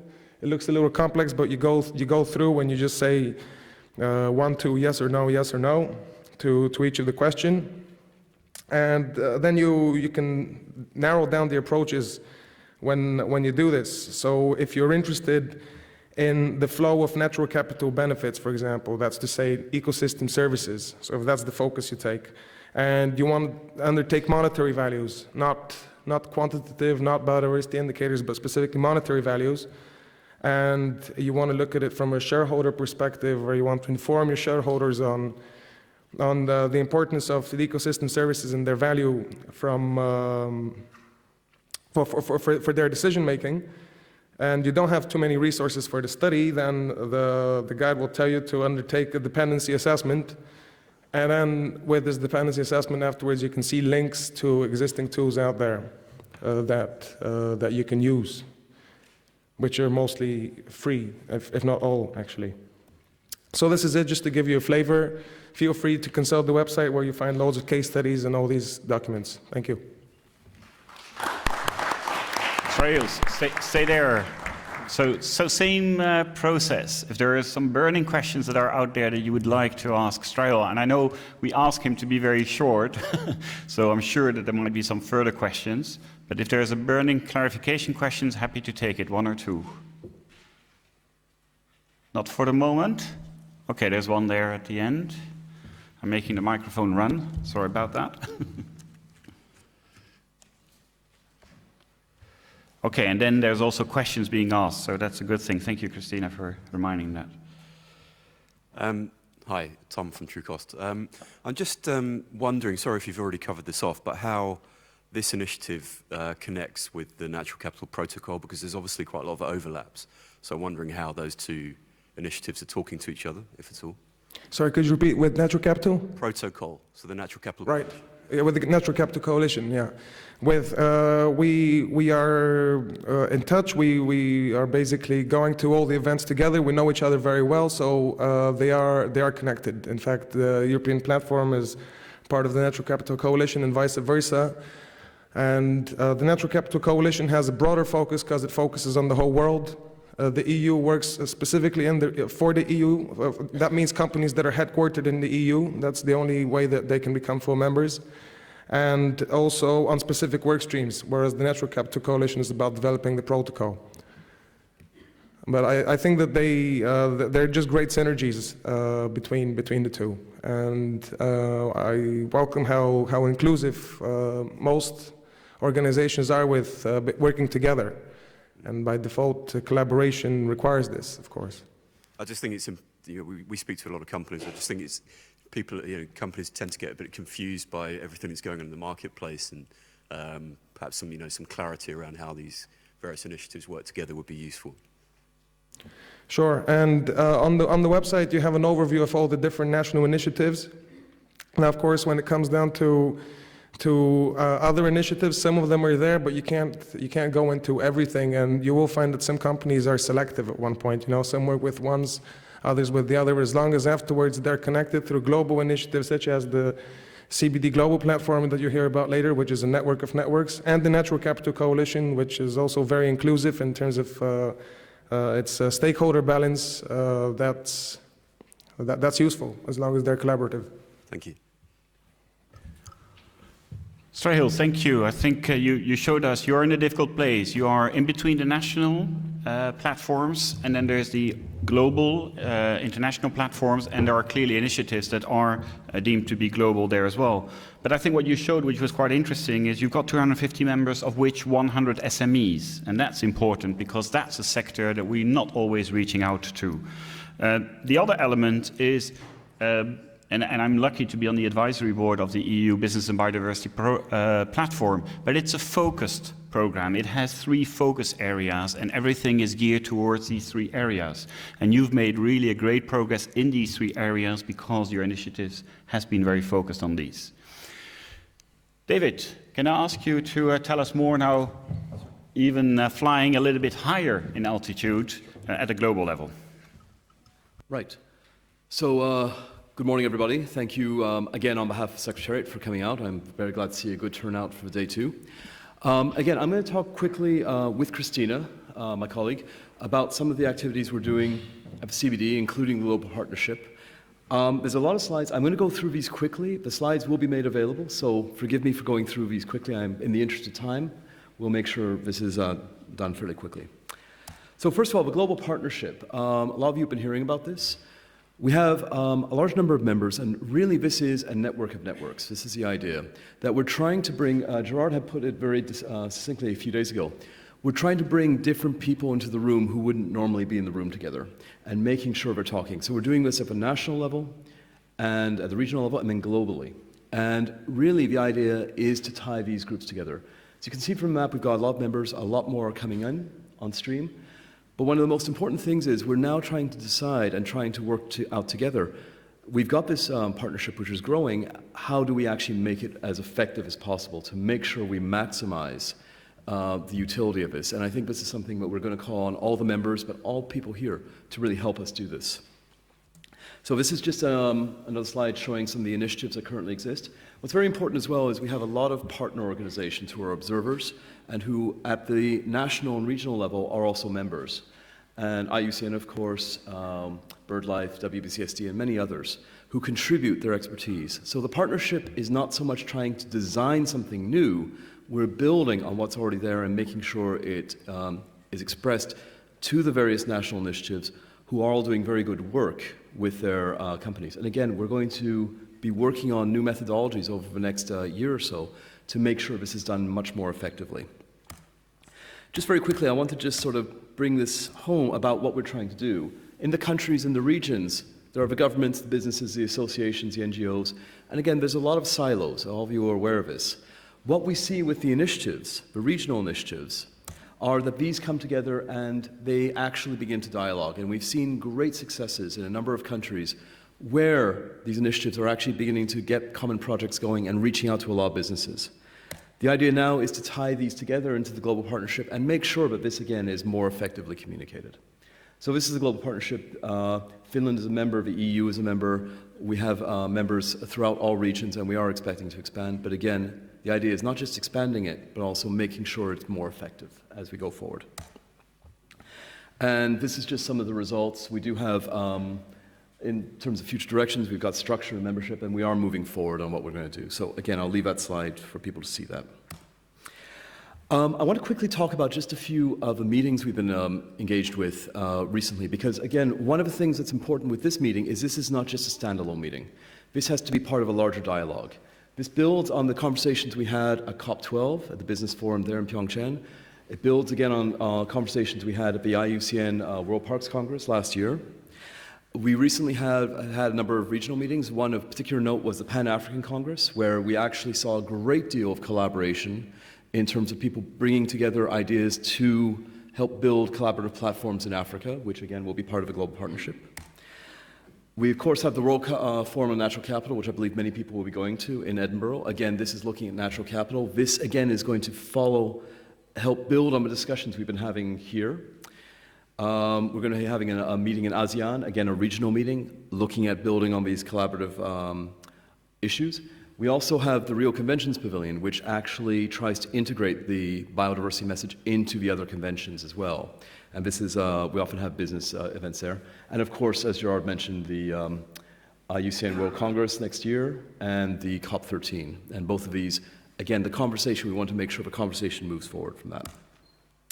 And again, COP13, this will be held in Mexico. There are a number of themes and a number of events that are planned. Business Forum is planned. And again, this will be a space to allow the businesses to actually engage in the process to some degree.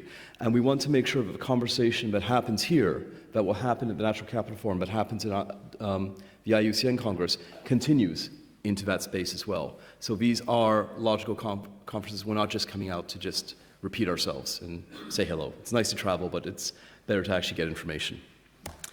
So just a few words on some of the activities, and I'm going to turn it over to my colleague Christina to also comment on some of this.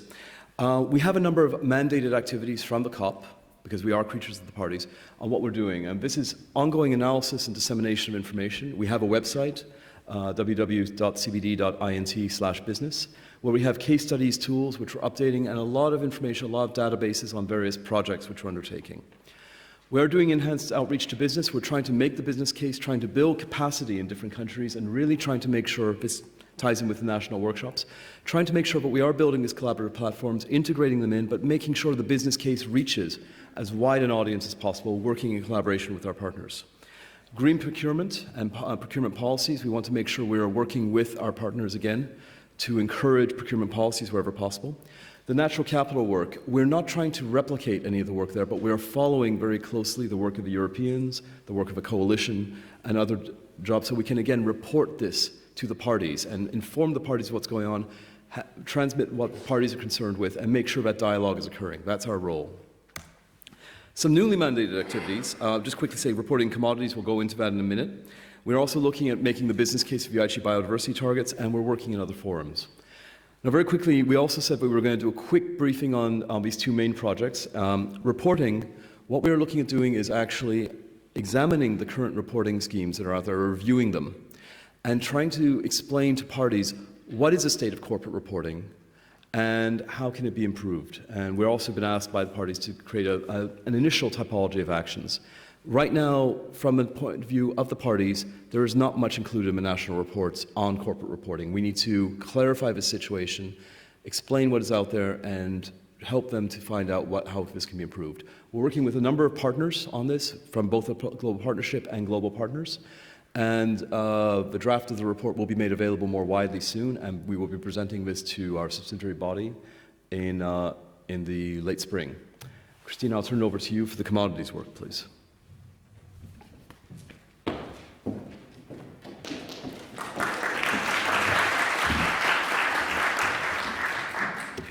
Thank you.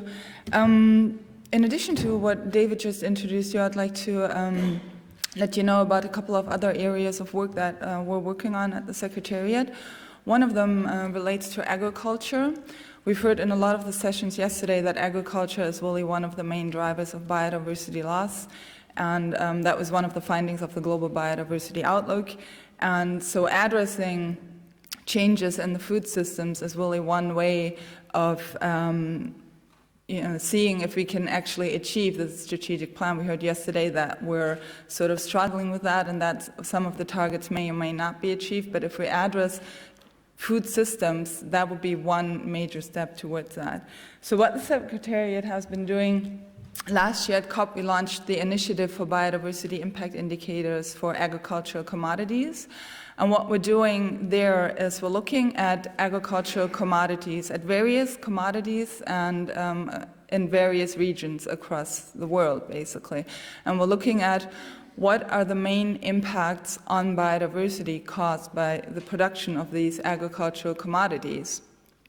And what we're hoping to get in the end is sort of like a set of indicators of the cross-cutting impacts and of the major impacts. And as Jason Clay has said yesterday in one of his presentations, is that if we actually look at what are the most important impacts on biodiversity and try to address those and change those, we can actually achieve change rather than focusing on all the various different impacts that are caused by agriculture and focusing on every tiny impact that is being caused. So we're hoping that in the end, with this set of indicators, we'll have something that can be applied by governance, by other standard and certification bodies, for them to integrate those into their processes, also commodity producers, in order to really address the major impacts on biodiversity. And then, of course, distribute that through their supply chains. What we've been doing so far is we just finalized a report that has been looking at various impacts at various commodities, and the report sort of includes long lists of impacts from various agricultural commodities.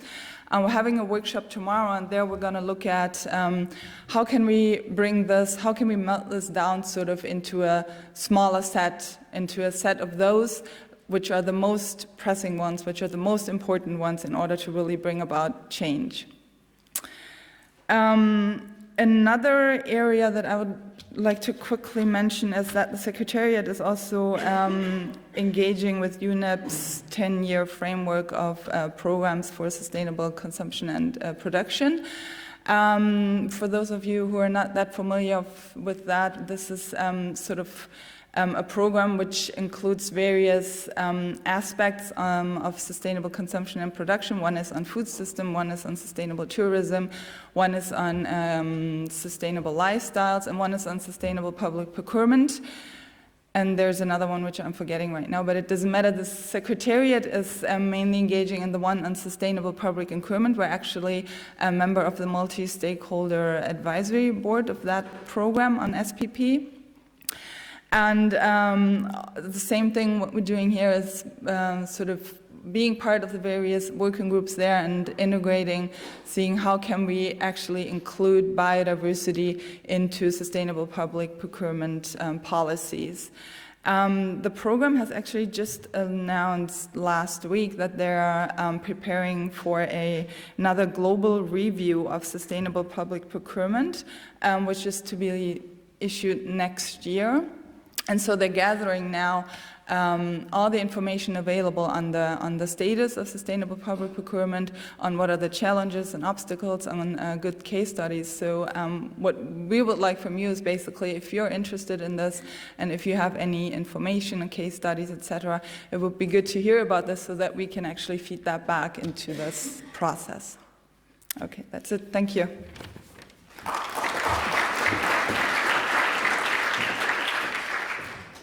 Thank you very much, Christina and David. So any burning question to them, or do we want to go straight into the wider discussion, perhaps, and not split it up, unless there's a burning question? That's fine, and it's great, because you've managed your time so well that we've got 15 minutes left for really an interaction with you. And what we heard both from Christina and David is that creating a network of networks brings people together that, would traditionally not be together. And this is the example also of this meeting. The last one was in Korea and the one before in Montreal, and we are now among friends, and the trust level starts to build, and then there is more sharing, but hopefully there is also interaction happening in between the meetings. And what's very encouraging to see also is that tomorrow we will be already working on some of these things. and working on the impact indicators. Biodiversity indicators today are very process-orientated, and we heard it from the various speakers, mostly from the corporate side, are saying, yeah, but are we really measuring impact? And that's, I think, what with CBD and all the people that will be contributing to that meeting will try to get through on how can we really measure impact and then deliver hopefully some positive messages as well. And then, of course, the CBD is the link to the parties, the countries, and the governments. So we should use that mechanism and that tool to reach out to the countries. So I'm going to stop here and really would like to open up to the public. I've been monitoring to see if there are some questions coming, but I haven't. Yeah, there are some. So either there are some hands going to come up, or I will ask some questions. Yes, if we can have the microphone going all the way there.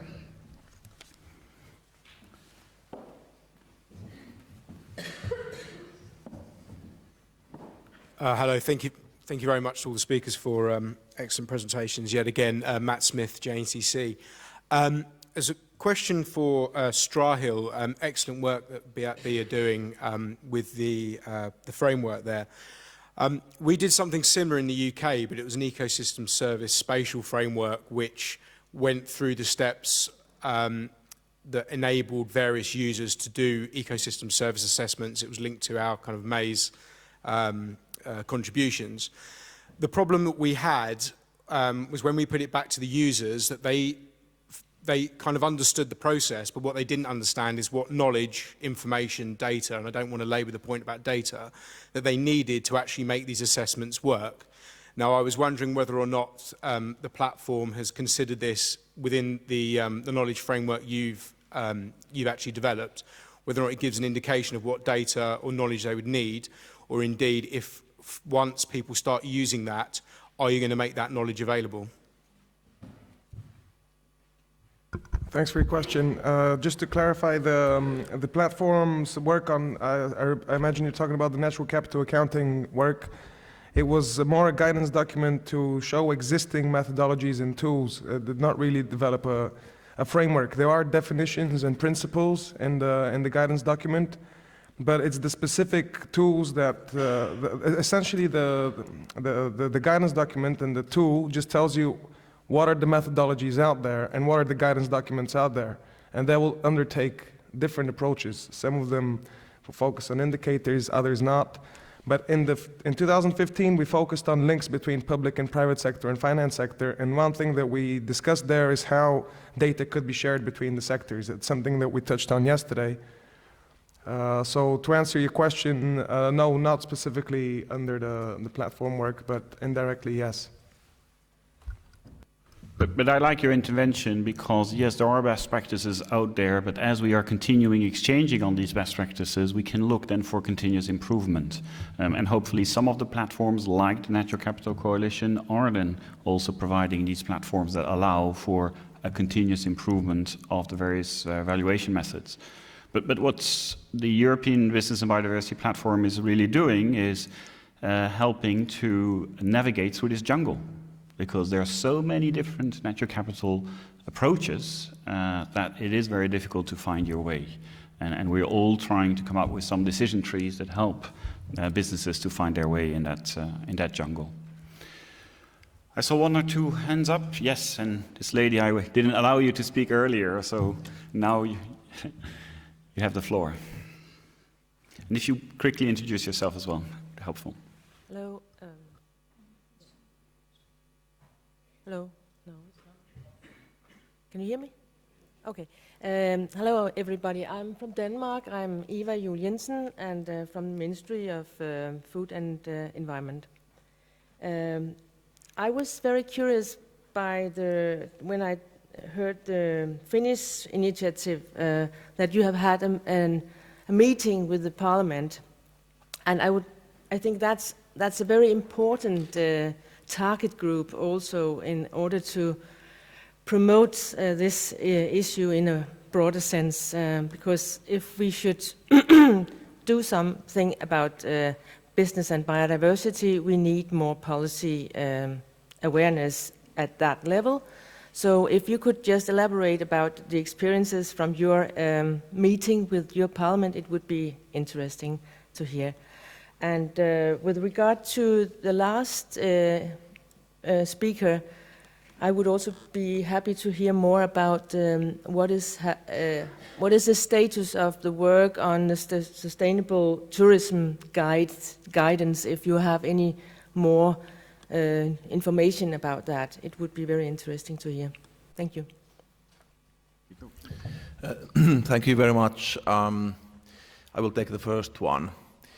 So the purpose of the visit was, it was really the environmental committee there and to upgrade on what is happening here, because of course the climate issues have been very visible and some of the members of the parliament as persons have been very active in this area, regardless of the positions of their parties. So we wanted to kind of bring up this important matter as well to the people. Of course, they are representatives of their parties, but they are also individuals and they have their own opinions and agendas. And on the other hand, for the corporate representatives from the masterclass, it forced them to concentrate on key messages. Why are they there? What do they want from the members of the parliament? So it was a good practice. It's a bit similar practice if they are asked to visit their CEOs and CEO asks that, what are you doing there? So kind of elevator speech on biodiversity. Thanks.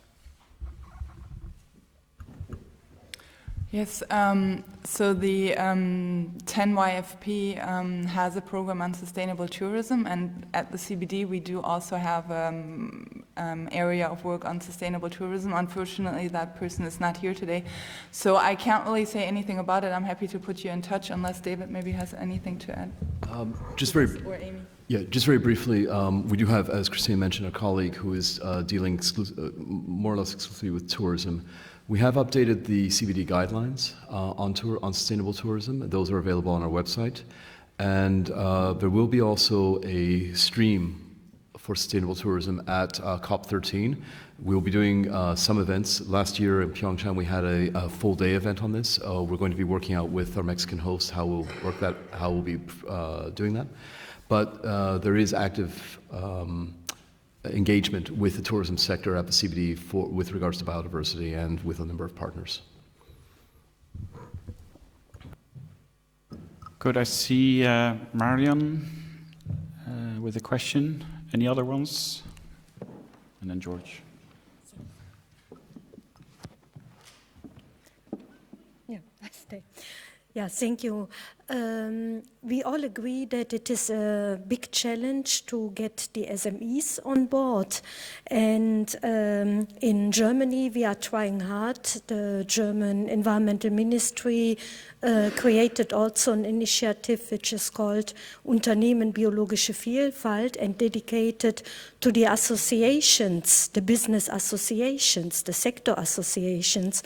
And we are trying really hard. It's not easy, but to get them sensitized and via business associations to approach the members of all these associations. And my question is, what is your experience from the different initiatives? Do you approach business associations? What is the response? Because for me, we are nearby the only way to achieve or to approach a big number of SMEs. Thanks. Thanks, Marion, for that question. Can I just take then George's question as well? And this will unfortunately close then the question sessions, as lunch is waiting for you after us. Thank you. My name is George Yaksh. I work for Chiquita Brands, and I'm also here as chairman of Biodiversity Partnership Mesoamerica. My question concerns those areas where maybe those networks are not working as effectively as we might wish. And speaking particularly from the business perspective, we've heard wonderful presentations from a large number of companies during this conference, but I'm not too certain that we've heard of really effective sector-wide collaborations where a whole branch of industry and of activity gets together to join forces, share information, and make progress. And I do feel that that is a very essential step that we as businesses need to be prepared to make. As somebody from a business, I'm very aware that there are competitive pressures which stop us from doing that. But if we truly enable ourselves as companies to think of the great value of pre-competitive collaboration within a sector and then across sectors, then we're opening a whole new area of opportunity, of collaboration and of progress in this area. So I would like to ask the panel whether they see opportunities or examples which we, or I personally, may not be aware of. Okay, thank you very much, George, for that question. Does any of the panel members want to answer one or the other question, which are pretty interrelated?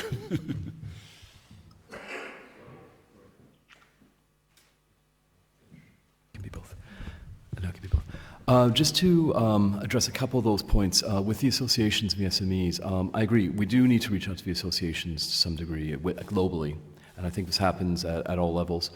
It's my belief as well that if we do build the structures, and especially if we get the large companies, when they begin, we've been hearing today about people putting pressure on our supply chains to go green. When those SMEs actually do receive that pressure, they need to go somewhere to receive the help, and I think the platforms can potentially provide that help to this. And I think that's very important. I think it's very important to build those structures, make sure they're effective, so they can provide that help. The association is very important. And George, just to your answer, at least from our perspective globally, there are a number of sectoral-wide initiatives, ICM, I believe it's ICMM, IPICA, and a few others in the oil and gas and mining sector. Sustainable tourism has a few. There are a number of other cross-sectoral associations which have been at previous meetings. I don't think too many of them were here. Again, we're trying to encourage that communication, but also encourage cross-sectoral dialogue. That's part of the thing that's missing, and that's where we're trying to encourage that with these platforms. But certainly, sector-based is very important. They do exist, and we need to just help encourage those further. Mikko, did you want to answer?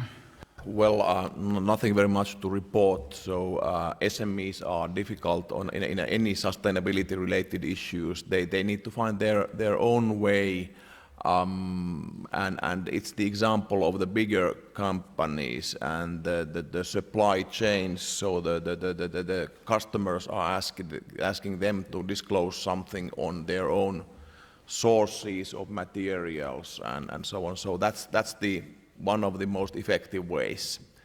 And then, of course, industry associations are important, as I mentioned. So you just mentioned forestry, mining, and construction. So I believe into that approach.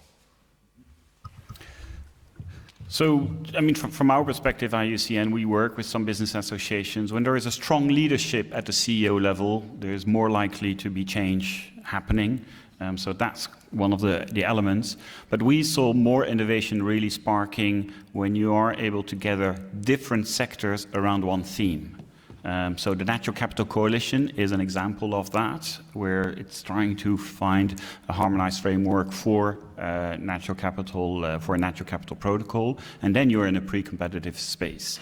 The same exercise we did on the aluminum stewardship, when you're looking at the whole value chain, and you're bringing the producer all the way down to the consumer in one room, then you can trigger changes and actually set a standard where it forces people to be together, which traditionally are not together.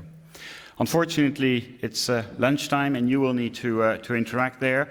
It will be very difficult to summarize this session, but hopefully Amy and all the others have listened carefully and you can take some of the take-home messages. But what we heard is we need to have a strong communications and clear messages to the various parties. And these messages will probably need to be adapted to who we are talking to. So when CBD talks to the parties, it's a different message than perhaps the platforms where they're talking to companies.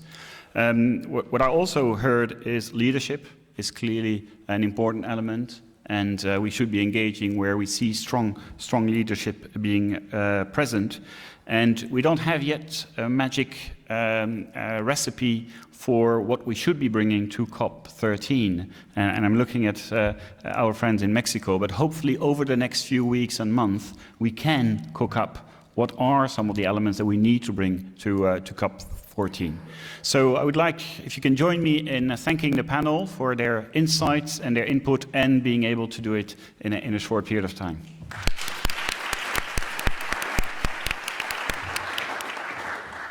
So next we are going to have lunch, and during the lunch break I ask kindly that you would answer the questionnaire that has been sent to you by email. So Christine and others will have some input for the session 8. So please answer the questionnaire and be back here at 1:45. Thank you and have a nice lunch.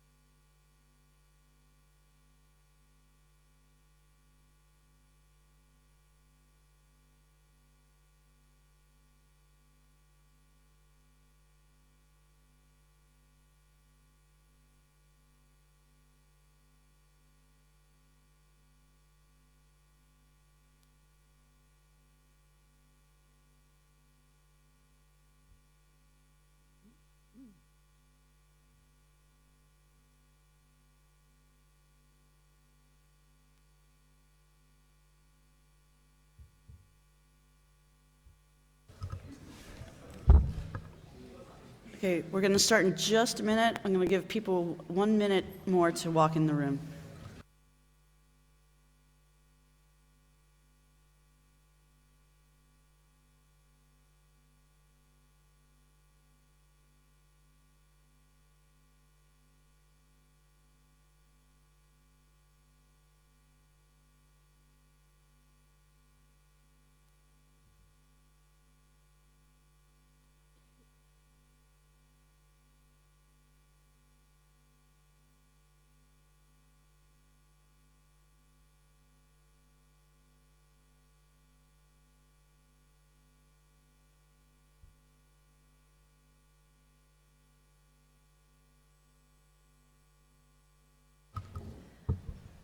Well, welcome back, everyone.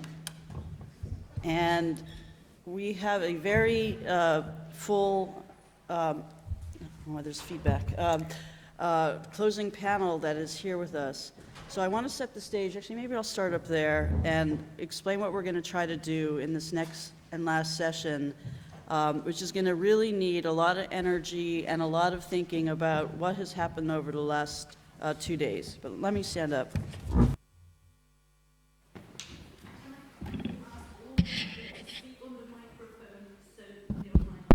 Okay, excellent. Okay, so welcome back again.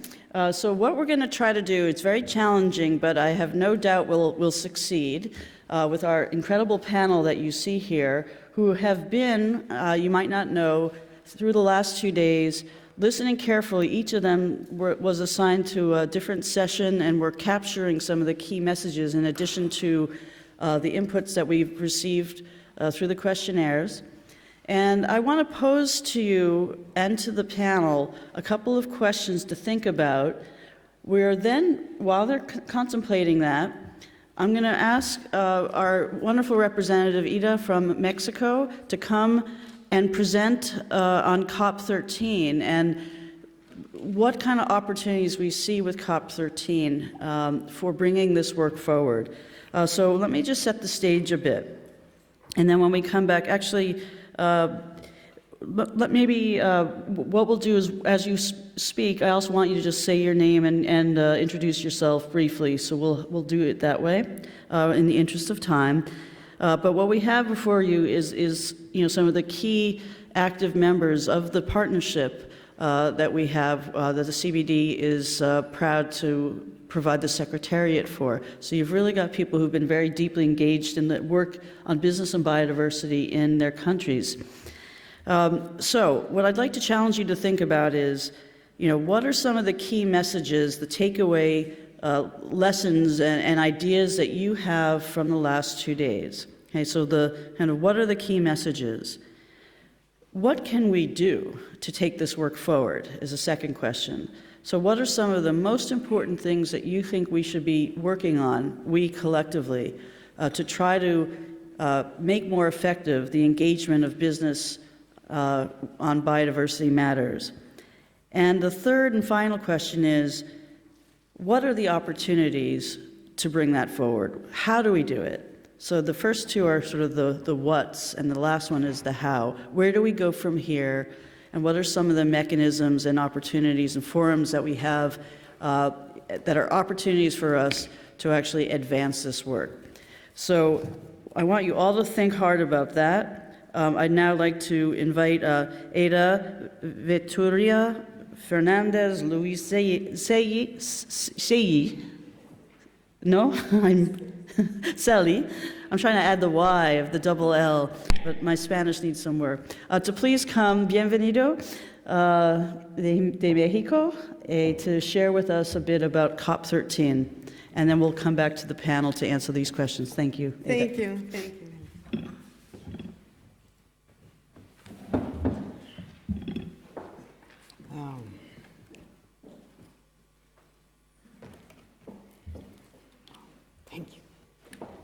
Thank you very much. On behalf of the Mexican government, I thank our kind host, Finland, and the organizers.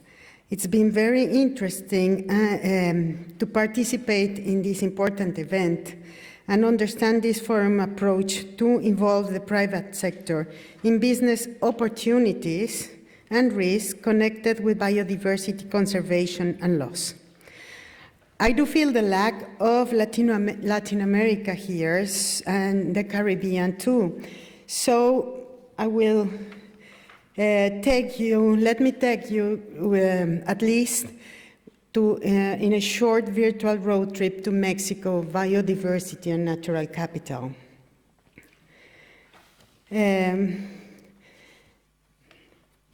Mexico is extremely diverse and complex in form, in location, in topography, in ecosystems, in biological diversity, in history and cultural heritage. Only China has more different ecosystems than Mexico, and that's because there is no Mexican tundra. 70% of our country has forestry potential.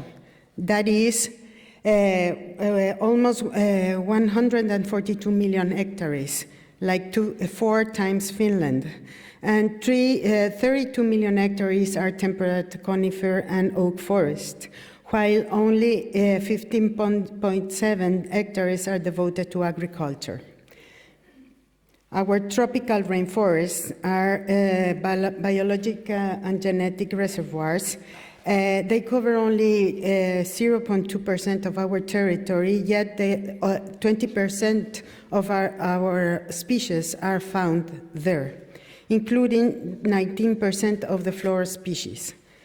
There are more than 96 million hectares of deserts, subhumid and dry ecosystems, including unique ecosystems as the Chihuahua and the Sonora deserts.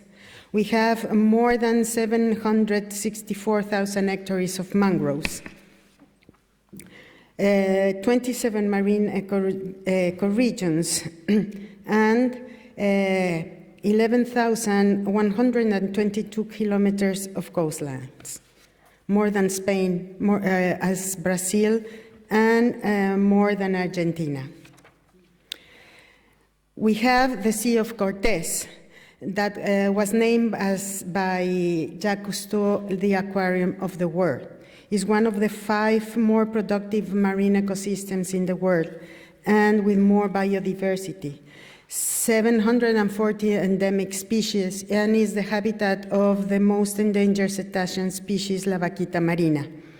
Its 922 islands and protected areas have been declared the UNESCO World Heritage Site. We have the beginning of the Mesoamerican Reef, the second largest in the planet, that runs along Mexico, just in front from Cancun, through Belize, Guatemala, and Honduras. The northern Pacific, West Pacific population of great whales are born in Mexico. They are Mexican whales. And the last season, 1,500 whales arrived, and they gave birth to 1,130 calves. Mexico is one of the 5 countries with more biological diversity. Occupying just 1% of the surface of the planet, we are responsible at least 10% of the biological diversity in the world. And Mexico is, though, very pleased with the inclusion of the biodiversity as a cross-cutting component of the Sustainable Development Goals. We are #1 country in reptiles, second in mammals, 4th in amphibians. We have over 1,000 species of birds, 125 of them endemic.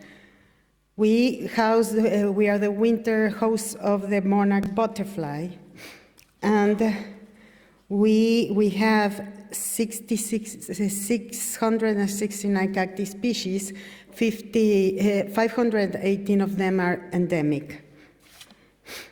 There is no other country with more pine species than Mexico, and we are center of origin and genetic diversity of over 100 crops. Of course, maize, of course, squash, pumpkin, vanilla, tomato, and other species. We have over almost 26 million hectares of natural protected areas, federal natural protected areas. That's roughly the size of England. There are opportunities for business in these natural protected areas in terms of tourists. We have a visitation of, as for August this year, 21.2 million tourists, international tourists, has visited Mexico, spending more than $12 billion. So sustainable tourism is in natural protected areas is an ongoing conservation strategy. Different ecosystems, that's me swimming with the whale wart in the upper right corner.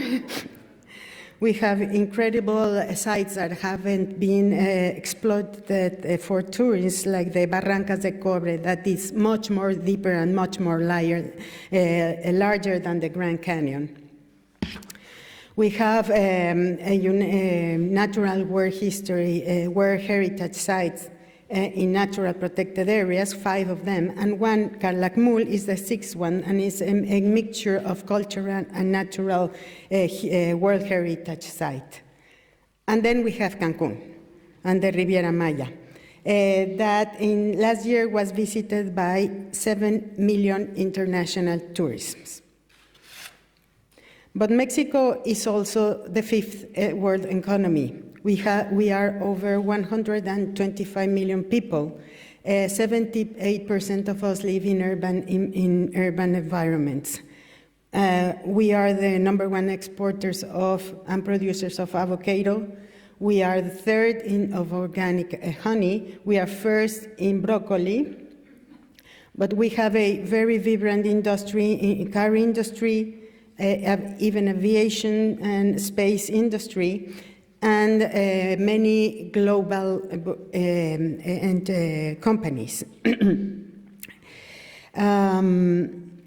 We have a strong commitment with the global environment agenda.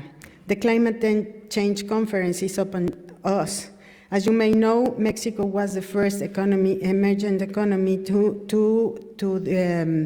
put out there the INDCs, their commitments to cut down emissions, and we are committed to cut down emissions in 25% by 2030.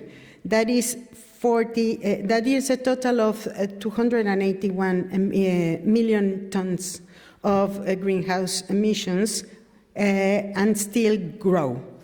For the industry, for the private sector, they have the commitment to tackle 42 million tons. And in the waste sector, 13.3 tons. These commitments are only going to be achieved if consumption and production patterns change towards sustainability patterns. Christina beat me in talking about the 10YFP program. I mention it because Mexico is co-chair of this program in the UN initiative that brings together different approaches where the private sector can participate. Maybe I can just talk a little about the tourism program. There was a question before. There are now three flag projects, one in Vietnam, one in South Africa related to natural protected areas, in tourism in natural protected areas, and one is food waste in hotels in the European Union. If you need more information, I'm more than happy to give them to you. But I bring it up also because the first global meeting was held in May, and the main conclusion was that sustainable development, sustainable production and consumption is going to happen only if the private sector gets involved. So by this kind of actions is the goals for climate change mitigation and adaptation, the quality jobs, the livelihood and well-being increment, poverty eradication, and of course, biodiversity conservation are going to be met. And so this initiative is consistent with the Aichi target number 4 to be complied by 2020 at the latest. We, the countries of the world, have committed to achieve this and all the Aichi target just 5 years from now. The urgency to move from proposal to actions has been clearly stated in too many different forums from some years now. Currently, many organizations, business, financial institutions, and countries are making commitments and action in emission mitigation. Similar efforts are needed to ensure that the use of natural resources is within sustainable limits. That's why it's very reassuring to see how the private sector, enterprises of all sizes, from productive and service sectors, are embracing sustainability as a business sector, strategy. This is one idea. Let us enlarge the scope of biodiversity conservation and talk about waste. Waste pollution is addressed in many forums, but its toll on biodiversity in terms of ecosystem degradation is rarely mentioned, at least in numbers. Extrapolating official data from 2013, we estimate that in Mexico the cost of soil degradation due to waste pollution is reaching $3.8 billion this year. That's 0.4% of our national GDP. We need to get companies of all sizes implement initiatives to improve their sustainability performance. Integrate waste management is a good example.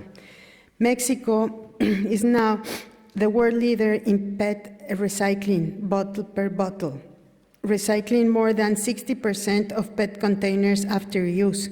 This is over Brazil, 42%, the United States, 31%, and the average in the European Union, that is 25%. For each ton of recycled PET, 3.3 million tons of carbon dioxide are not emitted, 40.1 million of oil barrels are saved, and 3.5 million cubic meters of space in landfills is not used. Talking about forest, being Mexico a forested country, almost 5 million tons of paper is recycled each year and is used for 80% of the needed fibers for paper production.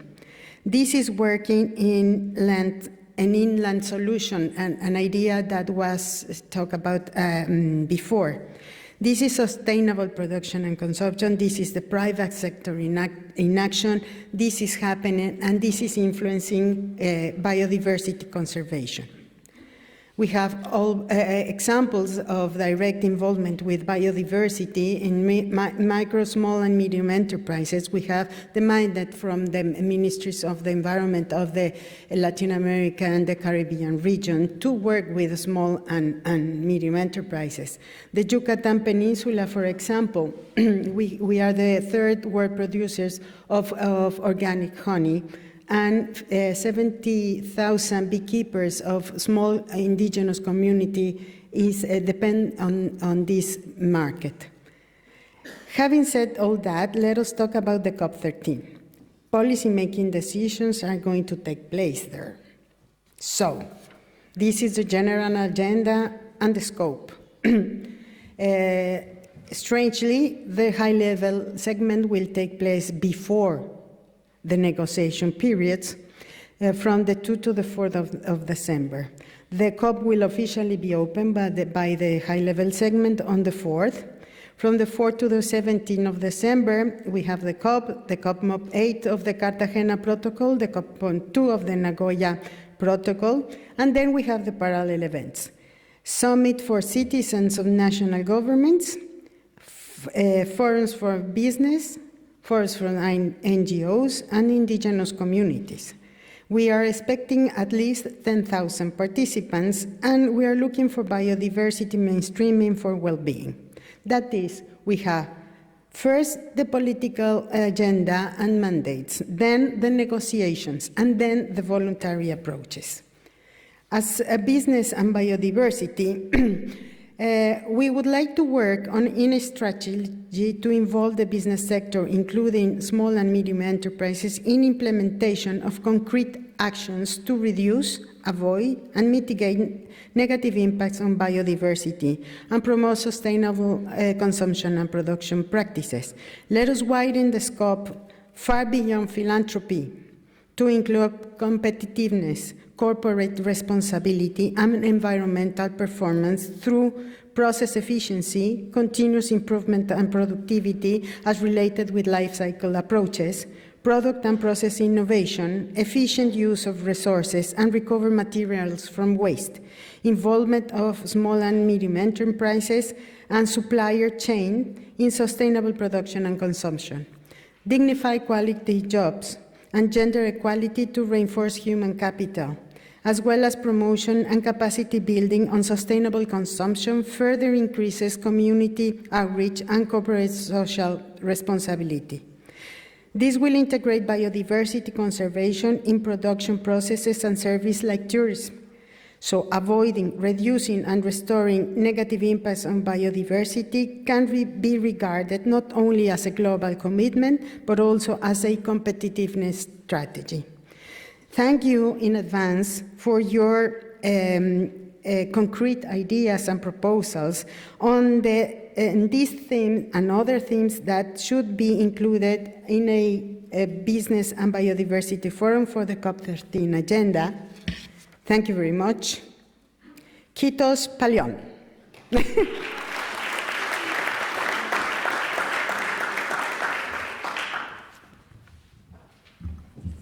Muchas gracias, Eda.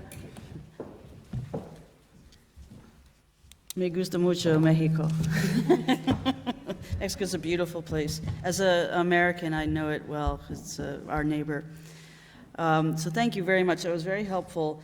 So I'm now going to go to each of my colleagues here to my left, your right, who have each followed one of the sessions, but again also have a lot of experience from their own work in their countries, to give us, and we're going to have several rounds, so don't feel you have to say everything right now, but so your first impressions of the key messages, let's start with that, and then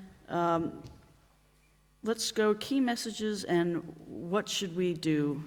You know, what are some of the most important things that we can do? Then I think I'm going to turn to the audience, so we'll keep this interactive, and then we're going to come back for a second round.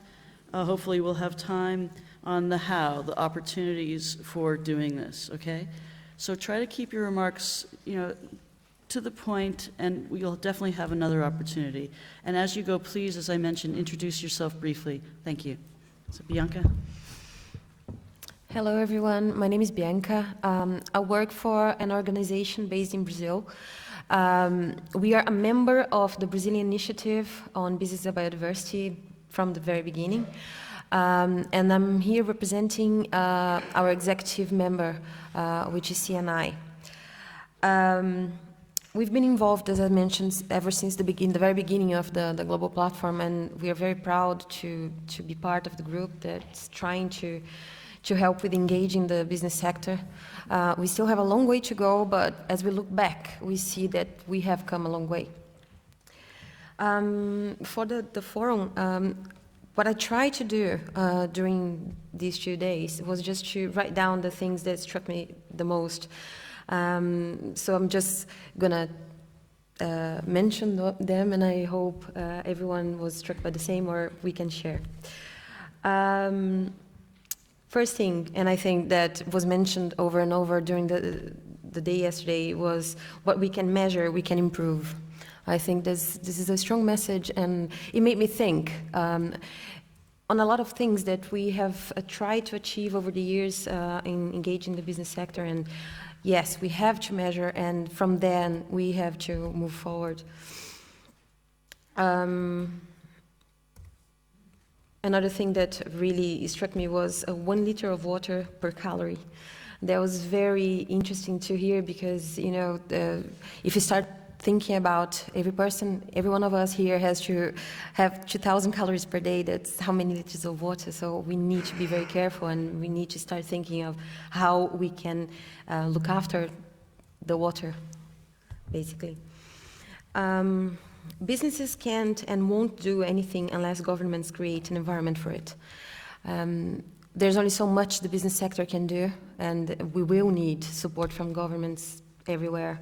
That's certainly one thing that we all need to agree on. Something else, I'm just then going to pass the word on. We use nature because it's valuable, and we lose it because it's free. I think we can all agree on that, and it's very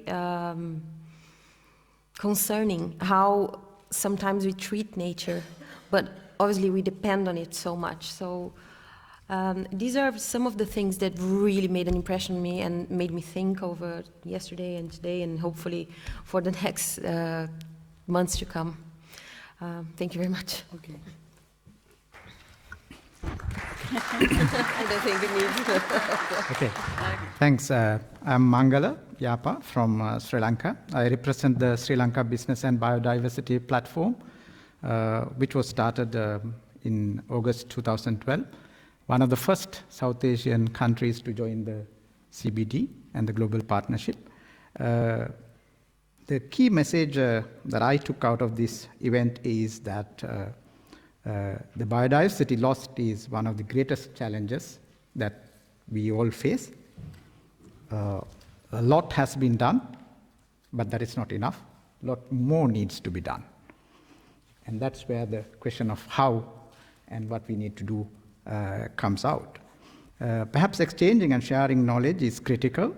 I think this event has given, particularly to me, who is quite new to this area, good opportunity in that. Again, the big question is how business can mainstream biodiversity. That would be my key take from this. Excellent. This thing. Thank you very much. Thank you very much. To Edouard, please. Yes, thank you. I'm Edward Miller. I'm the president of the University for International Cooperation, which is a Latin American Caribbean online university.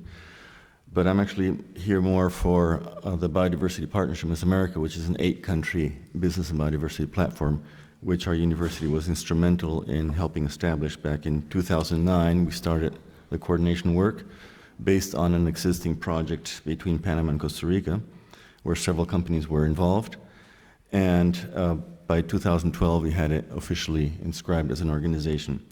The biggest challenges on that side are actually how to involve the corporate sector. And most of the time, you'll have the person in charge of corporate responsibility, who usually is a department with less to say on business plans, and very little influence on the CEOs. And I'm not saying we should get the CEOs because it'll probably be impossible, but the day we get the finance people working with us in the platform, I think that's a day where we can make progress. Otherwise, there's a lot of gray area between philanthropy, greenwash, and true business plans.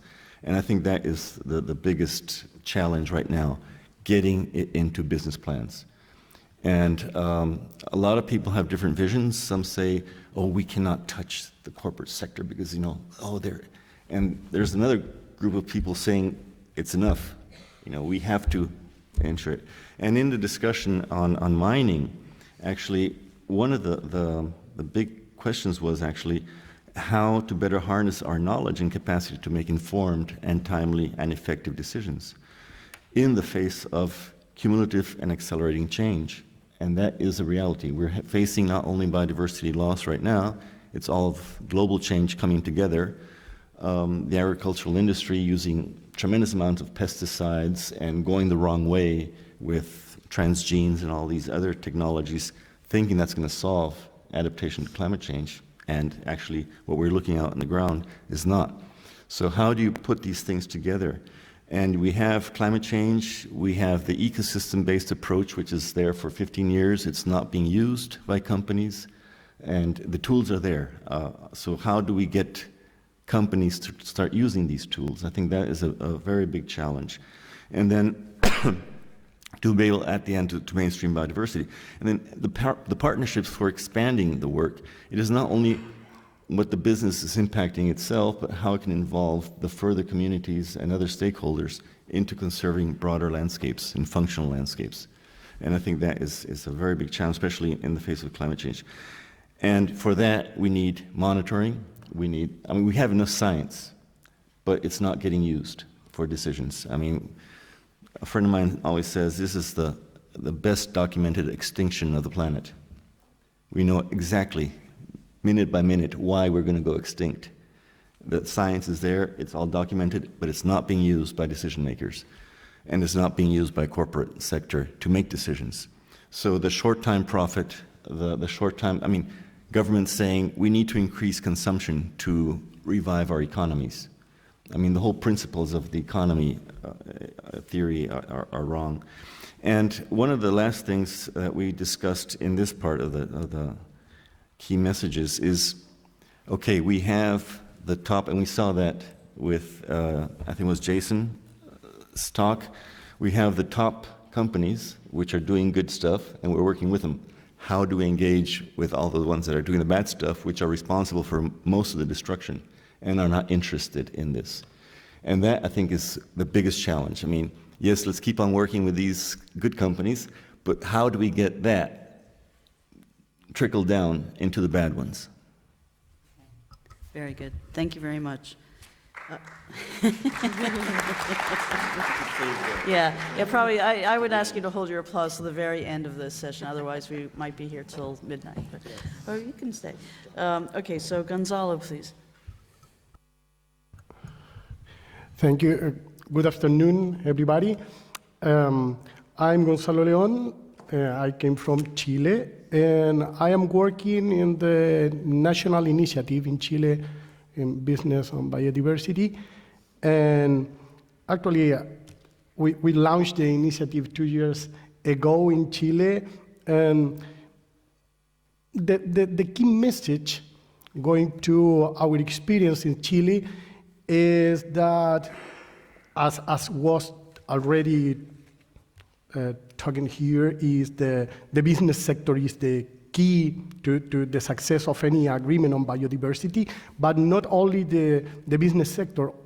In the case of Chile or maybe some other Latin American countries, the authorities, because we can appreciate in Chile that the business always do as authority says, and then always the business is asking for clear rules to do offsetting, for instance. And then I think one of the key message, I think from my point of view, because in Chile we used to say, if it is not sustainable, it's not a business, and if it's not a business, it's not sustainable. Then because we are very extractive economy in Chile, then sometime our natural resources is gonna finish, and then we have to try to recover the capital, natural capital, or even to create some other capital. And then other key message is that it's not only a problem regarding biodiversity, also it's a problem regarding communities and indigenous people in our countries, because there's an opportunity for business to conduce some projects related to shared value or something. And also, some other speaker told it before, but I think it is important to link biodiversity with other important and key issues as climate change. It was discussed in one of the sessions that the climate change measures have co-benefits to biodiversity and vice versa. And then I think these are the most important key message that I can tell you. Excellent, thank you very much. Okay, we now turn to Mr. Yang Zhao, please. Good afternoon, everybody. My name is Zhao Yang, not Yang Zhao. But I come from China. I work for the Foreign Economic Cooperation Office of the Ministry of Environmental Protection, China.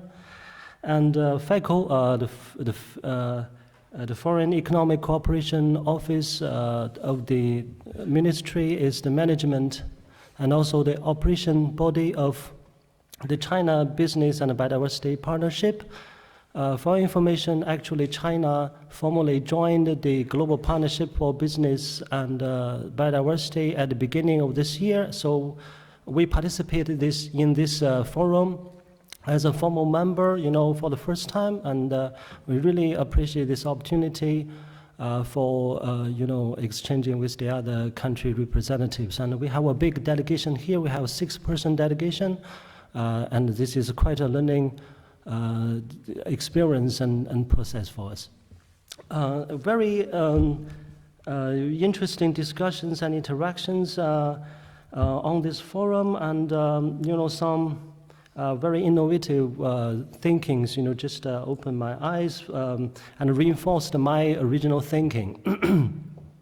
For example, the inspiring messages, on the forum, which is very interesting to me, is the development, upskilling, and uptaking of some voluntary standards, some sustainability-oriented voluntary standards, such as the responsible and ethical sourcing platform. It's a standard-setting initiative.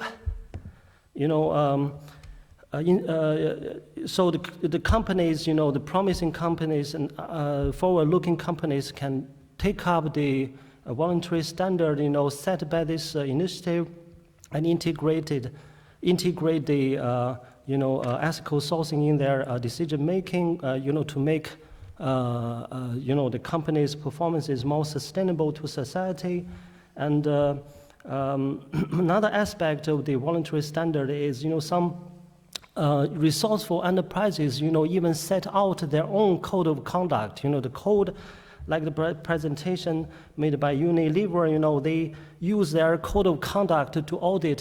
There are thousands of auditors, and to ask their suppliers to take into account biodiversity in their operation and strategy. Of course, this the whole setting of the voluntary standards just reinforced my belief that they can be the push and the pull factors, to inspire companies, to take up, the voluntary standards. Of course, there are the messages brought by the WBCSD, the Natural Capital Protocol, and you even formed a coalition. I think the protocol is, of course, is a voluntary standard too. Okay, so I have learned some good messages. If there are some, I can bring from China to, to the audience, is that never forget the industry association and the local governments, and do include them in the national partnership, because they can save you a lot of labor and breath. Because, for example, back in China, the industry association, they usually have like hundreds and thousands of member companies, under the guidance of the industry association. And we have undertaken, we have made the efforts of helping, some relevant industry associations to integrate biodiversity thinking into their, guidelines or into their guidelines. So in the guidelines, requiring companies to integrate biodiversity in their business model. So with the requirement, the companies would approach, the partnership, for technical assistance, that brings us, business. So that's for the industry association. On the other hand, the local government in China, especially for those provinces teeming with enterprises, that are very much export-oriented. The local governments usually have the framework for monitoring and evaluating local companies' performances, from the perspective of environment and from the social and environmental perspectives. And as far as I know, that they haven't incorporated biodiversity into the ME system, by the local government. So we are supporting the efforts of local governments in integrating biodiversity, in terms of risks and potential opportunities into their, ME systems, which is quite applauded by local governments. So that's probably all, for now, because of time. Thank you. No, thank you very much, and I appreciate how several of the speakers have woven what you've heard here with your own experience, which is also very useful to hear. And it also teaches us every country is different, so we have to think about that as we go forward. Okay, we have 2 more speakers, and then we're going to have a turn to the audience. So get ready. So Arna, please. Good afternoon, all. I've come from India. My name is Arnab, and I work with the Confederation of Indian Industry and also representative to India Business and Biodiversity Initiative. It's our only national initiative, and it's been started 2 years back, and we have worked progressively over the last 1 year, having around 26 members now, a few SMEs, and also working with various civil society partners as well as NGOs. As a country like India, we are continuously striving towards higher GDP, that means better economy, and so environment plays a very big hurdle when it comes to have a better economy. That's usual the understanding. So the best thing that we are trying to fit is how to go head in head. Also, while engaging business, what should make sense to them, that's our prime concern. So I'll first answer how we engage the business with us, and then I'll come to the key messages that I've collected from the last 2 days from the 2 sessions, all the sessions, and also my experience that we have gained in my country with all the industries. For engaging with the business, we usually go for showing the benefit that the business gets when it comes to work with biodiversity. And if you put it in the right word, it's the business cases. So many companies that we have worked with, we have tried to figure out the business cases for all of them, and that motivated them to go ahead with the biodiversity program. So they're working in their own operation as well as the supply chain. Secondly, also trying to figure out how the policy can help, from the government can help the industries. So that again plays a very key part. One of the most important thing that we have also tried is trying to build more tools which can help the business to clearly understand the impacts, dependencies, help them measure, value, and then take actions on it. And the last thing that could help us further is to come up with more innovative financing mechanisms for the private sectors as well, as usually the companies work with profit, and they usually go with very thin profit margin most of the time. The key message that I took from the last 2 days, and also from my experience, is it's very hard for the industry to understand what biodiversity is, because they have a lot of other issues on the plate, such as like climate change and sustainability. It's very hard to also delineate biodiversity from sustainability, because all goes hand in hand. So it's very hard to make them understand why should they focus on biodiversity. More awareness is required. That's what we felt. The awareness in the industry, among the government, financial institutes, and also the consumers. Top-down approach and bottom-up approach both can help. Financing mechanisms would be a key aspect to touch, because that's where we had a discussion today. And it felt like the right part where we can start thinking about. And finally, a lot of other events, more platforms should be there where all the initiatives can come together, talk about it, and also engage more and more business out of it because they can understand and take back something more meaningful. Thanks a lot. Okay, thank you. Okay, thank you very much. And last but not least, we have Kirabin Nekar. Again, thank you all also for keeping very brief remarks, and then we're going to come back to you. So, but please go ahead. Okay. Thank you very much. I'm Kirabin Nekar from the Department of Environmental Affairs in South Africa. I've been very privileged to be part of the early days of the Business and Biodiversity Program, trying to set up operations and systems in place. And I was actually the catalyst for the national initiative, the National Business and Biodiversity Network in South Africa. So obviously the global partnership was a catalyst, or the provisions in the CBD was a catalyst for the national initiatives.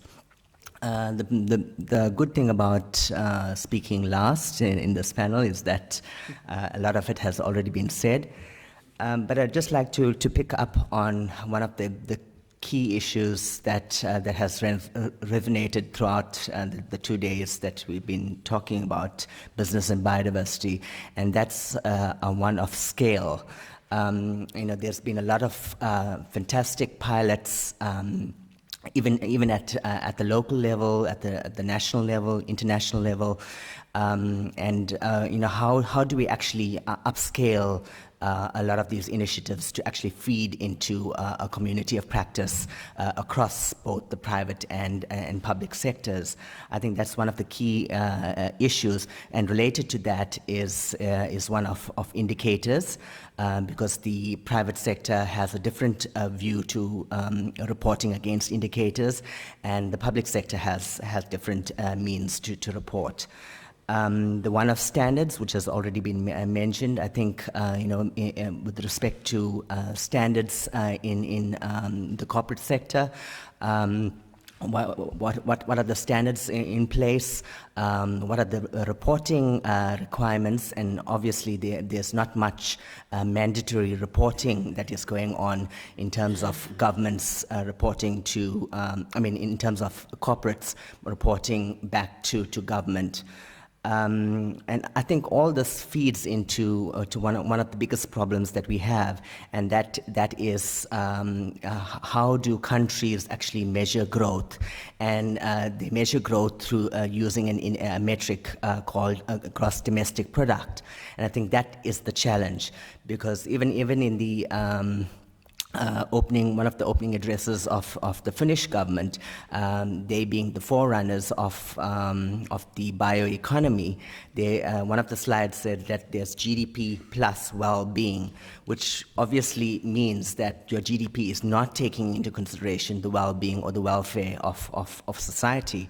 And I think that's one of the key issues here, because a lot of the initiatives, whether it is successful at a local level or a national level, international level, is all feeding into the way countries report on their growth, and that is GDP. That's the biggest challenge, and I think we need to really address the issue of GDP, and the forerunners of the biodiversity economy should actually use this as an opportunity to address the reporting of growth.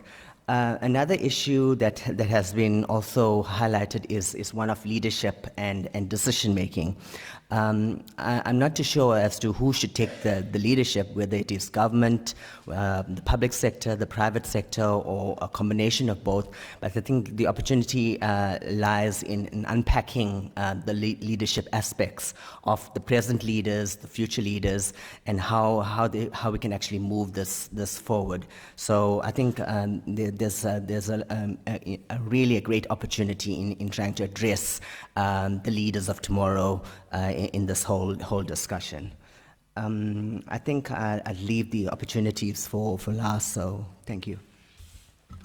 Okay, thank you very much. Well, I'm very impressed by all of the remarks just made, and very few of them overlap, so I think we have an incredible wealth of observations. I wanted to add one, though. I heard a little bit, and I should say that we've also looked through the questionnaire, the responses that you've given us, and we're also culling through that, and we have people who are taking notes. So after this meeting, we're going to take all of this, and it will be captured.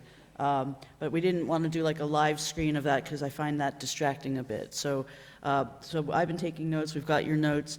One thing I didn't hear as strongly as I expected that I did find in some of the questionnaire answers was about communication.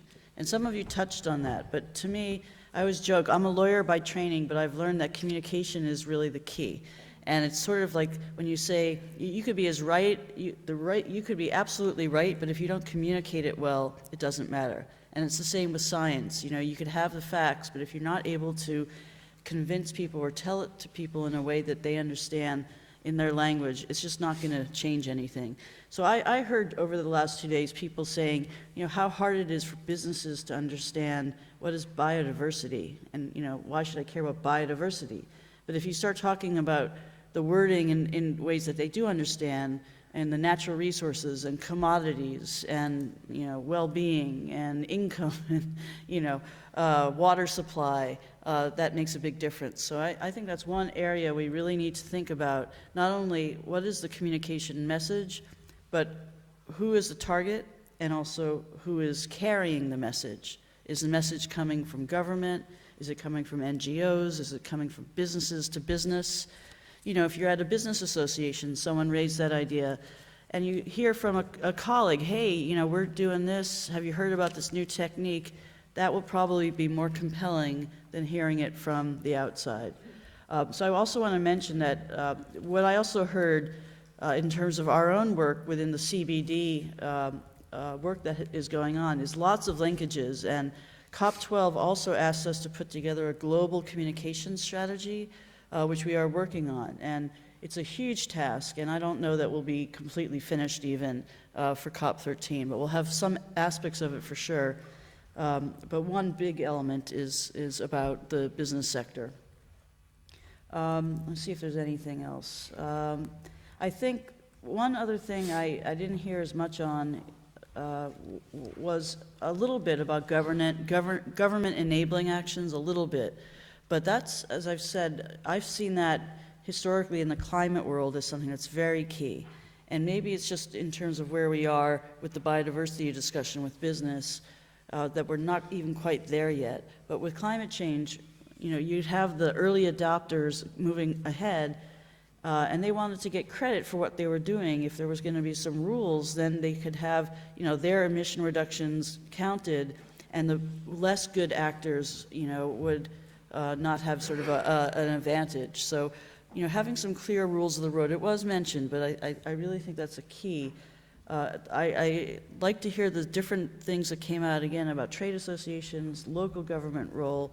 You know, what are some of the key partners that we haven't really talked about? So what I'd like to do with the time that we have, we're going to try to, by the way, we have about, I'd say about 30 minutes or so, 35 minutes for this part of the discussion, and then we'll hand it to our gracious hosts to close the sessions, just so you know our time frame. So I'd like to now open up the discussion. What I'd suggest is that if you'd like to make a point, either if you want to fill in a very short sentence, you know, a key message that you don't think has been captured, okay, just one, not a whole list, please, so we can have some, a lot of participation. But I'd really like to move to the next question I posed to you, which is, okay, we've heard some of the challenges, some of the issues, what can we do about it? You know, what are some of the things we should be thinking about? What did you write down in your notes and say, you know, we really should look at this, this, or this? And then we're going to come back for a last round on the how and the opportunities, okay? So let's talk again, if there's any gap in terms of one of the big messages, but also let's start to move into the what can we do? And please, again, state who you are.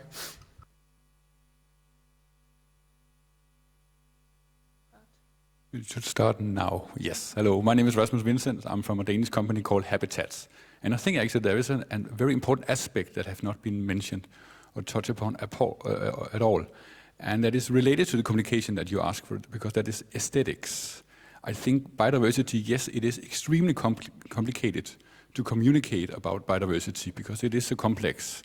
But compared to climate change issue, which are even more complicated to communicate about, because dealing with CO2 emission reductions, I mean, you cannot see that there is no longer a ton of CO2 in the atmosphere. That is complicated to communicate. But with biodiversity, you have all of this fantastic, beautiful nature that we saw a little bit of it from Mexico. And that is a very, very strong opportunity to communicate the importance of biodiversity agenda. So I would encourage you to include that in when you are talking to businesses, for instance, to show them the difference between some of the flat lawns that we very often see in urban areas, or the concrete parking lots, and see this is as dead as it gets. Nothing is living here. And then show them just a lush green area and say, this is what we are striving for. And they can easily see the difference. Say, of course we want more of those well-functioning ecosystems also where we live. That is a very strong way of communicating biodiversity. Okay, thank you. Other please.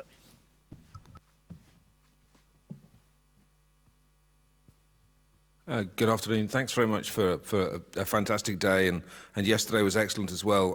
Very thought-provoking comments from lots of people. The thought that it's provoked in me is that there's been a lot of talk about simplifying the message for business, as if in some way business was stupid. I work for an organisation that employs Matt Roberts, Interserve PLC. We're a UK-based global construction and support services company. We employ 85,000 people in 60 different countries. We do some really complicated things that vary from cleaning supermarkets to maintaining nuclear power stations. That's pretty difficult to do. We understand complexity. We understand challenge. The fact that I'm sitting here and we're thinking about it probably means that we get this, but lots of other people in business get it as well. Businesses, generally speaking, are quite focused in what they do. There's a lot of people competing for messages, a lot of people in the sustainability space competing with messages. I don't think the biodiversity world needs to simplify what it's saying. I think it needs to be clear about its relevance. I think business really understands sophisticated arguments because we have to. We understand change. If you think of that everybody in this room has been through phenomenal change in the last 30 years. Business has had to do that as well. We've been successful at doing that.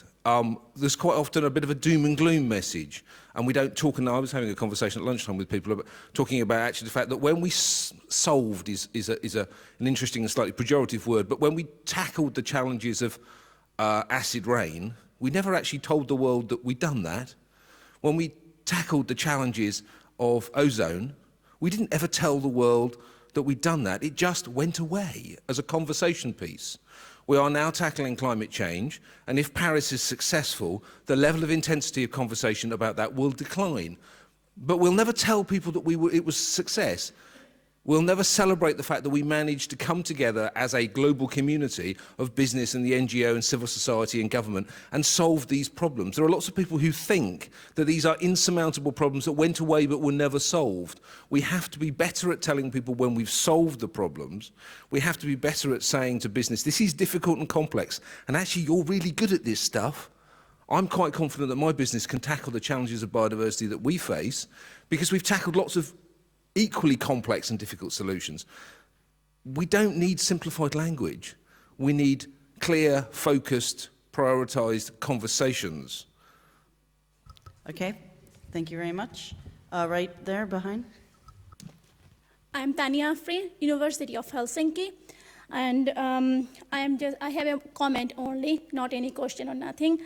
I think that awareness about biodiversity is missing in our general life.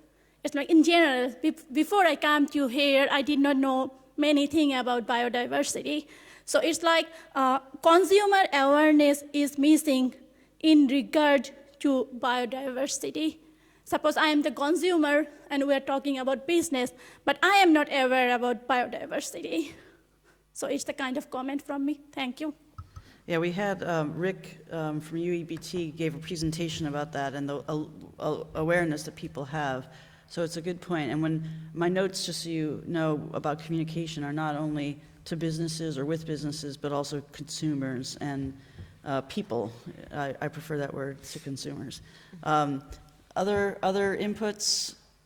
How are we going to solve this? What should we be doing? There in the middle, please. Sorry.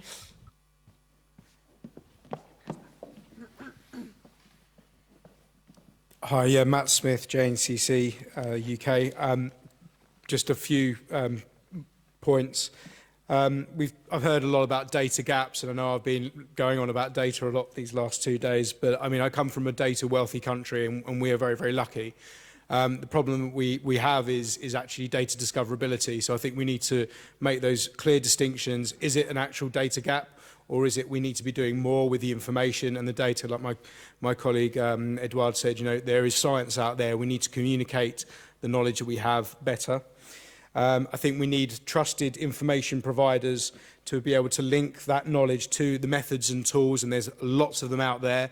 And our colleague from Trucost said, you know, business is actually getting a little bit hung up on exactly what tools and what methods they need to be using and for what reasons.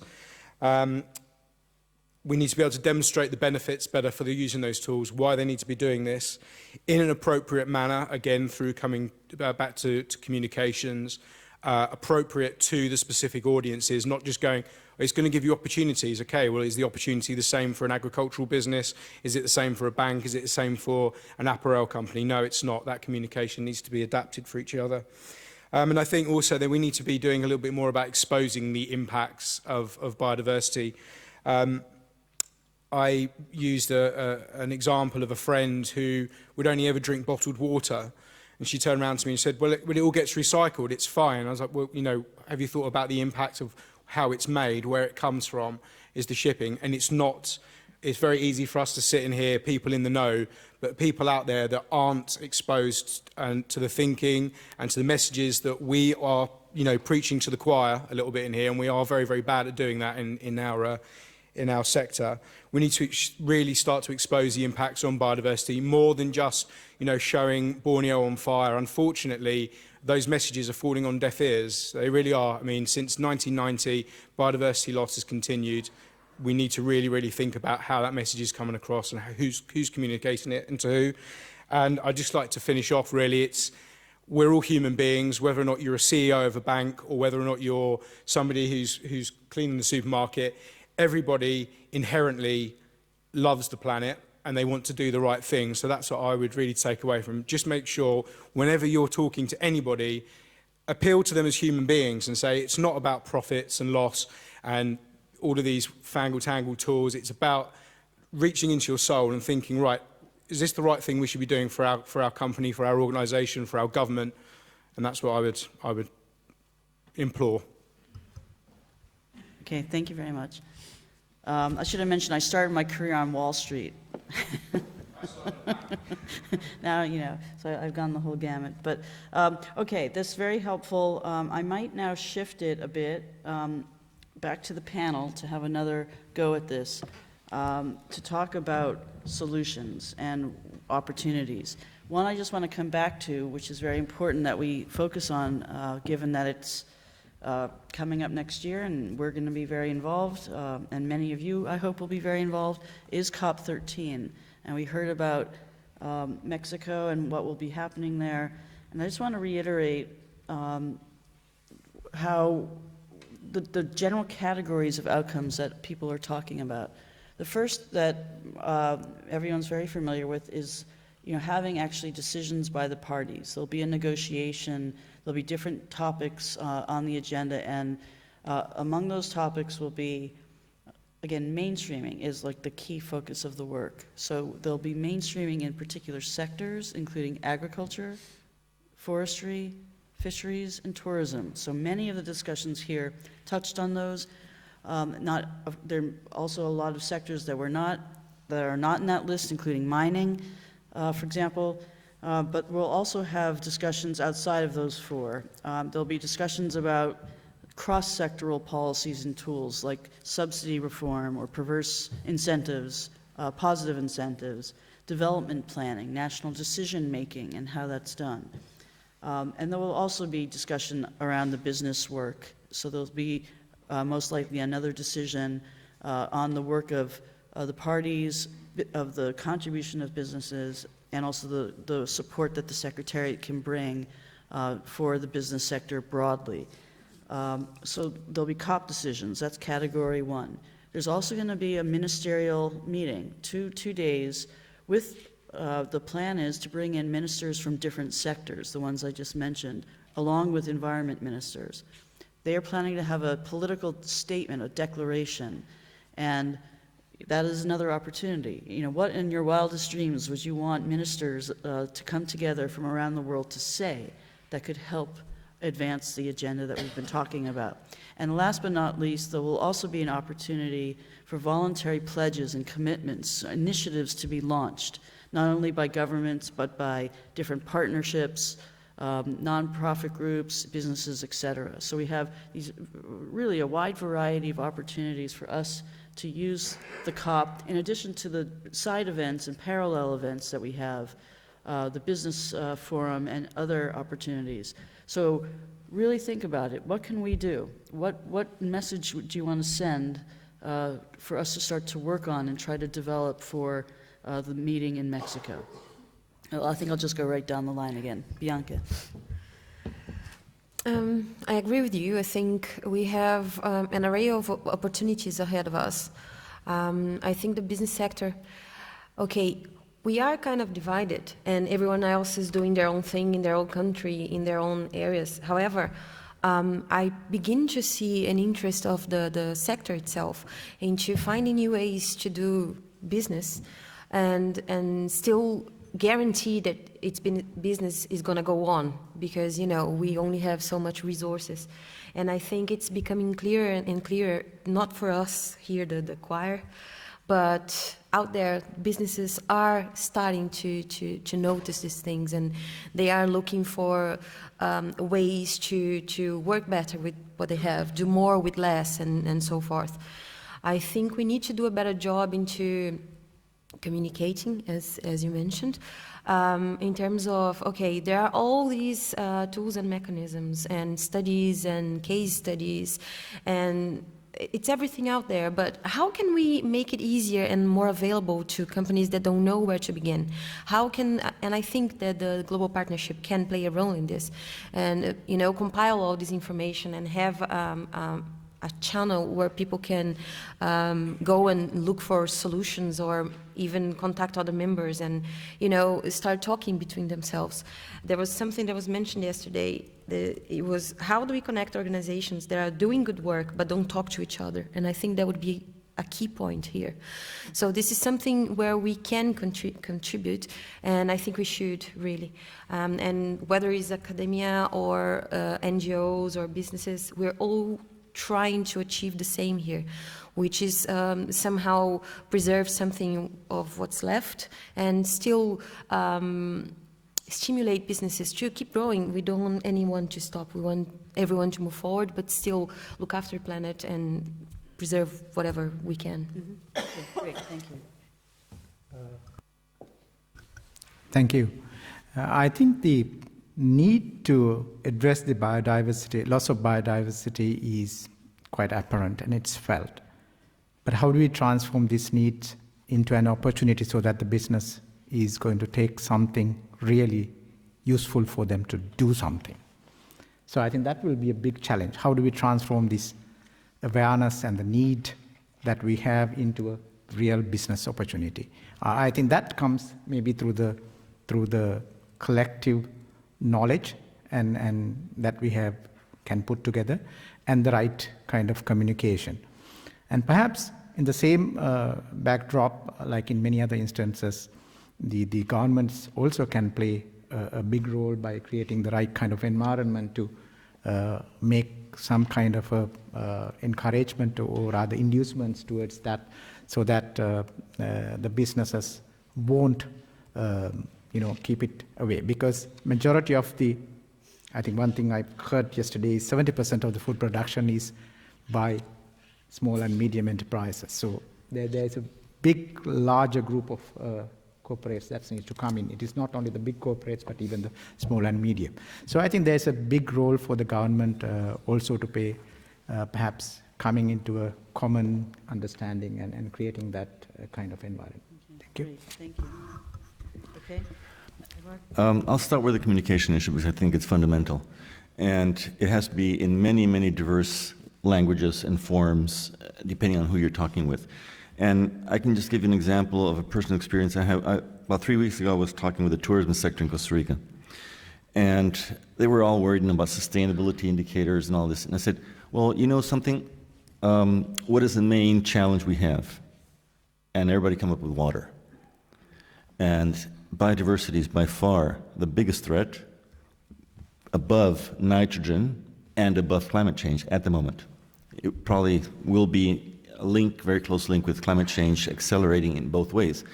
And I said, well, you know something? If Central America already lost 52% of its biodiversity, according to a report in 2008, and we're losing our beaches due to erosion, and tourists come to Costa Rica because of biodiversity and beaches, and there's no biodiversity and no beaches, what are you going to be doing in your industry? And for the first time, the industry reacted and said, oh, we need to get engaged. They hadn't tied the fact of biodiversity loss affecting their business. They do know it because the guides have taken out the red jeans, the blue jeans frog out of their guides because you don't see it anymore. They're gone. And they're very aware of this. But it doesn't get to the company side level. The field people know it, the guides know it, but the companies don't really bring this in. And then another thing I think which could be a very important thing, and this I'm mixing the how and the what for the next COP, is I think we can move forward the day governments realize that climate change and biodiversity should not be in the Ministry of Environment. They should be in the Ministry of the Presidency or the Ministry of Finance. And that day we will get decisions. As long as they're in the Ministry of Environment, the Ministry of Environment in Costa Rica is the worst funded ministry together with culture in the country. And our ministry has double the budget of all Central American ministries put together, environmental ministries. Okay? So you can imagine the governments of the rest of the Central American countries, the power that the Ministry of Environment has is zero. So as long as climate change is within that ministry, and as long as biodiversity is within that ministry, agriculture is not interested. Tourism is not interested. And I think that's a very, very key thing that we had to get a resolution to bring this into the real stage at government level. And then just to not to use up too much time, we saw a lot of things on clarifying what has to be done. And yesterday we had one company saying, we need to avoid offsets. And we had another company saying, well, yeah, we lose biodiversity, then we mitigate and whatever, and then we pick it up a little bit. But that is compensated because the company is giving scholarships and building roads. I'm not sure we're still at a stage where we can allow that sort of trade-off. I don't think so. I mean, biodiversity is so scarce now that I don't think companies should have the right to do that type of thing. And that is the civil society who has to play a role. And so how do we get massive information out to the third largest country in the world, which is Facebook, with 1 billion inhabitants? Okay, and that billion inhabitants is the top of the triangle. Those are the ones we have to get to. And we have the networking capacity through Facebook to do that. So I think how we actually, and what is the problem? A lot of the people who are in my age, and we can see it there, don't really tweet, don't use Facebook, don't use these instruments. And that is how the world is moving forward. So we need to get young people involved that can do this, 19, 20-year-olds, and really start a global campaign to convince 1 billion people of the importance of biodiversity. And then we'll have companies comply, I think. Thank you. Well, I think all of us are young. That's how I think. I feel very young. Please. Thank you. It's difficult to add something else after your your comments, but I only would like to point that maybe in some countries used to lead some special productions or things. For instance, in Chile, we are miners, and maybe the COPS is an opportunity for some countries can show the best practices and their own business, and some countries can lead what they are doing in forest, agriculture, or mining, for instance. And also, I went back to one of the notes that I took in the sessions that's regarding with the financing, that says the financial institutions face potential risk from financing companies with production in water-stressed areas. And then also is an issue that could be point in the COP that the water is other problem that is very related with biodiversity and then can be taken. Thank you. And just to reflect on something you both said, which is in terms of communication, and I think from the audience, also from the audience, there's just some reverb, it's funny, is communicating in ways that the target person or entity will care about. So in other words, if you're talking about water, or dollars for tourism, because when we made the link in the discussion on the SDGs, and the good news is, in the water goal 6 of the SDGs, biodiversity and ecosystems are in there, because there's language that talks about how you have to make sure that you restore and maintain the ecosystems that provide the water. It's like, oh yeah, where does water come from? So very good points. Please.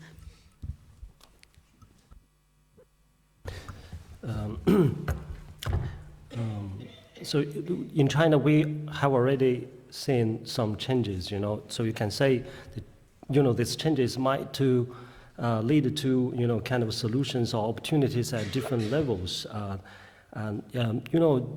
In China, the Central Committee of the Communist Party, of course, we are a socialist country, we have this called the ecological civilization outlook, which is guiding, China, in terms of development for a decade, something. So this eco-civilization outlook, is, has based, biodiversity, ecosystem services and functions.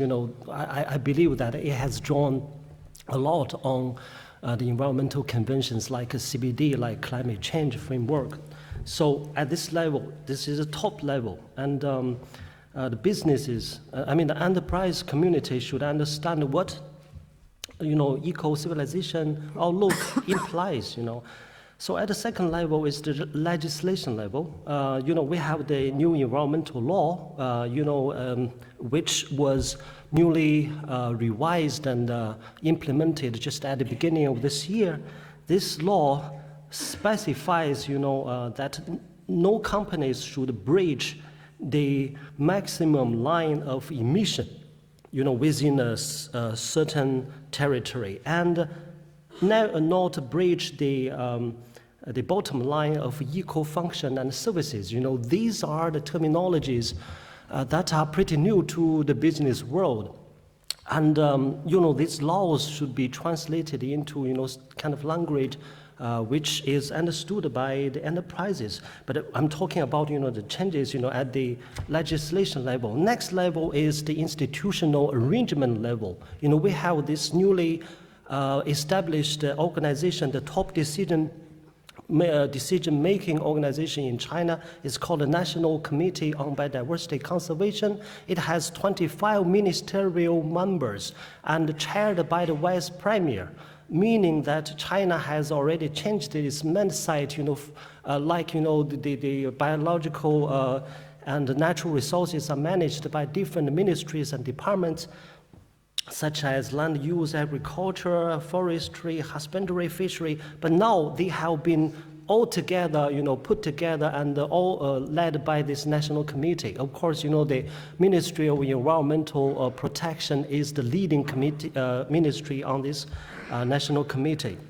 So this is the level of institutional arrangement. We have already seen, some positive changes. Next is we are seeing a good trend of, the industry associations, integrating biodiversity into their guidelines, guiding, instructing the member companies, to perform, to become eco-friendly, the sort of thing. And also, I already mentioned local governments, they monitor and evaluate the environmental and performances and social performances of their the companies, they jurisdict, and such ME system already began to integrate, biodiversity ecosystem, those new implications into the system.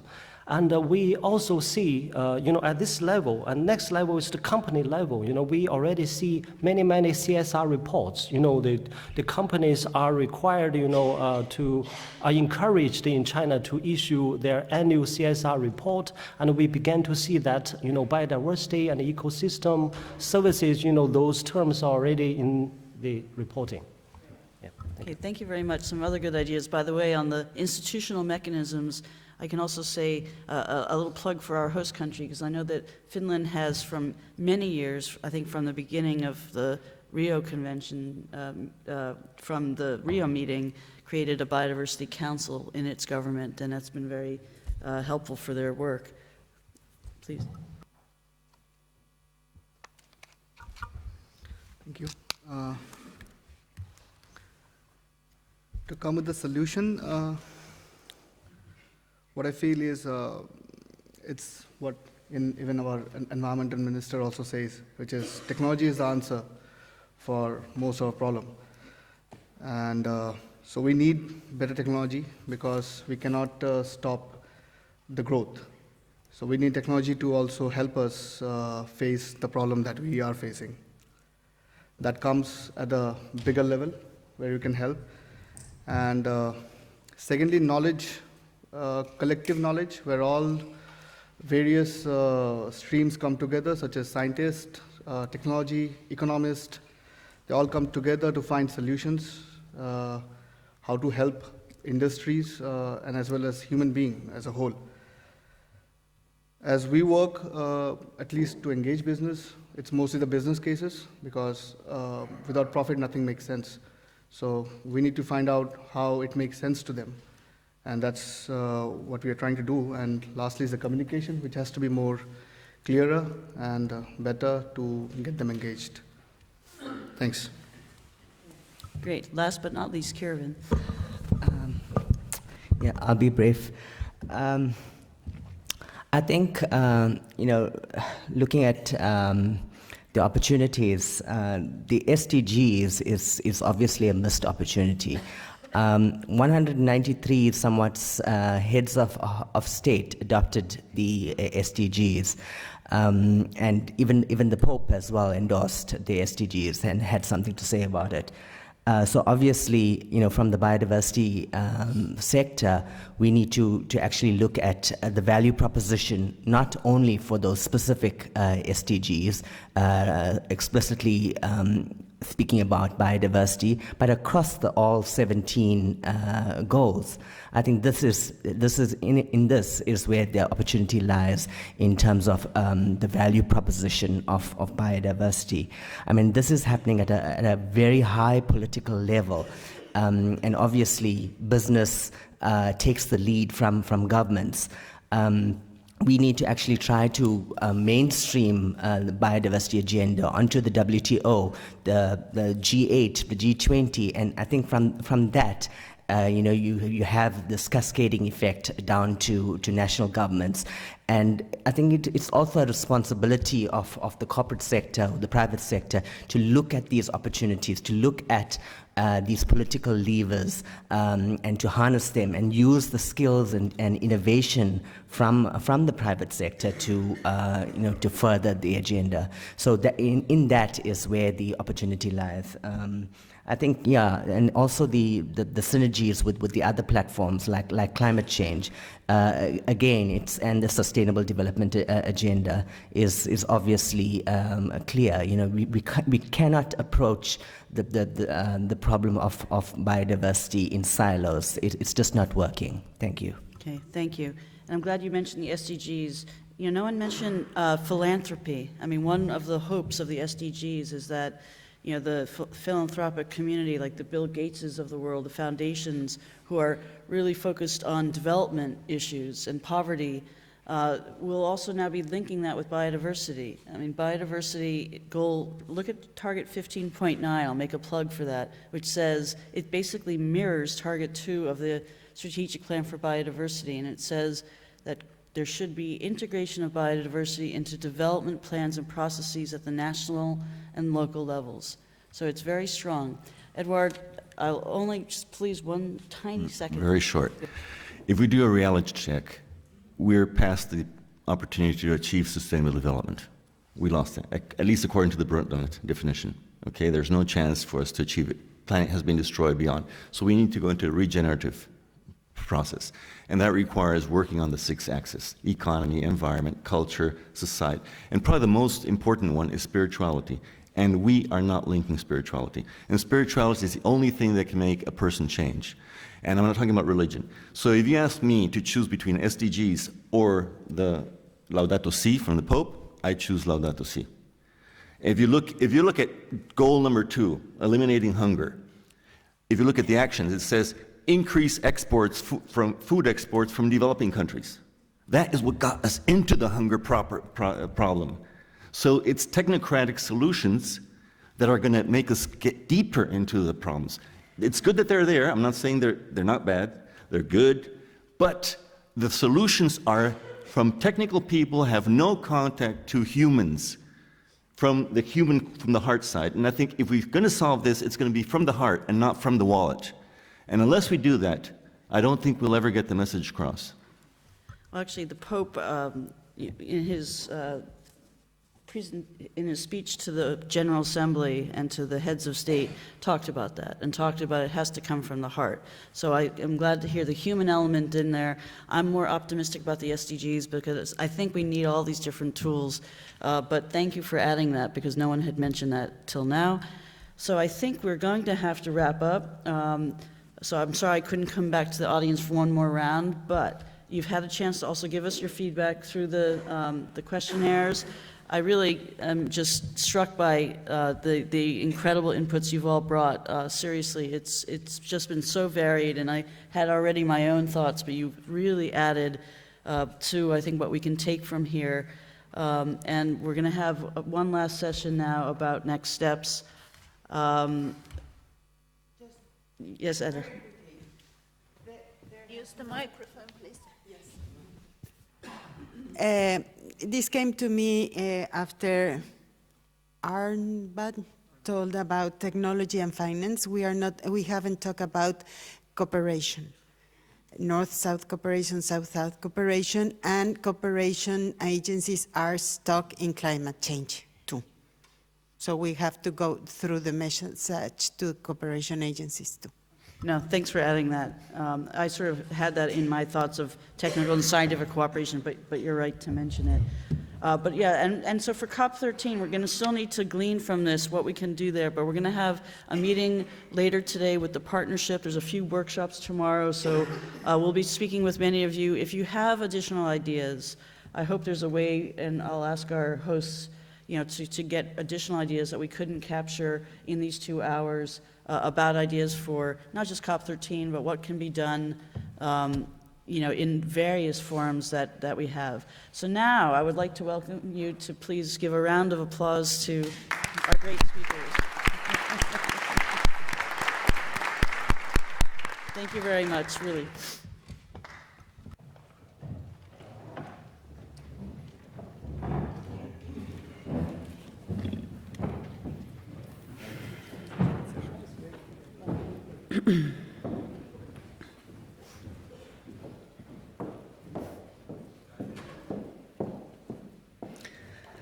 Okay, ladies and gentlemen, dear colleagues, Business and Biodiversity 2015 Practices, Solutions and the Way Forward. Helsinki, Finland is soon coming to an end. What a 2 days we have had. The aim of the forum was to raise awareness and provide guidance and to provide input to the CBD COP. I think that we have managed to do that all. At the beginning of the forum, we asked you the highest priorities, and it was raising awareness, developing frameworks and tools to measure effectiveness of actions, and engaging investors and business biodiversity investment opportunities. So I can hear those same themes coming from the panel and from this last discussion and the recommendations from the sessions. The one take-home message is from me that, first of all, everybody has a role here, how to engage business more to the biodiversity issues. We need more dialogue and cooperation together. And also, I think that we have to highlight the magnitude of the change needed. We have heard about the system thinking and system change here. So it's a big transition of societies to the more sustainable societies. And we need everybody to get involved. Enhance awareness raising, make invisible to visible what is relevant in biodiversity. We have to highlight that. And upscaling. We have heard that much have been done, but more needs to be done. And how we make this all to the business case is the key challenge for all of us. I would like to ask one of our co-hosts here, CBD Secretary David, to have your input to the take message. Okay. First of all, on behalf of the Secretariat, I'd like to thank everybody for coming and for staying around. I think we've had a very successful 2 days, and it's been long, a lot of information. I think it was a very good panel. I would tend to agree. I think we've heard a lot of very good take-home messages, and as Secretariat, we will be consolidating these and circulating them through the partnership and through all members here to make sure that this is well consulted, so we have really strong recommendations to bring to COP. For me, though, I think there's a couple of things I'd just like to raise. First of all, there has been talk about saying that we are, talking to the converted, and I think that's true. We do need to make sure the message goes out much more widely. I think everyone's aware of this. We need to get out into other forums. I think we're starting, but we do really need to reach out to people. That said, we have an incredible amount of brain power in this room. I think everyone here is a lot smarter than I am about this stuff. So if we work together, and I mean we really work together, and actually put aside ego and actually try to do this, I think we can move the world. I really do believe that, but we need to work together, and that's the main thing. We need to work collaboratively, we need to communicate well, we need to really share experience, we need to actually learn from each other and be open and honest about it. And a final thing, I think Matt had alluded to it, Matt Roberts over there somewhere, that this to me is a mindset, okay? We look at this and say the sky is falling, we are going to all die, and if we don't do something, we're all going to die. Well, yeah, it's true, but at the same time, this is a huge opportunity. We've been through these kind of changes before. I always, in every presentation, a lot of you have heard my presentations in other forum, I always pull out a smartphone, say, how many people have smartphones? Everyone raised their hand. 30 years ago, did we have this? Did we even have the technology? Did we even have the inkling of this? How much disruption has this cost? How much money has this cost to develop the infrastructure and everything else? We've done this, we've embraced it. It's been huge change. It's been actually more dramatic change than anything we're asking people to do now. We've done this and we accepted it. We can actually do this. It's a question of, are we willing to? And I think if we engage our political masters, we engage our businesses, we engage everyone collectively, collaboratively, in an open spirit, I think we can do that. So thank you again, and I think it's been a very useful forum, and that's great. Thank you. Cheers. And thank you to our Finnish hosts as well.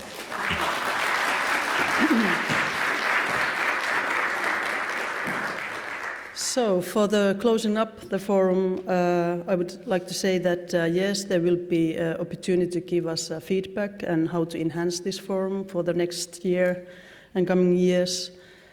There will be some email sent to you all, so please be active after this forum is over. There's also this YouTube channel. The presentations are there, and also the PowerPoint presentations will be on our webpage after this forum, so it's for you to use. And I would like to thank all the facilitators, all the speakers. We have had 8 sessions, about 30 presentations during these 2 days, and incredible audience being active and having fruitful discussions. So I want to thank my staff, Tiina Ronkainen, Apu Haapio, especially from the FIPS, and Secretariat of CBD, of course. And I wish you a good field trip for tomorrow, and see you soon, by latest in Mexico. Thank you.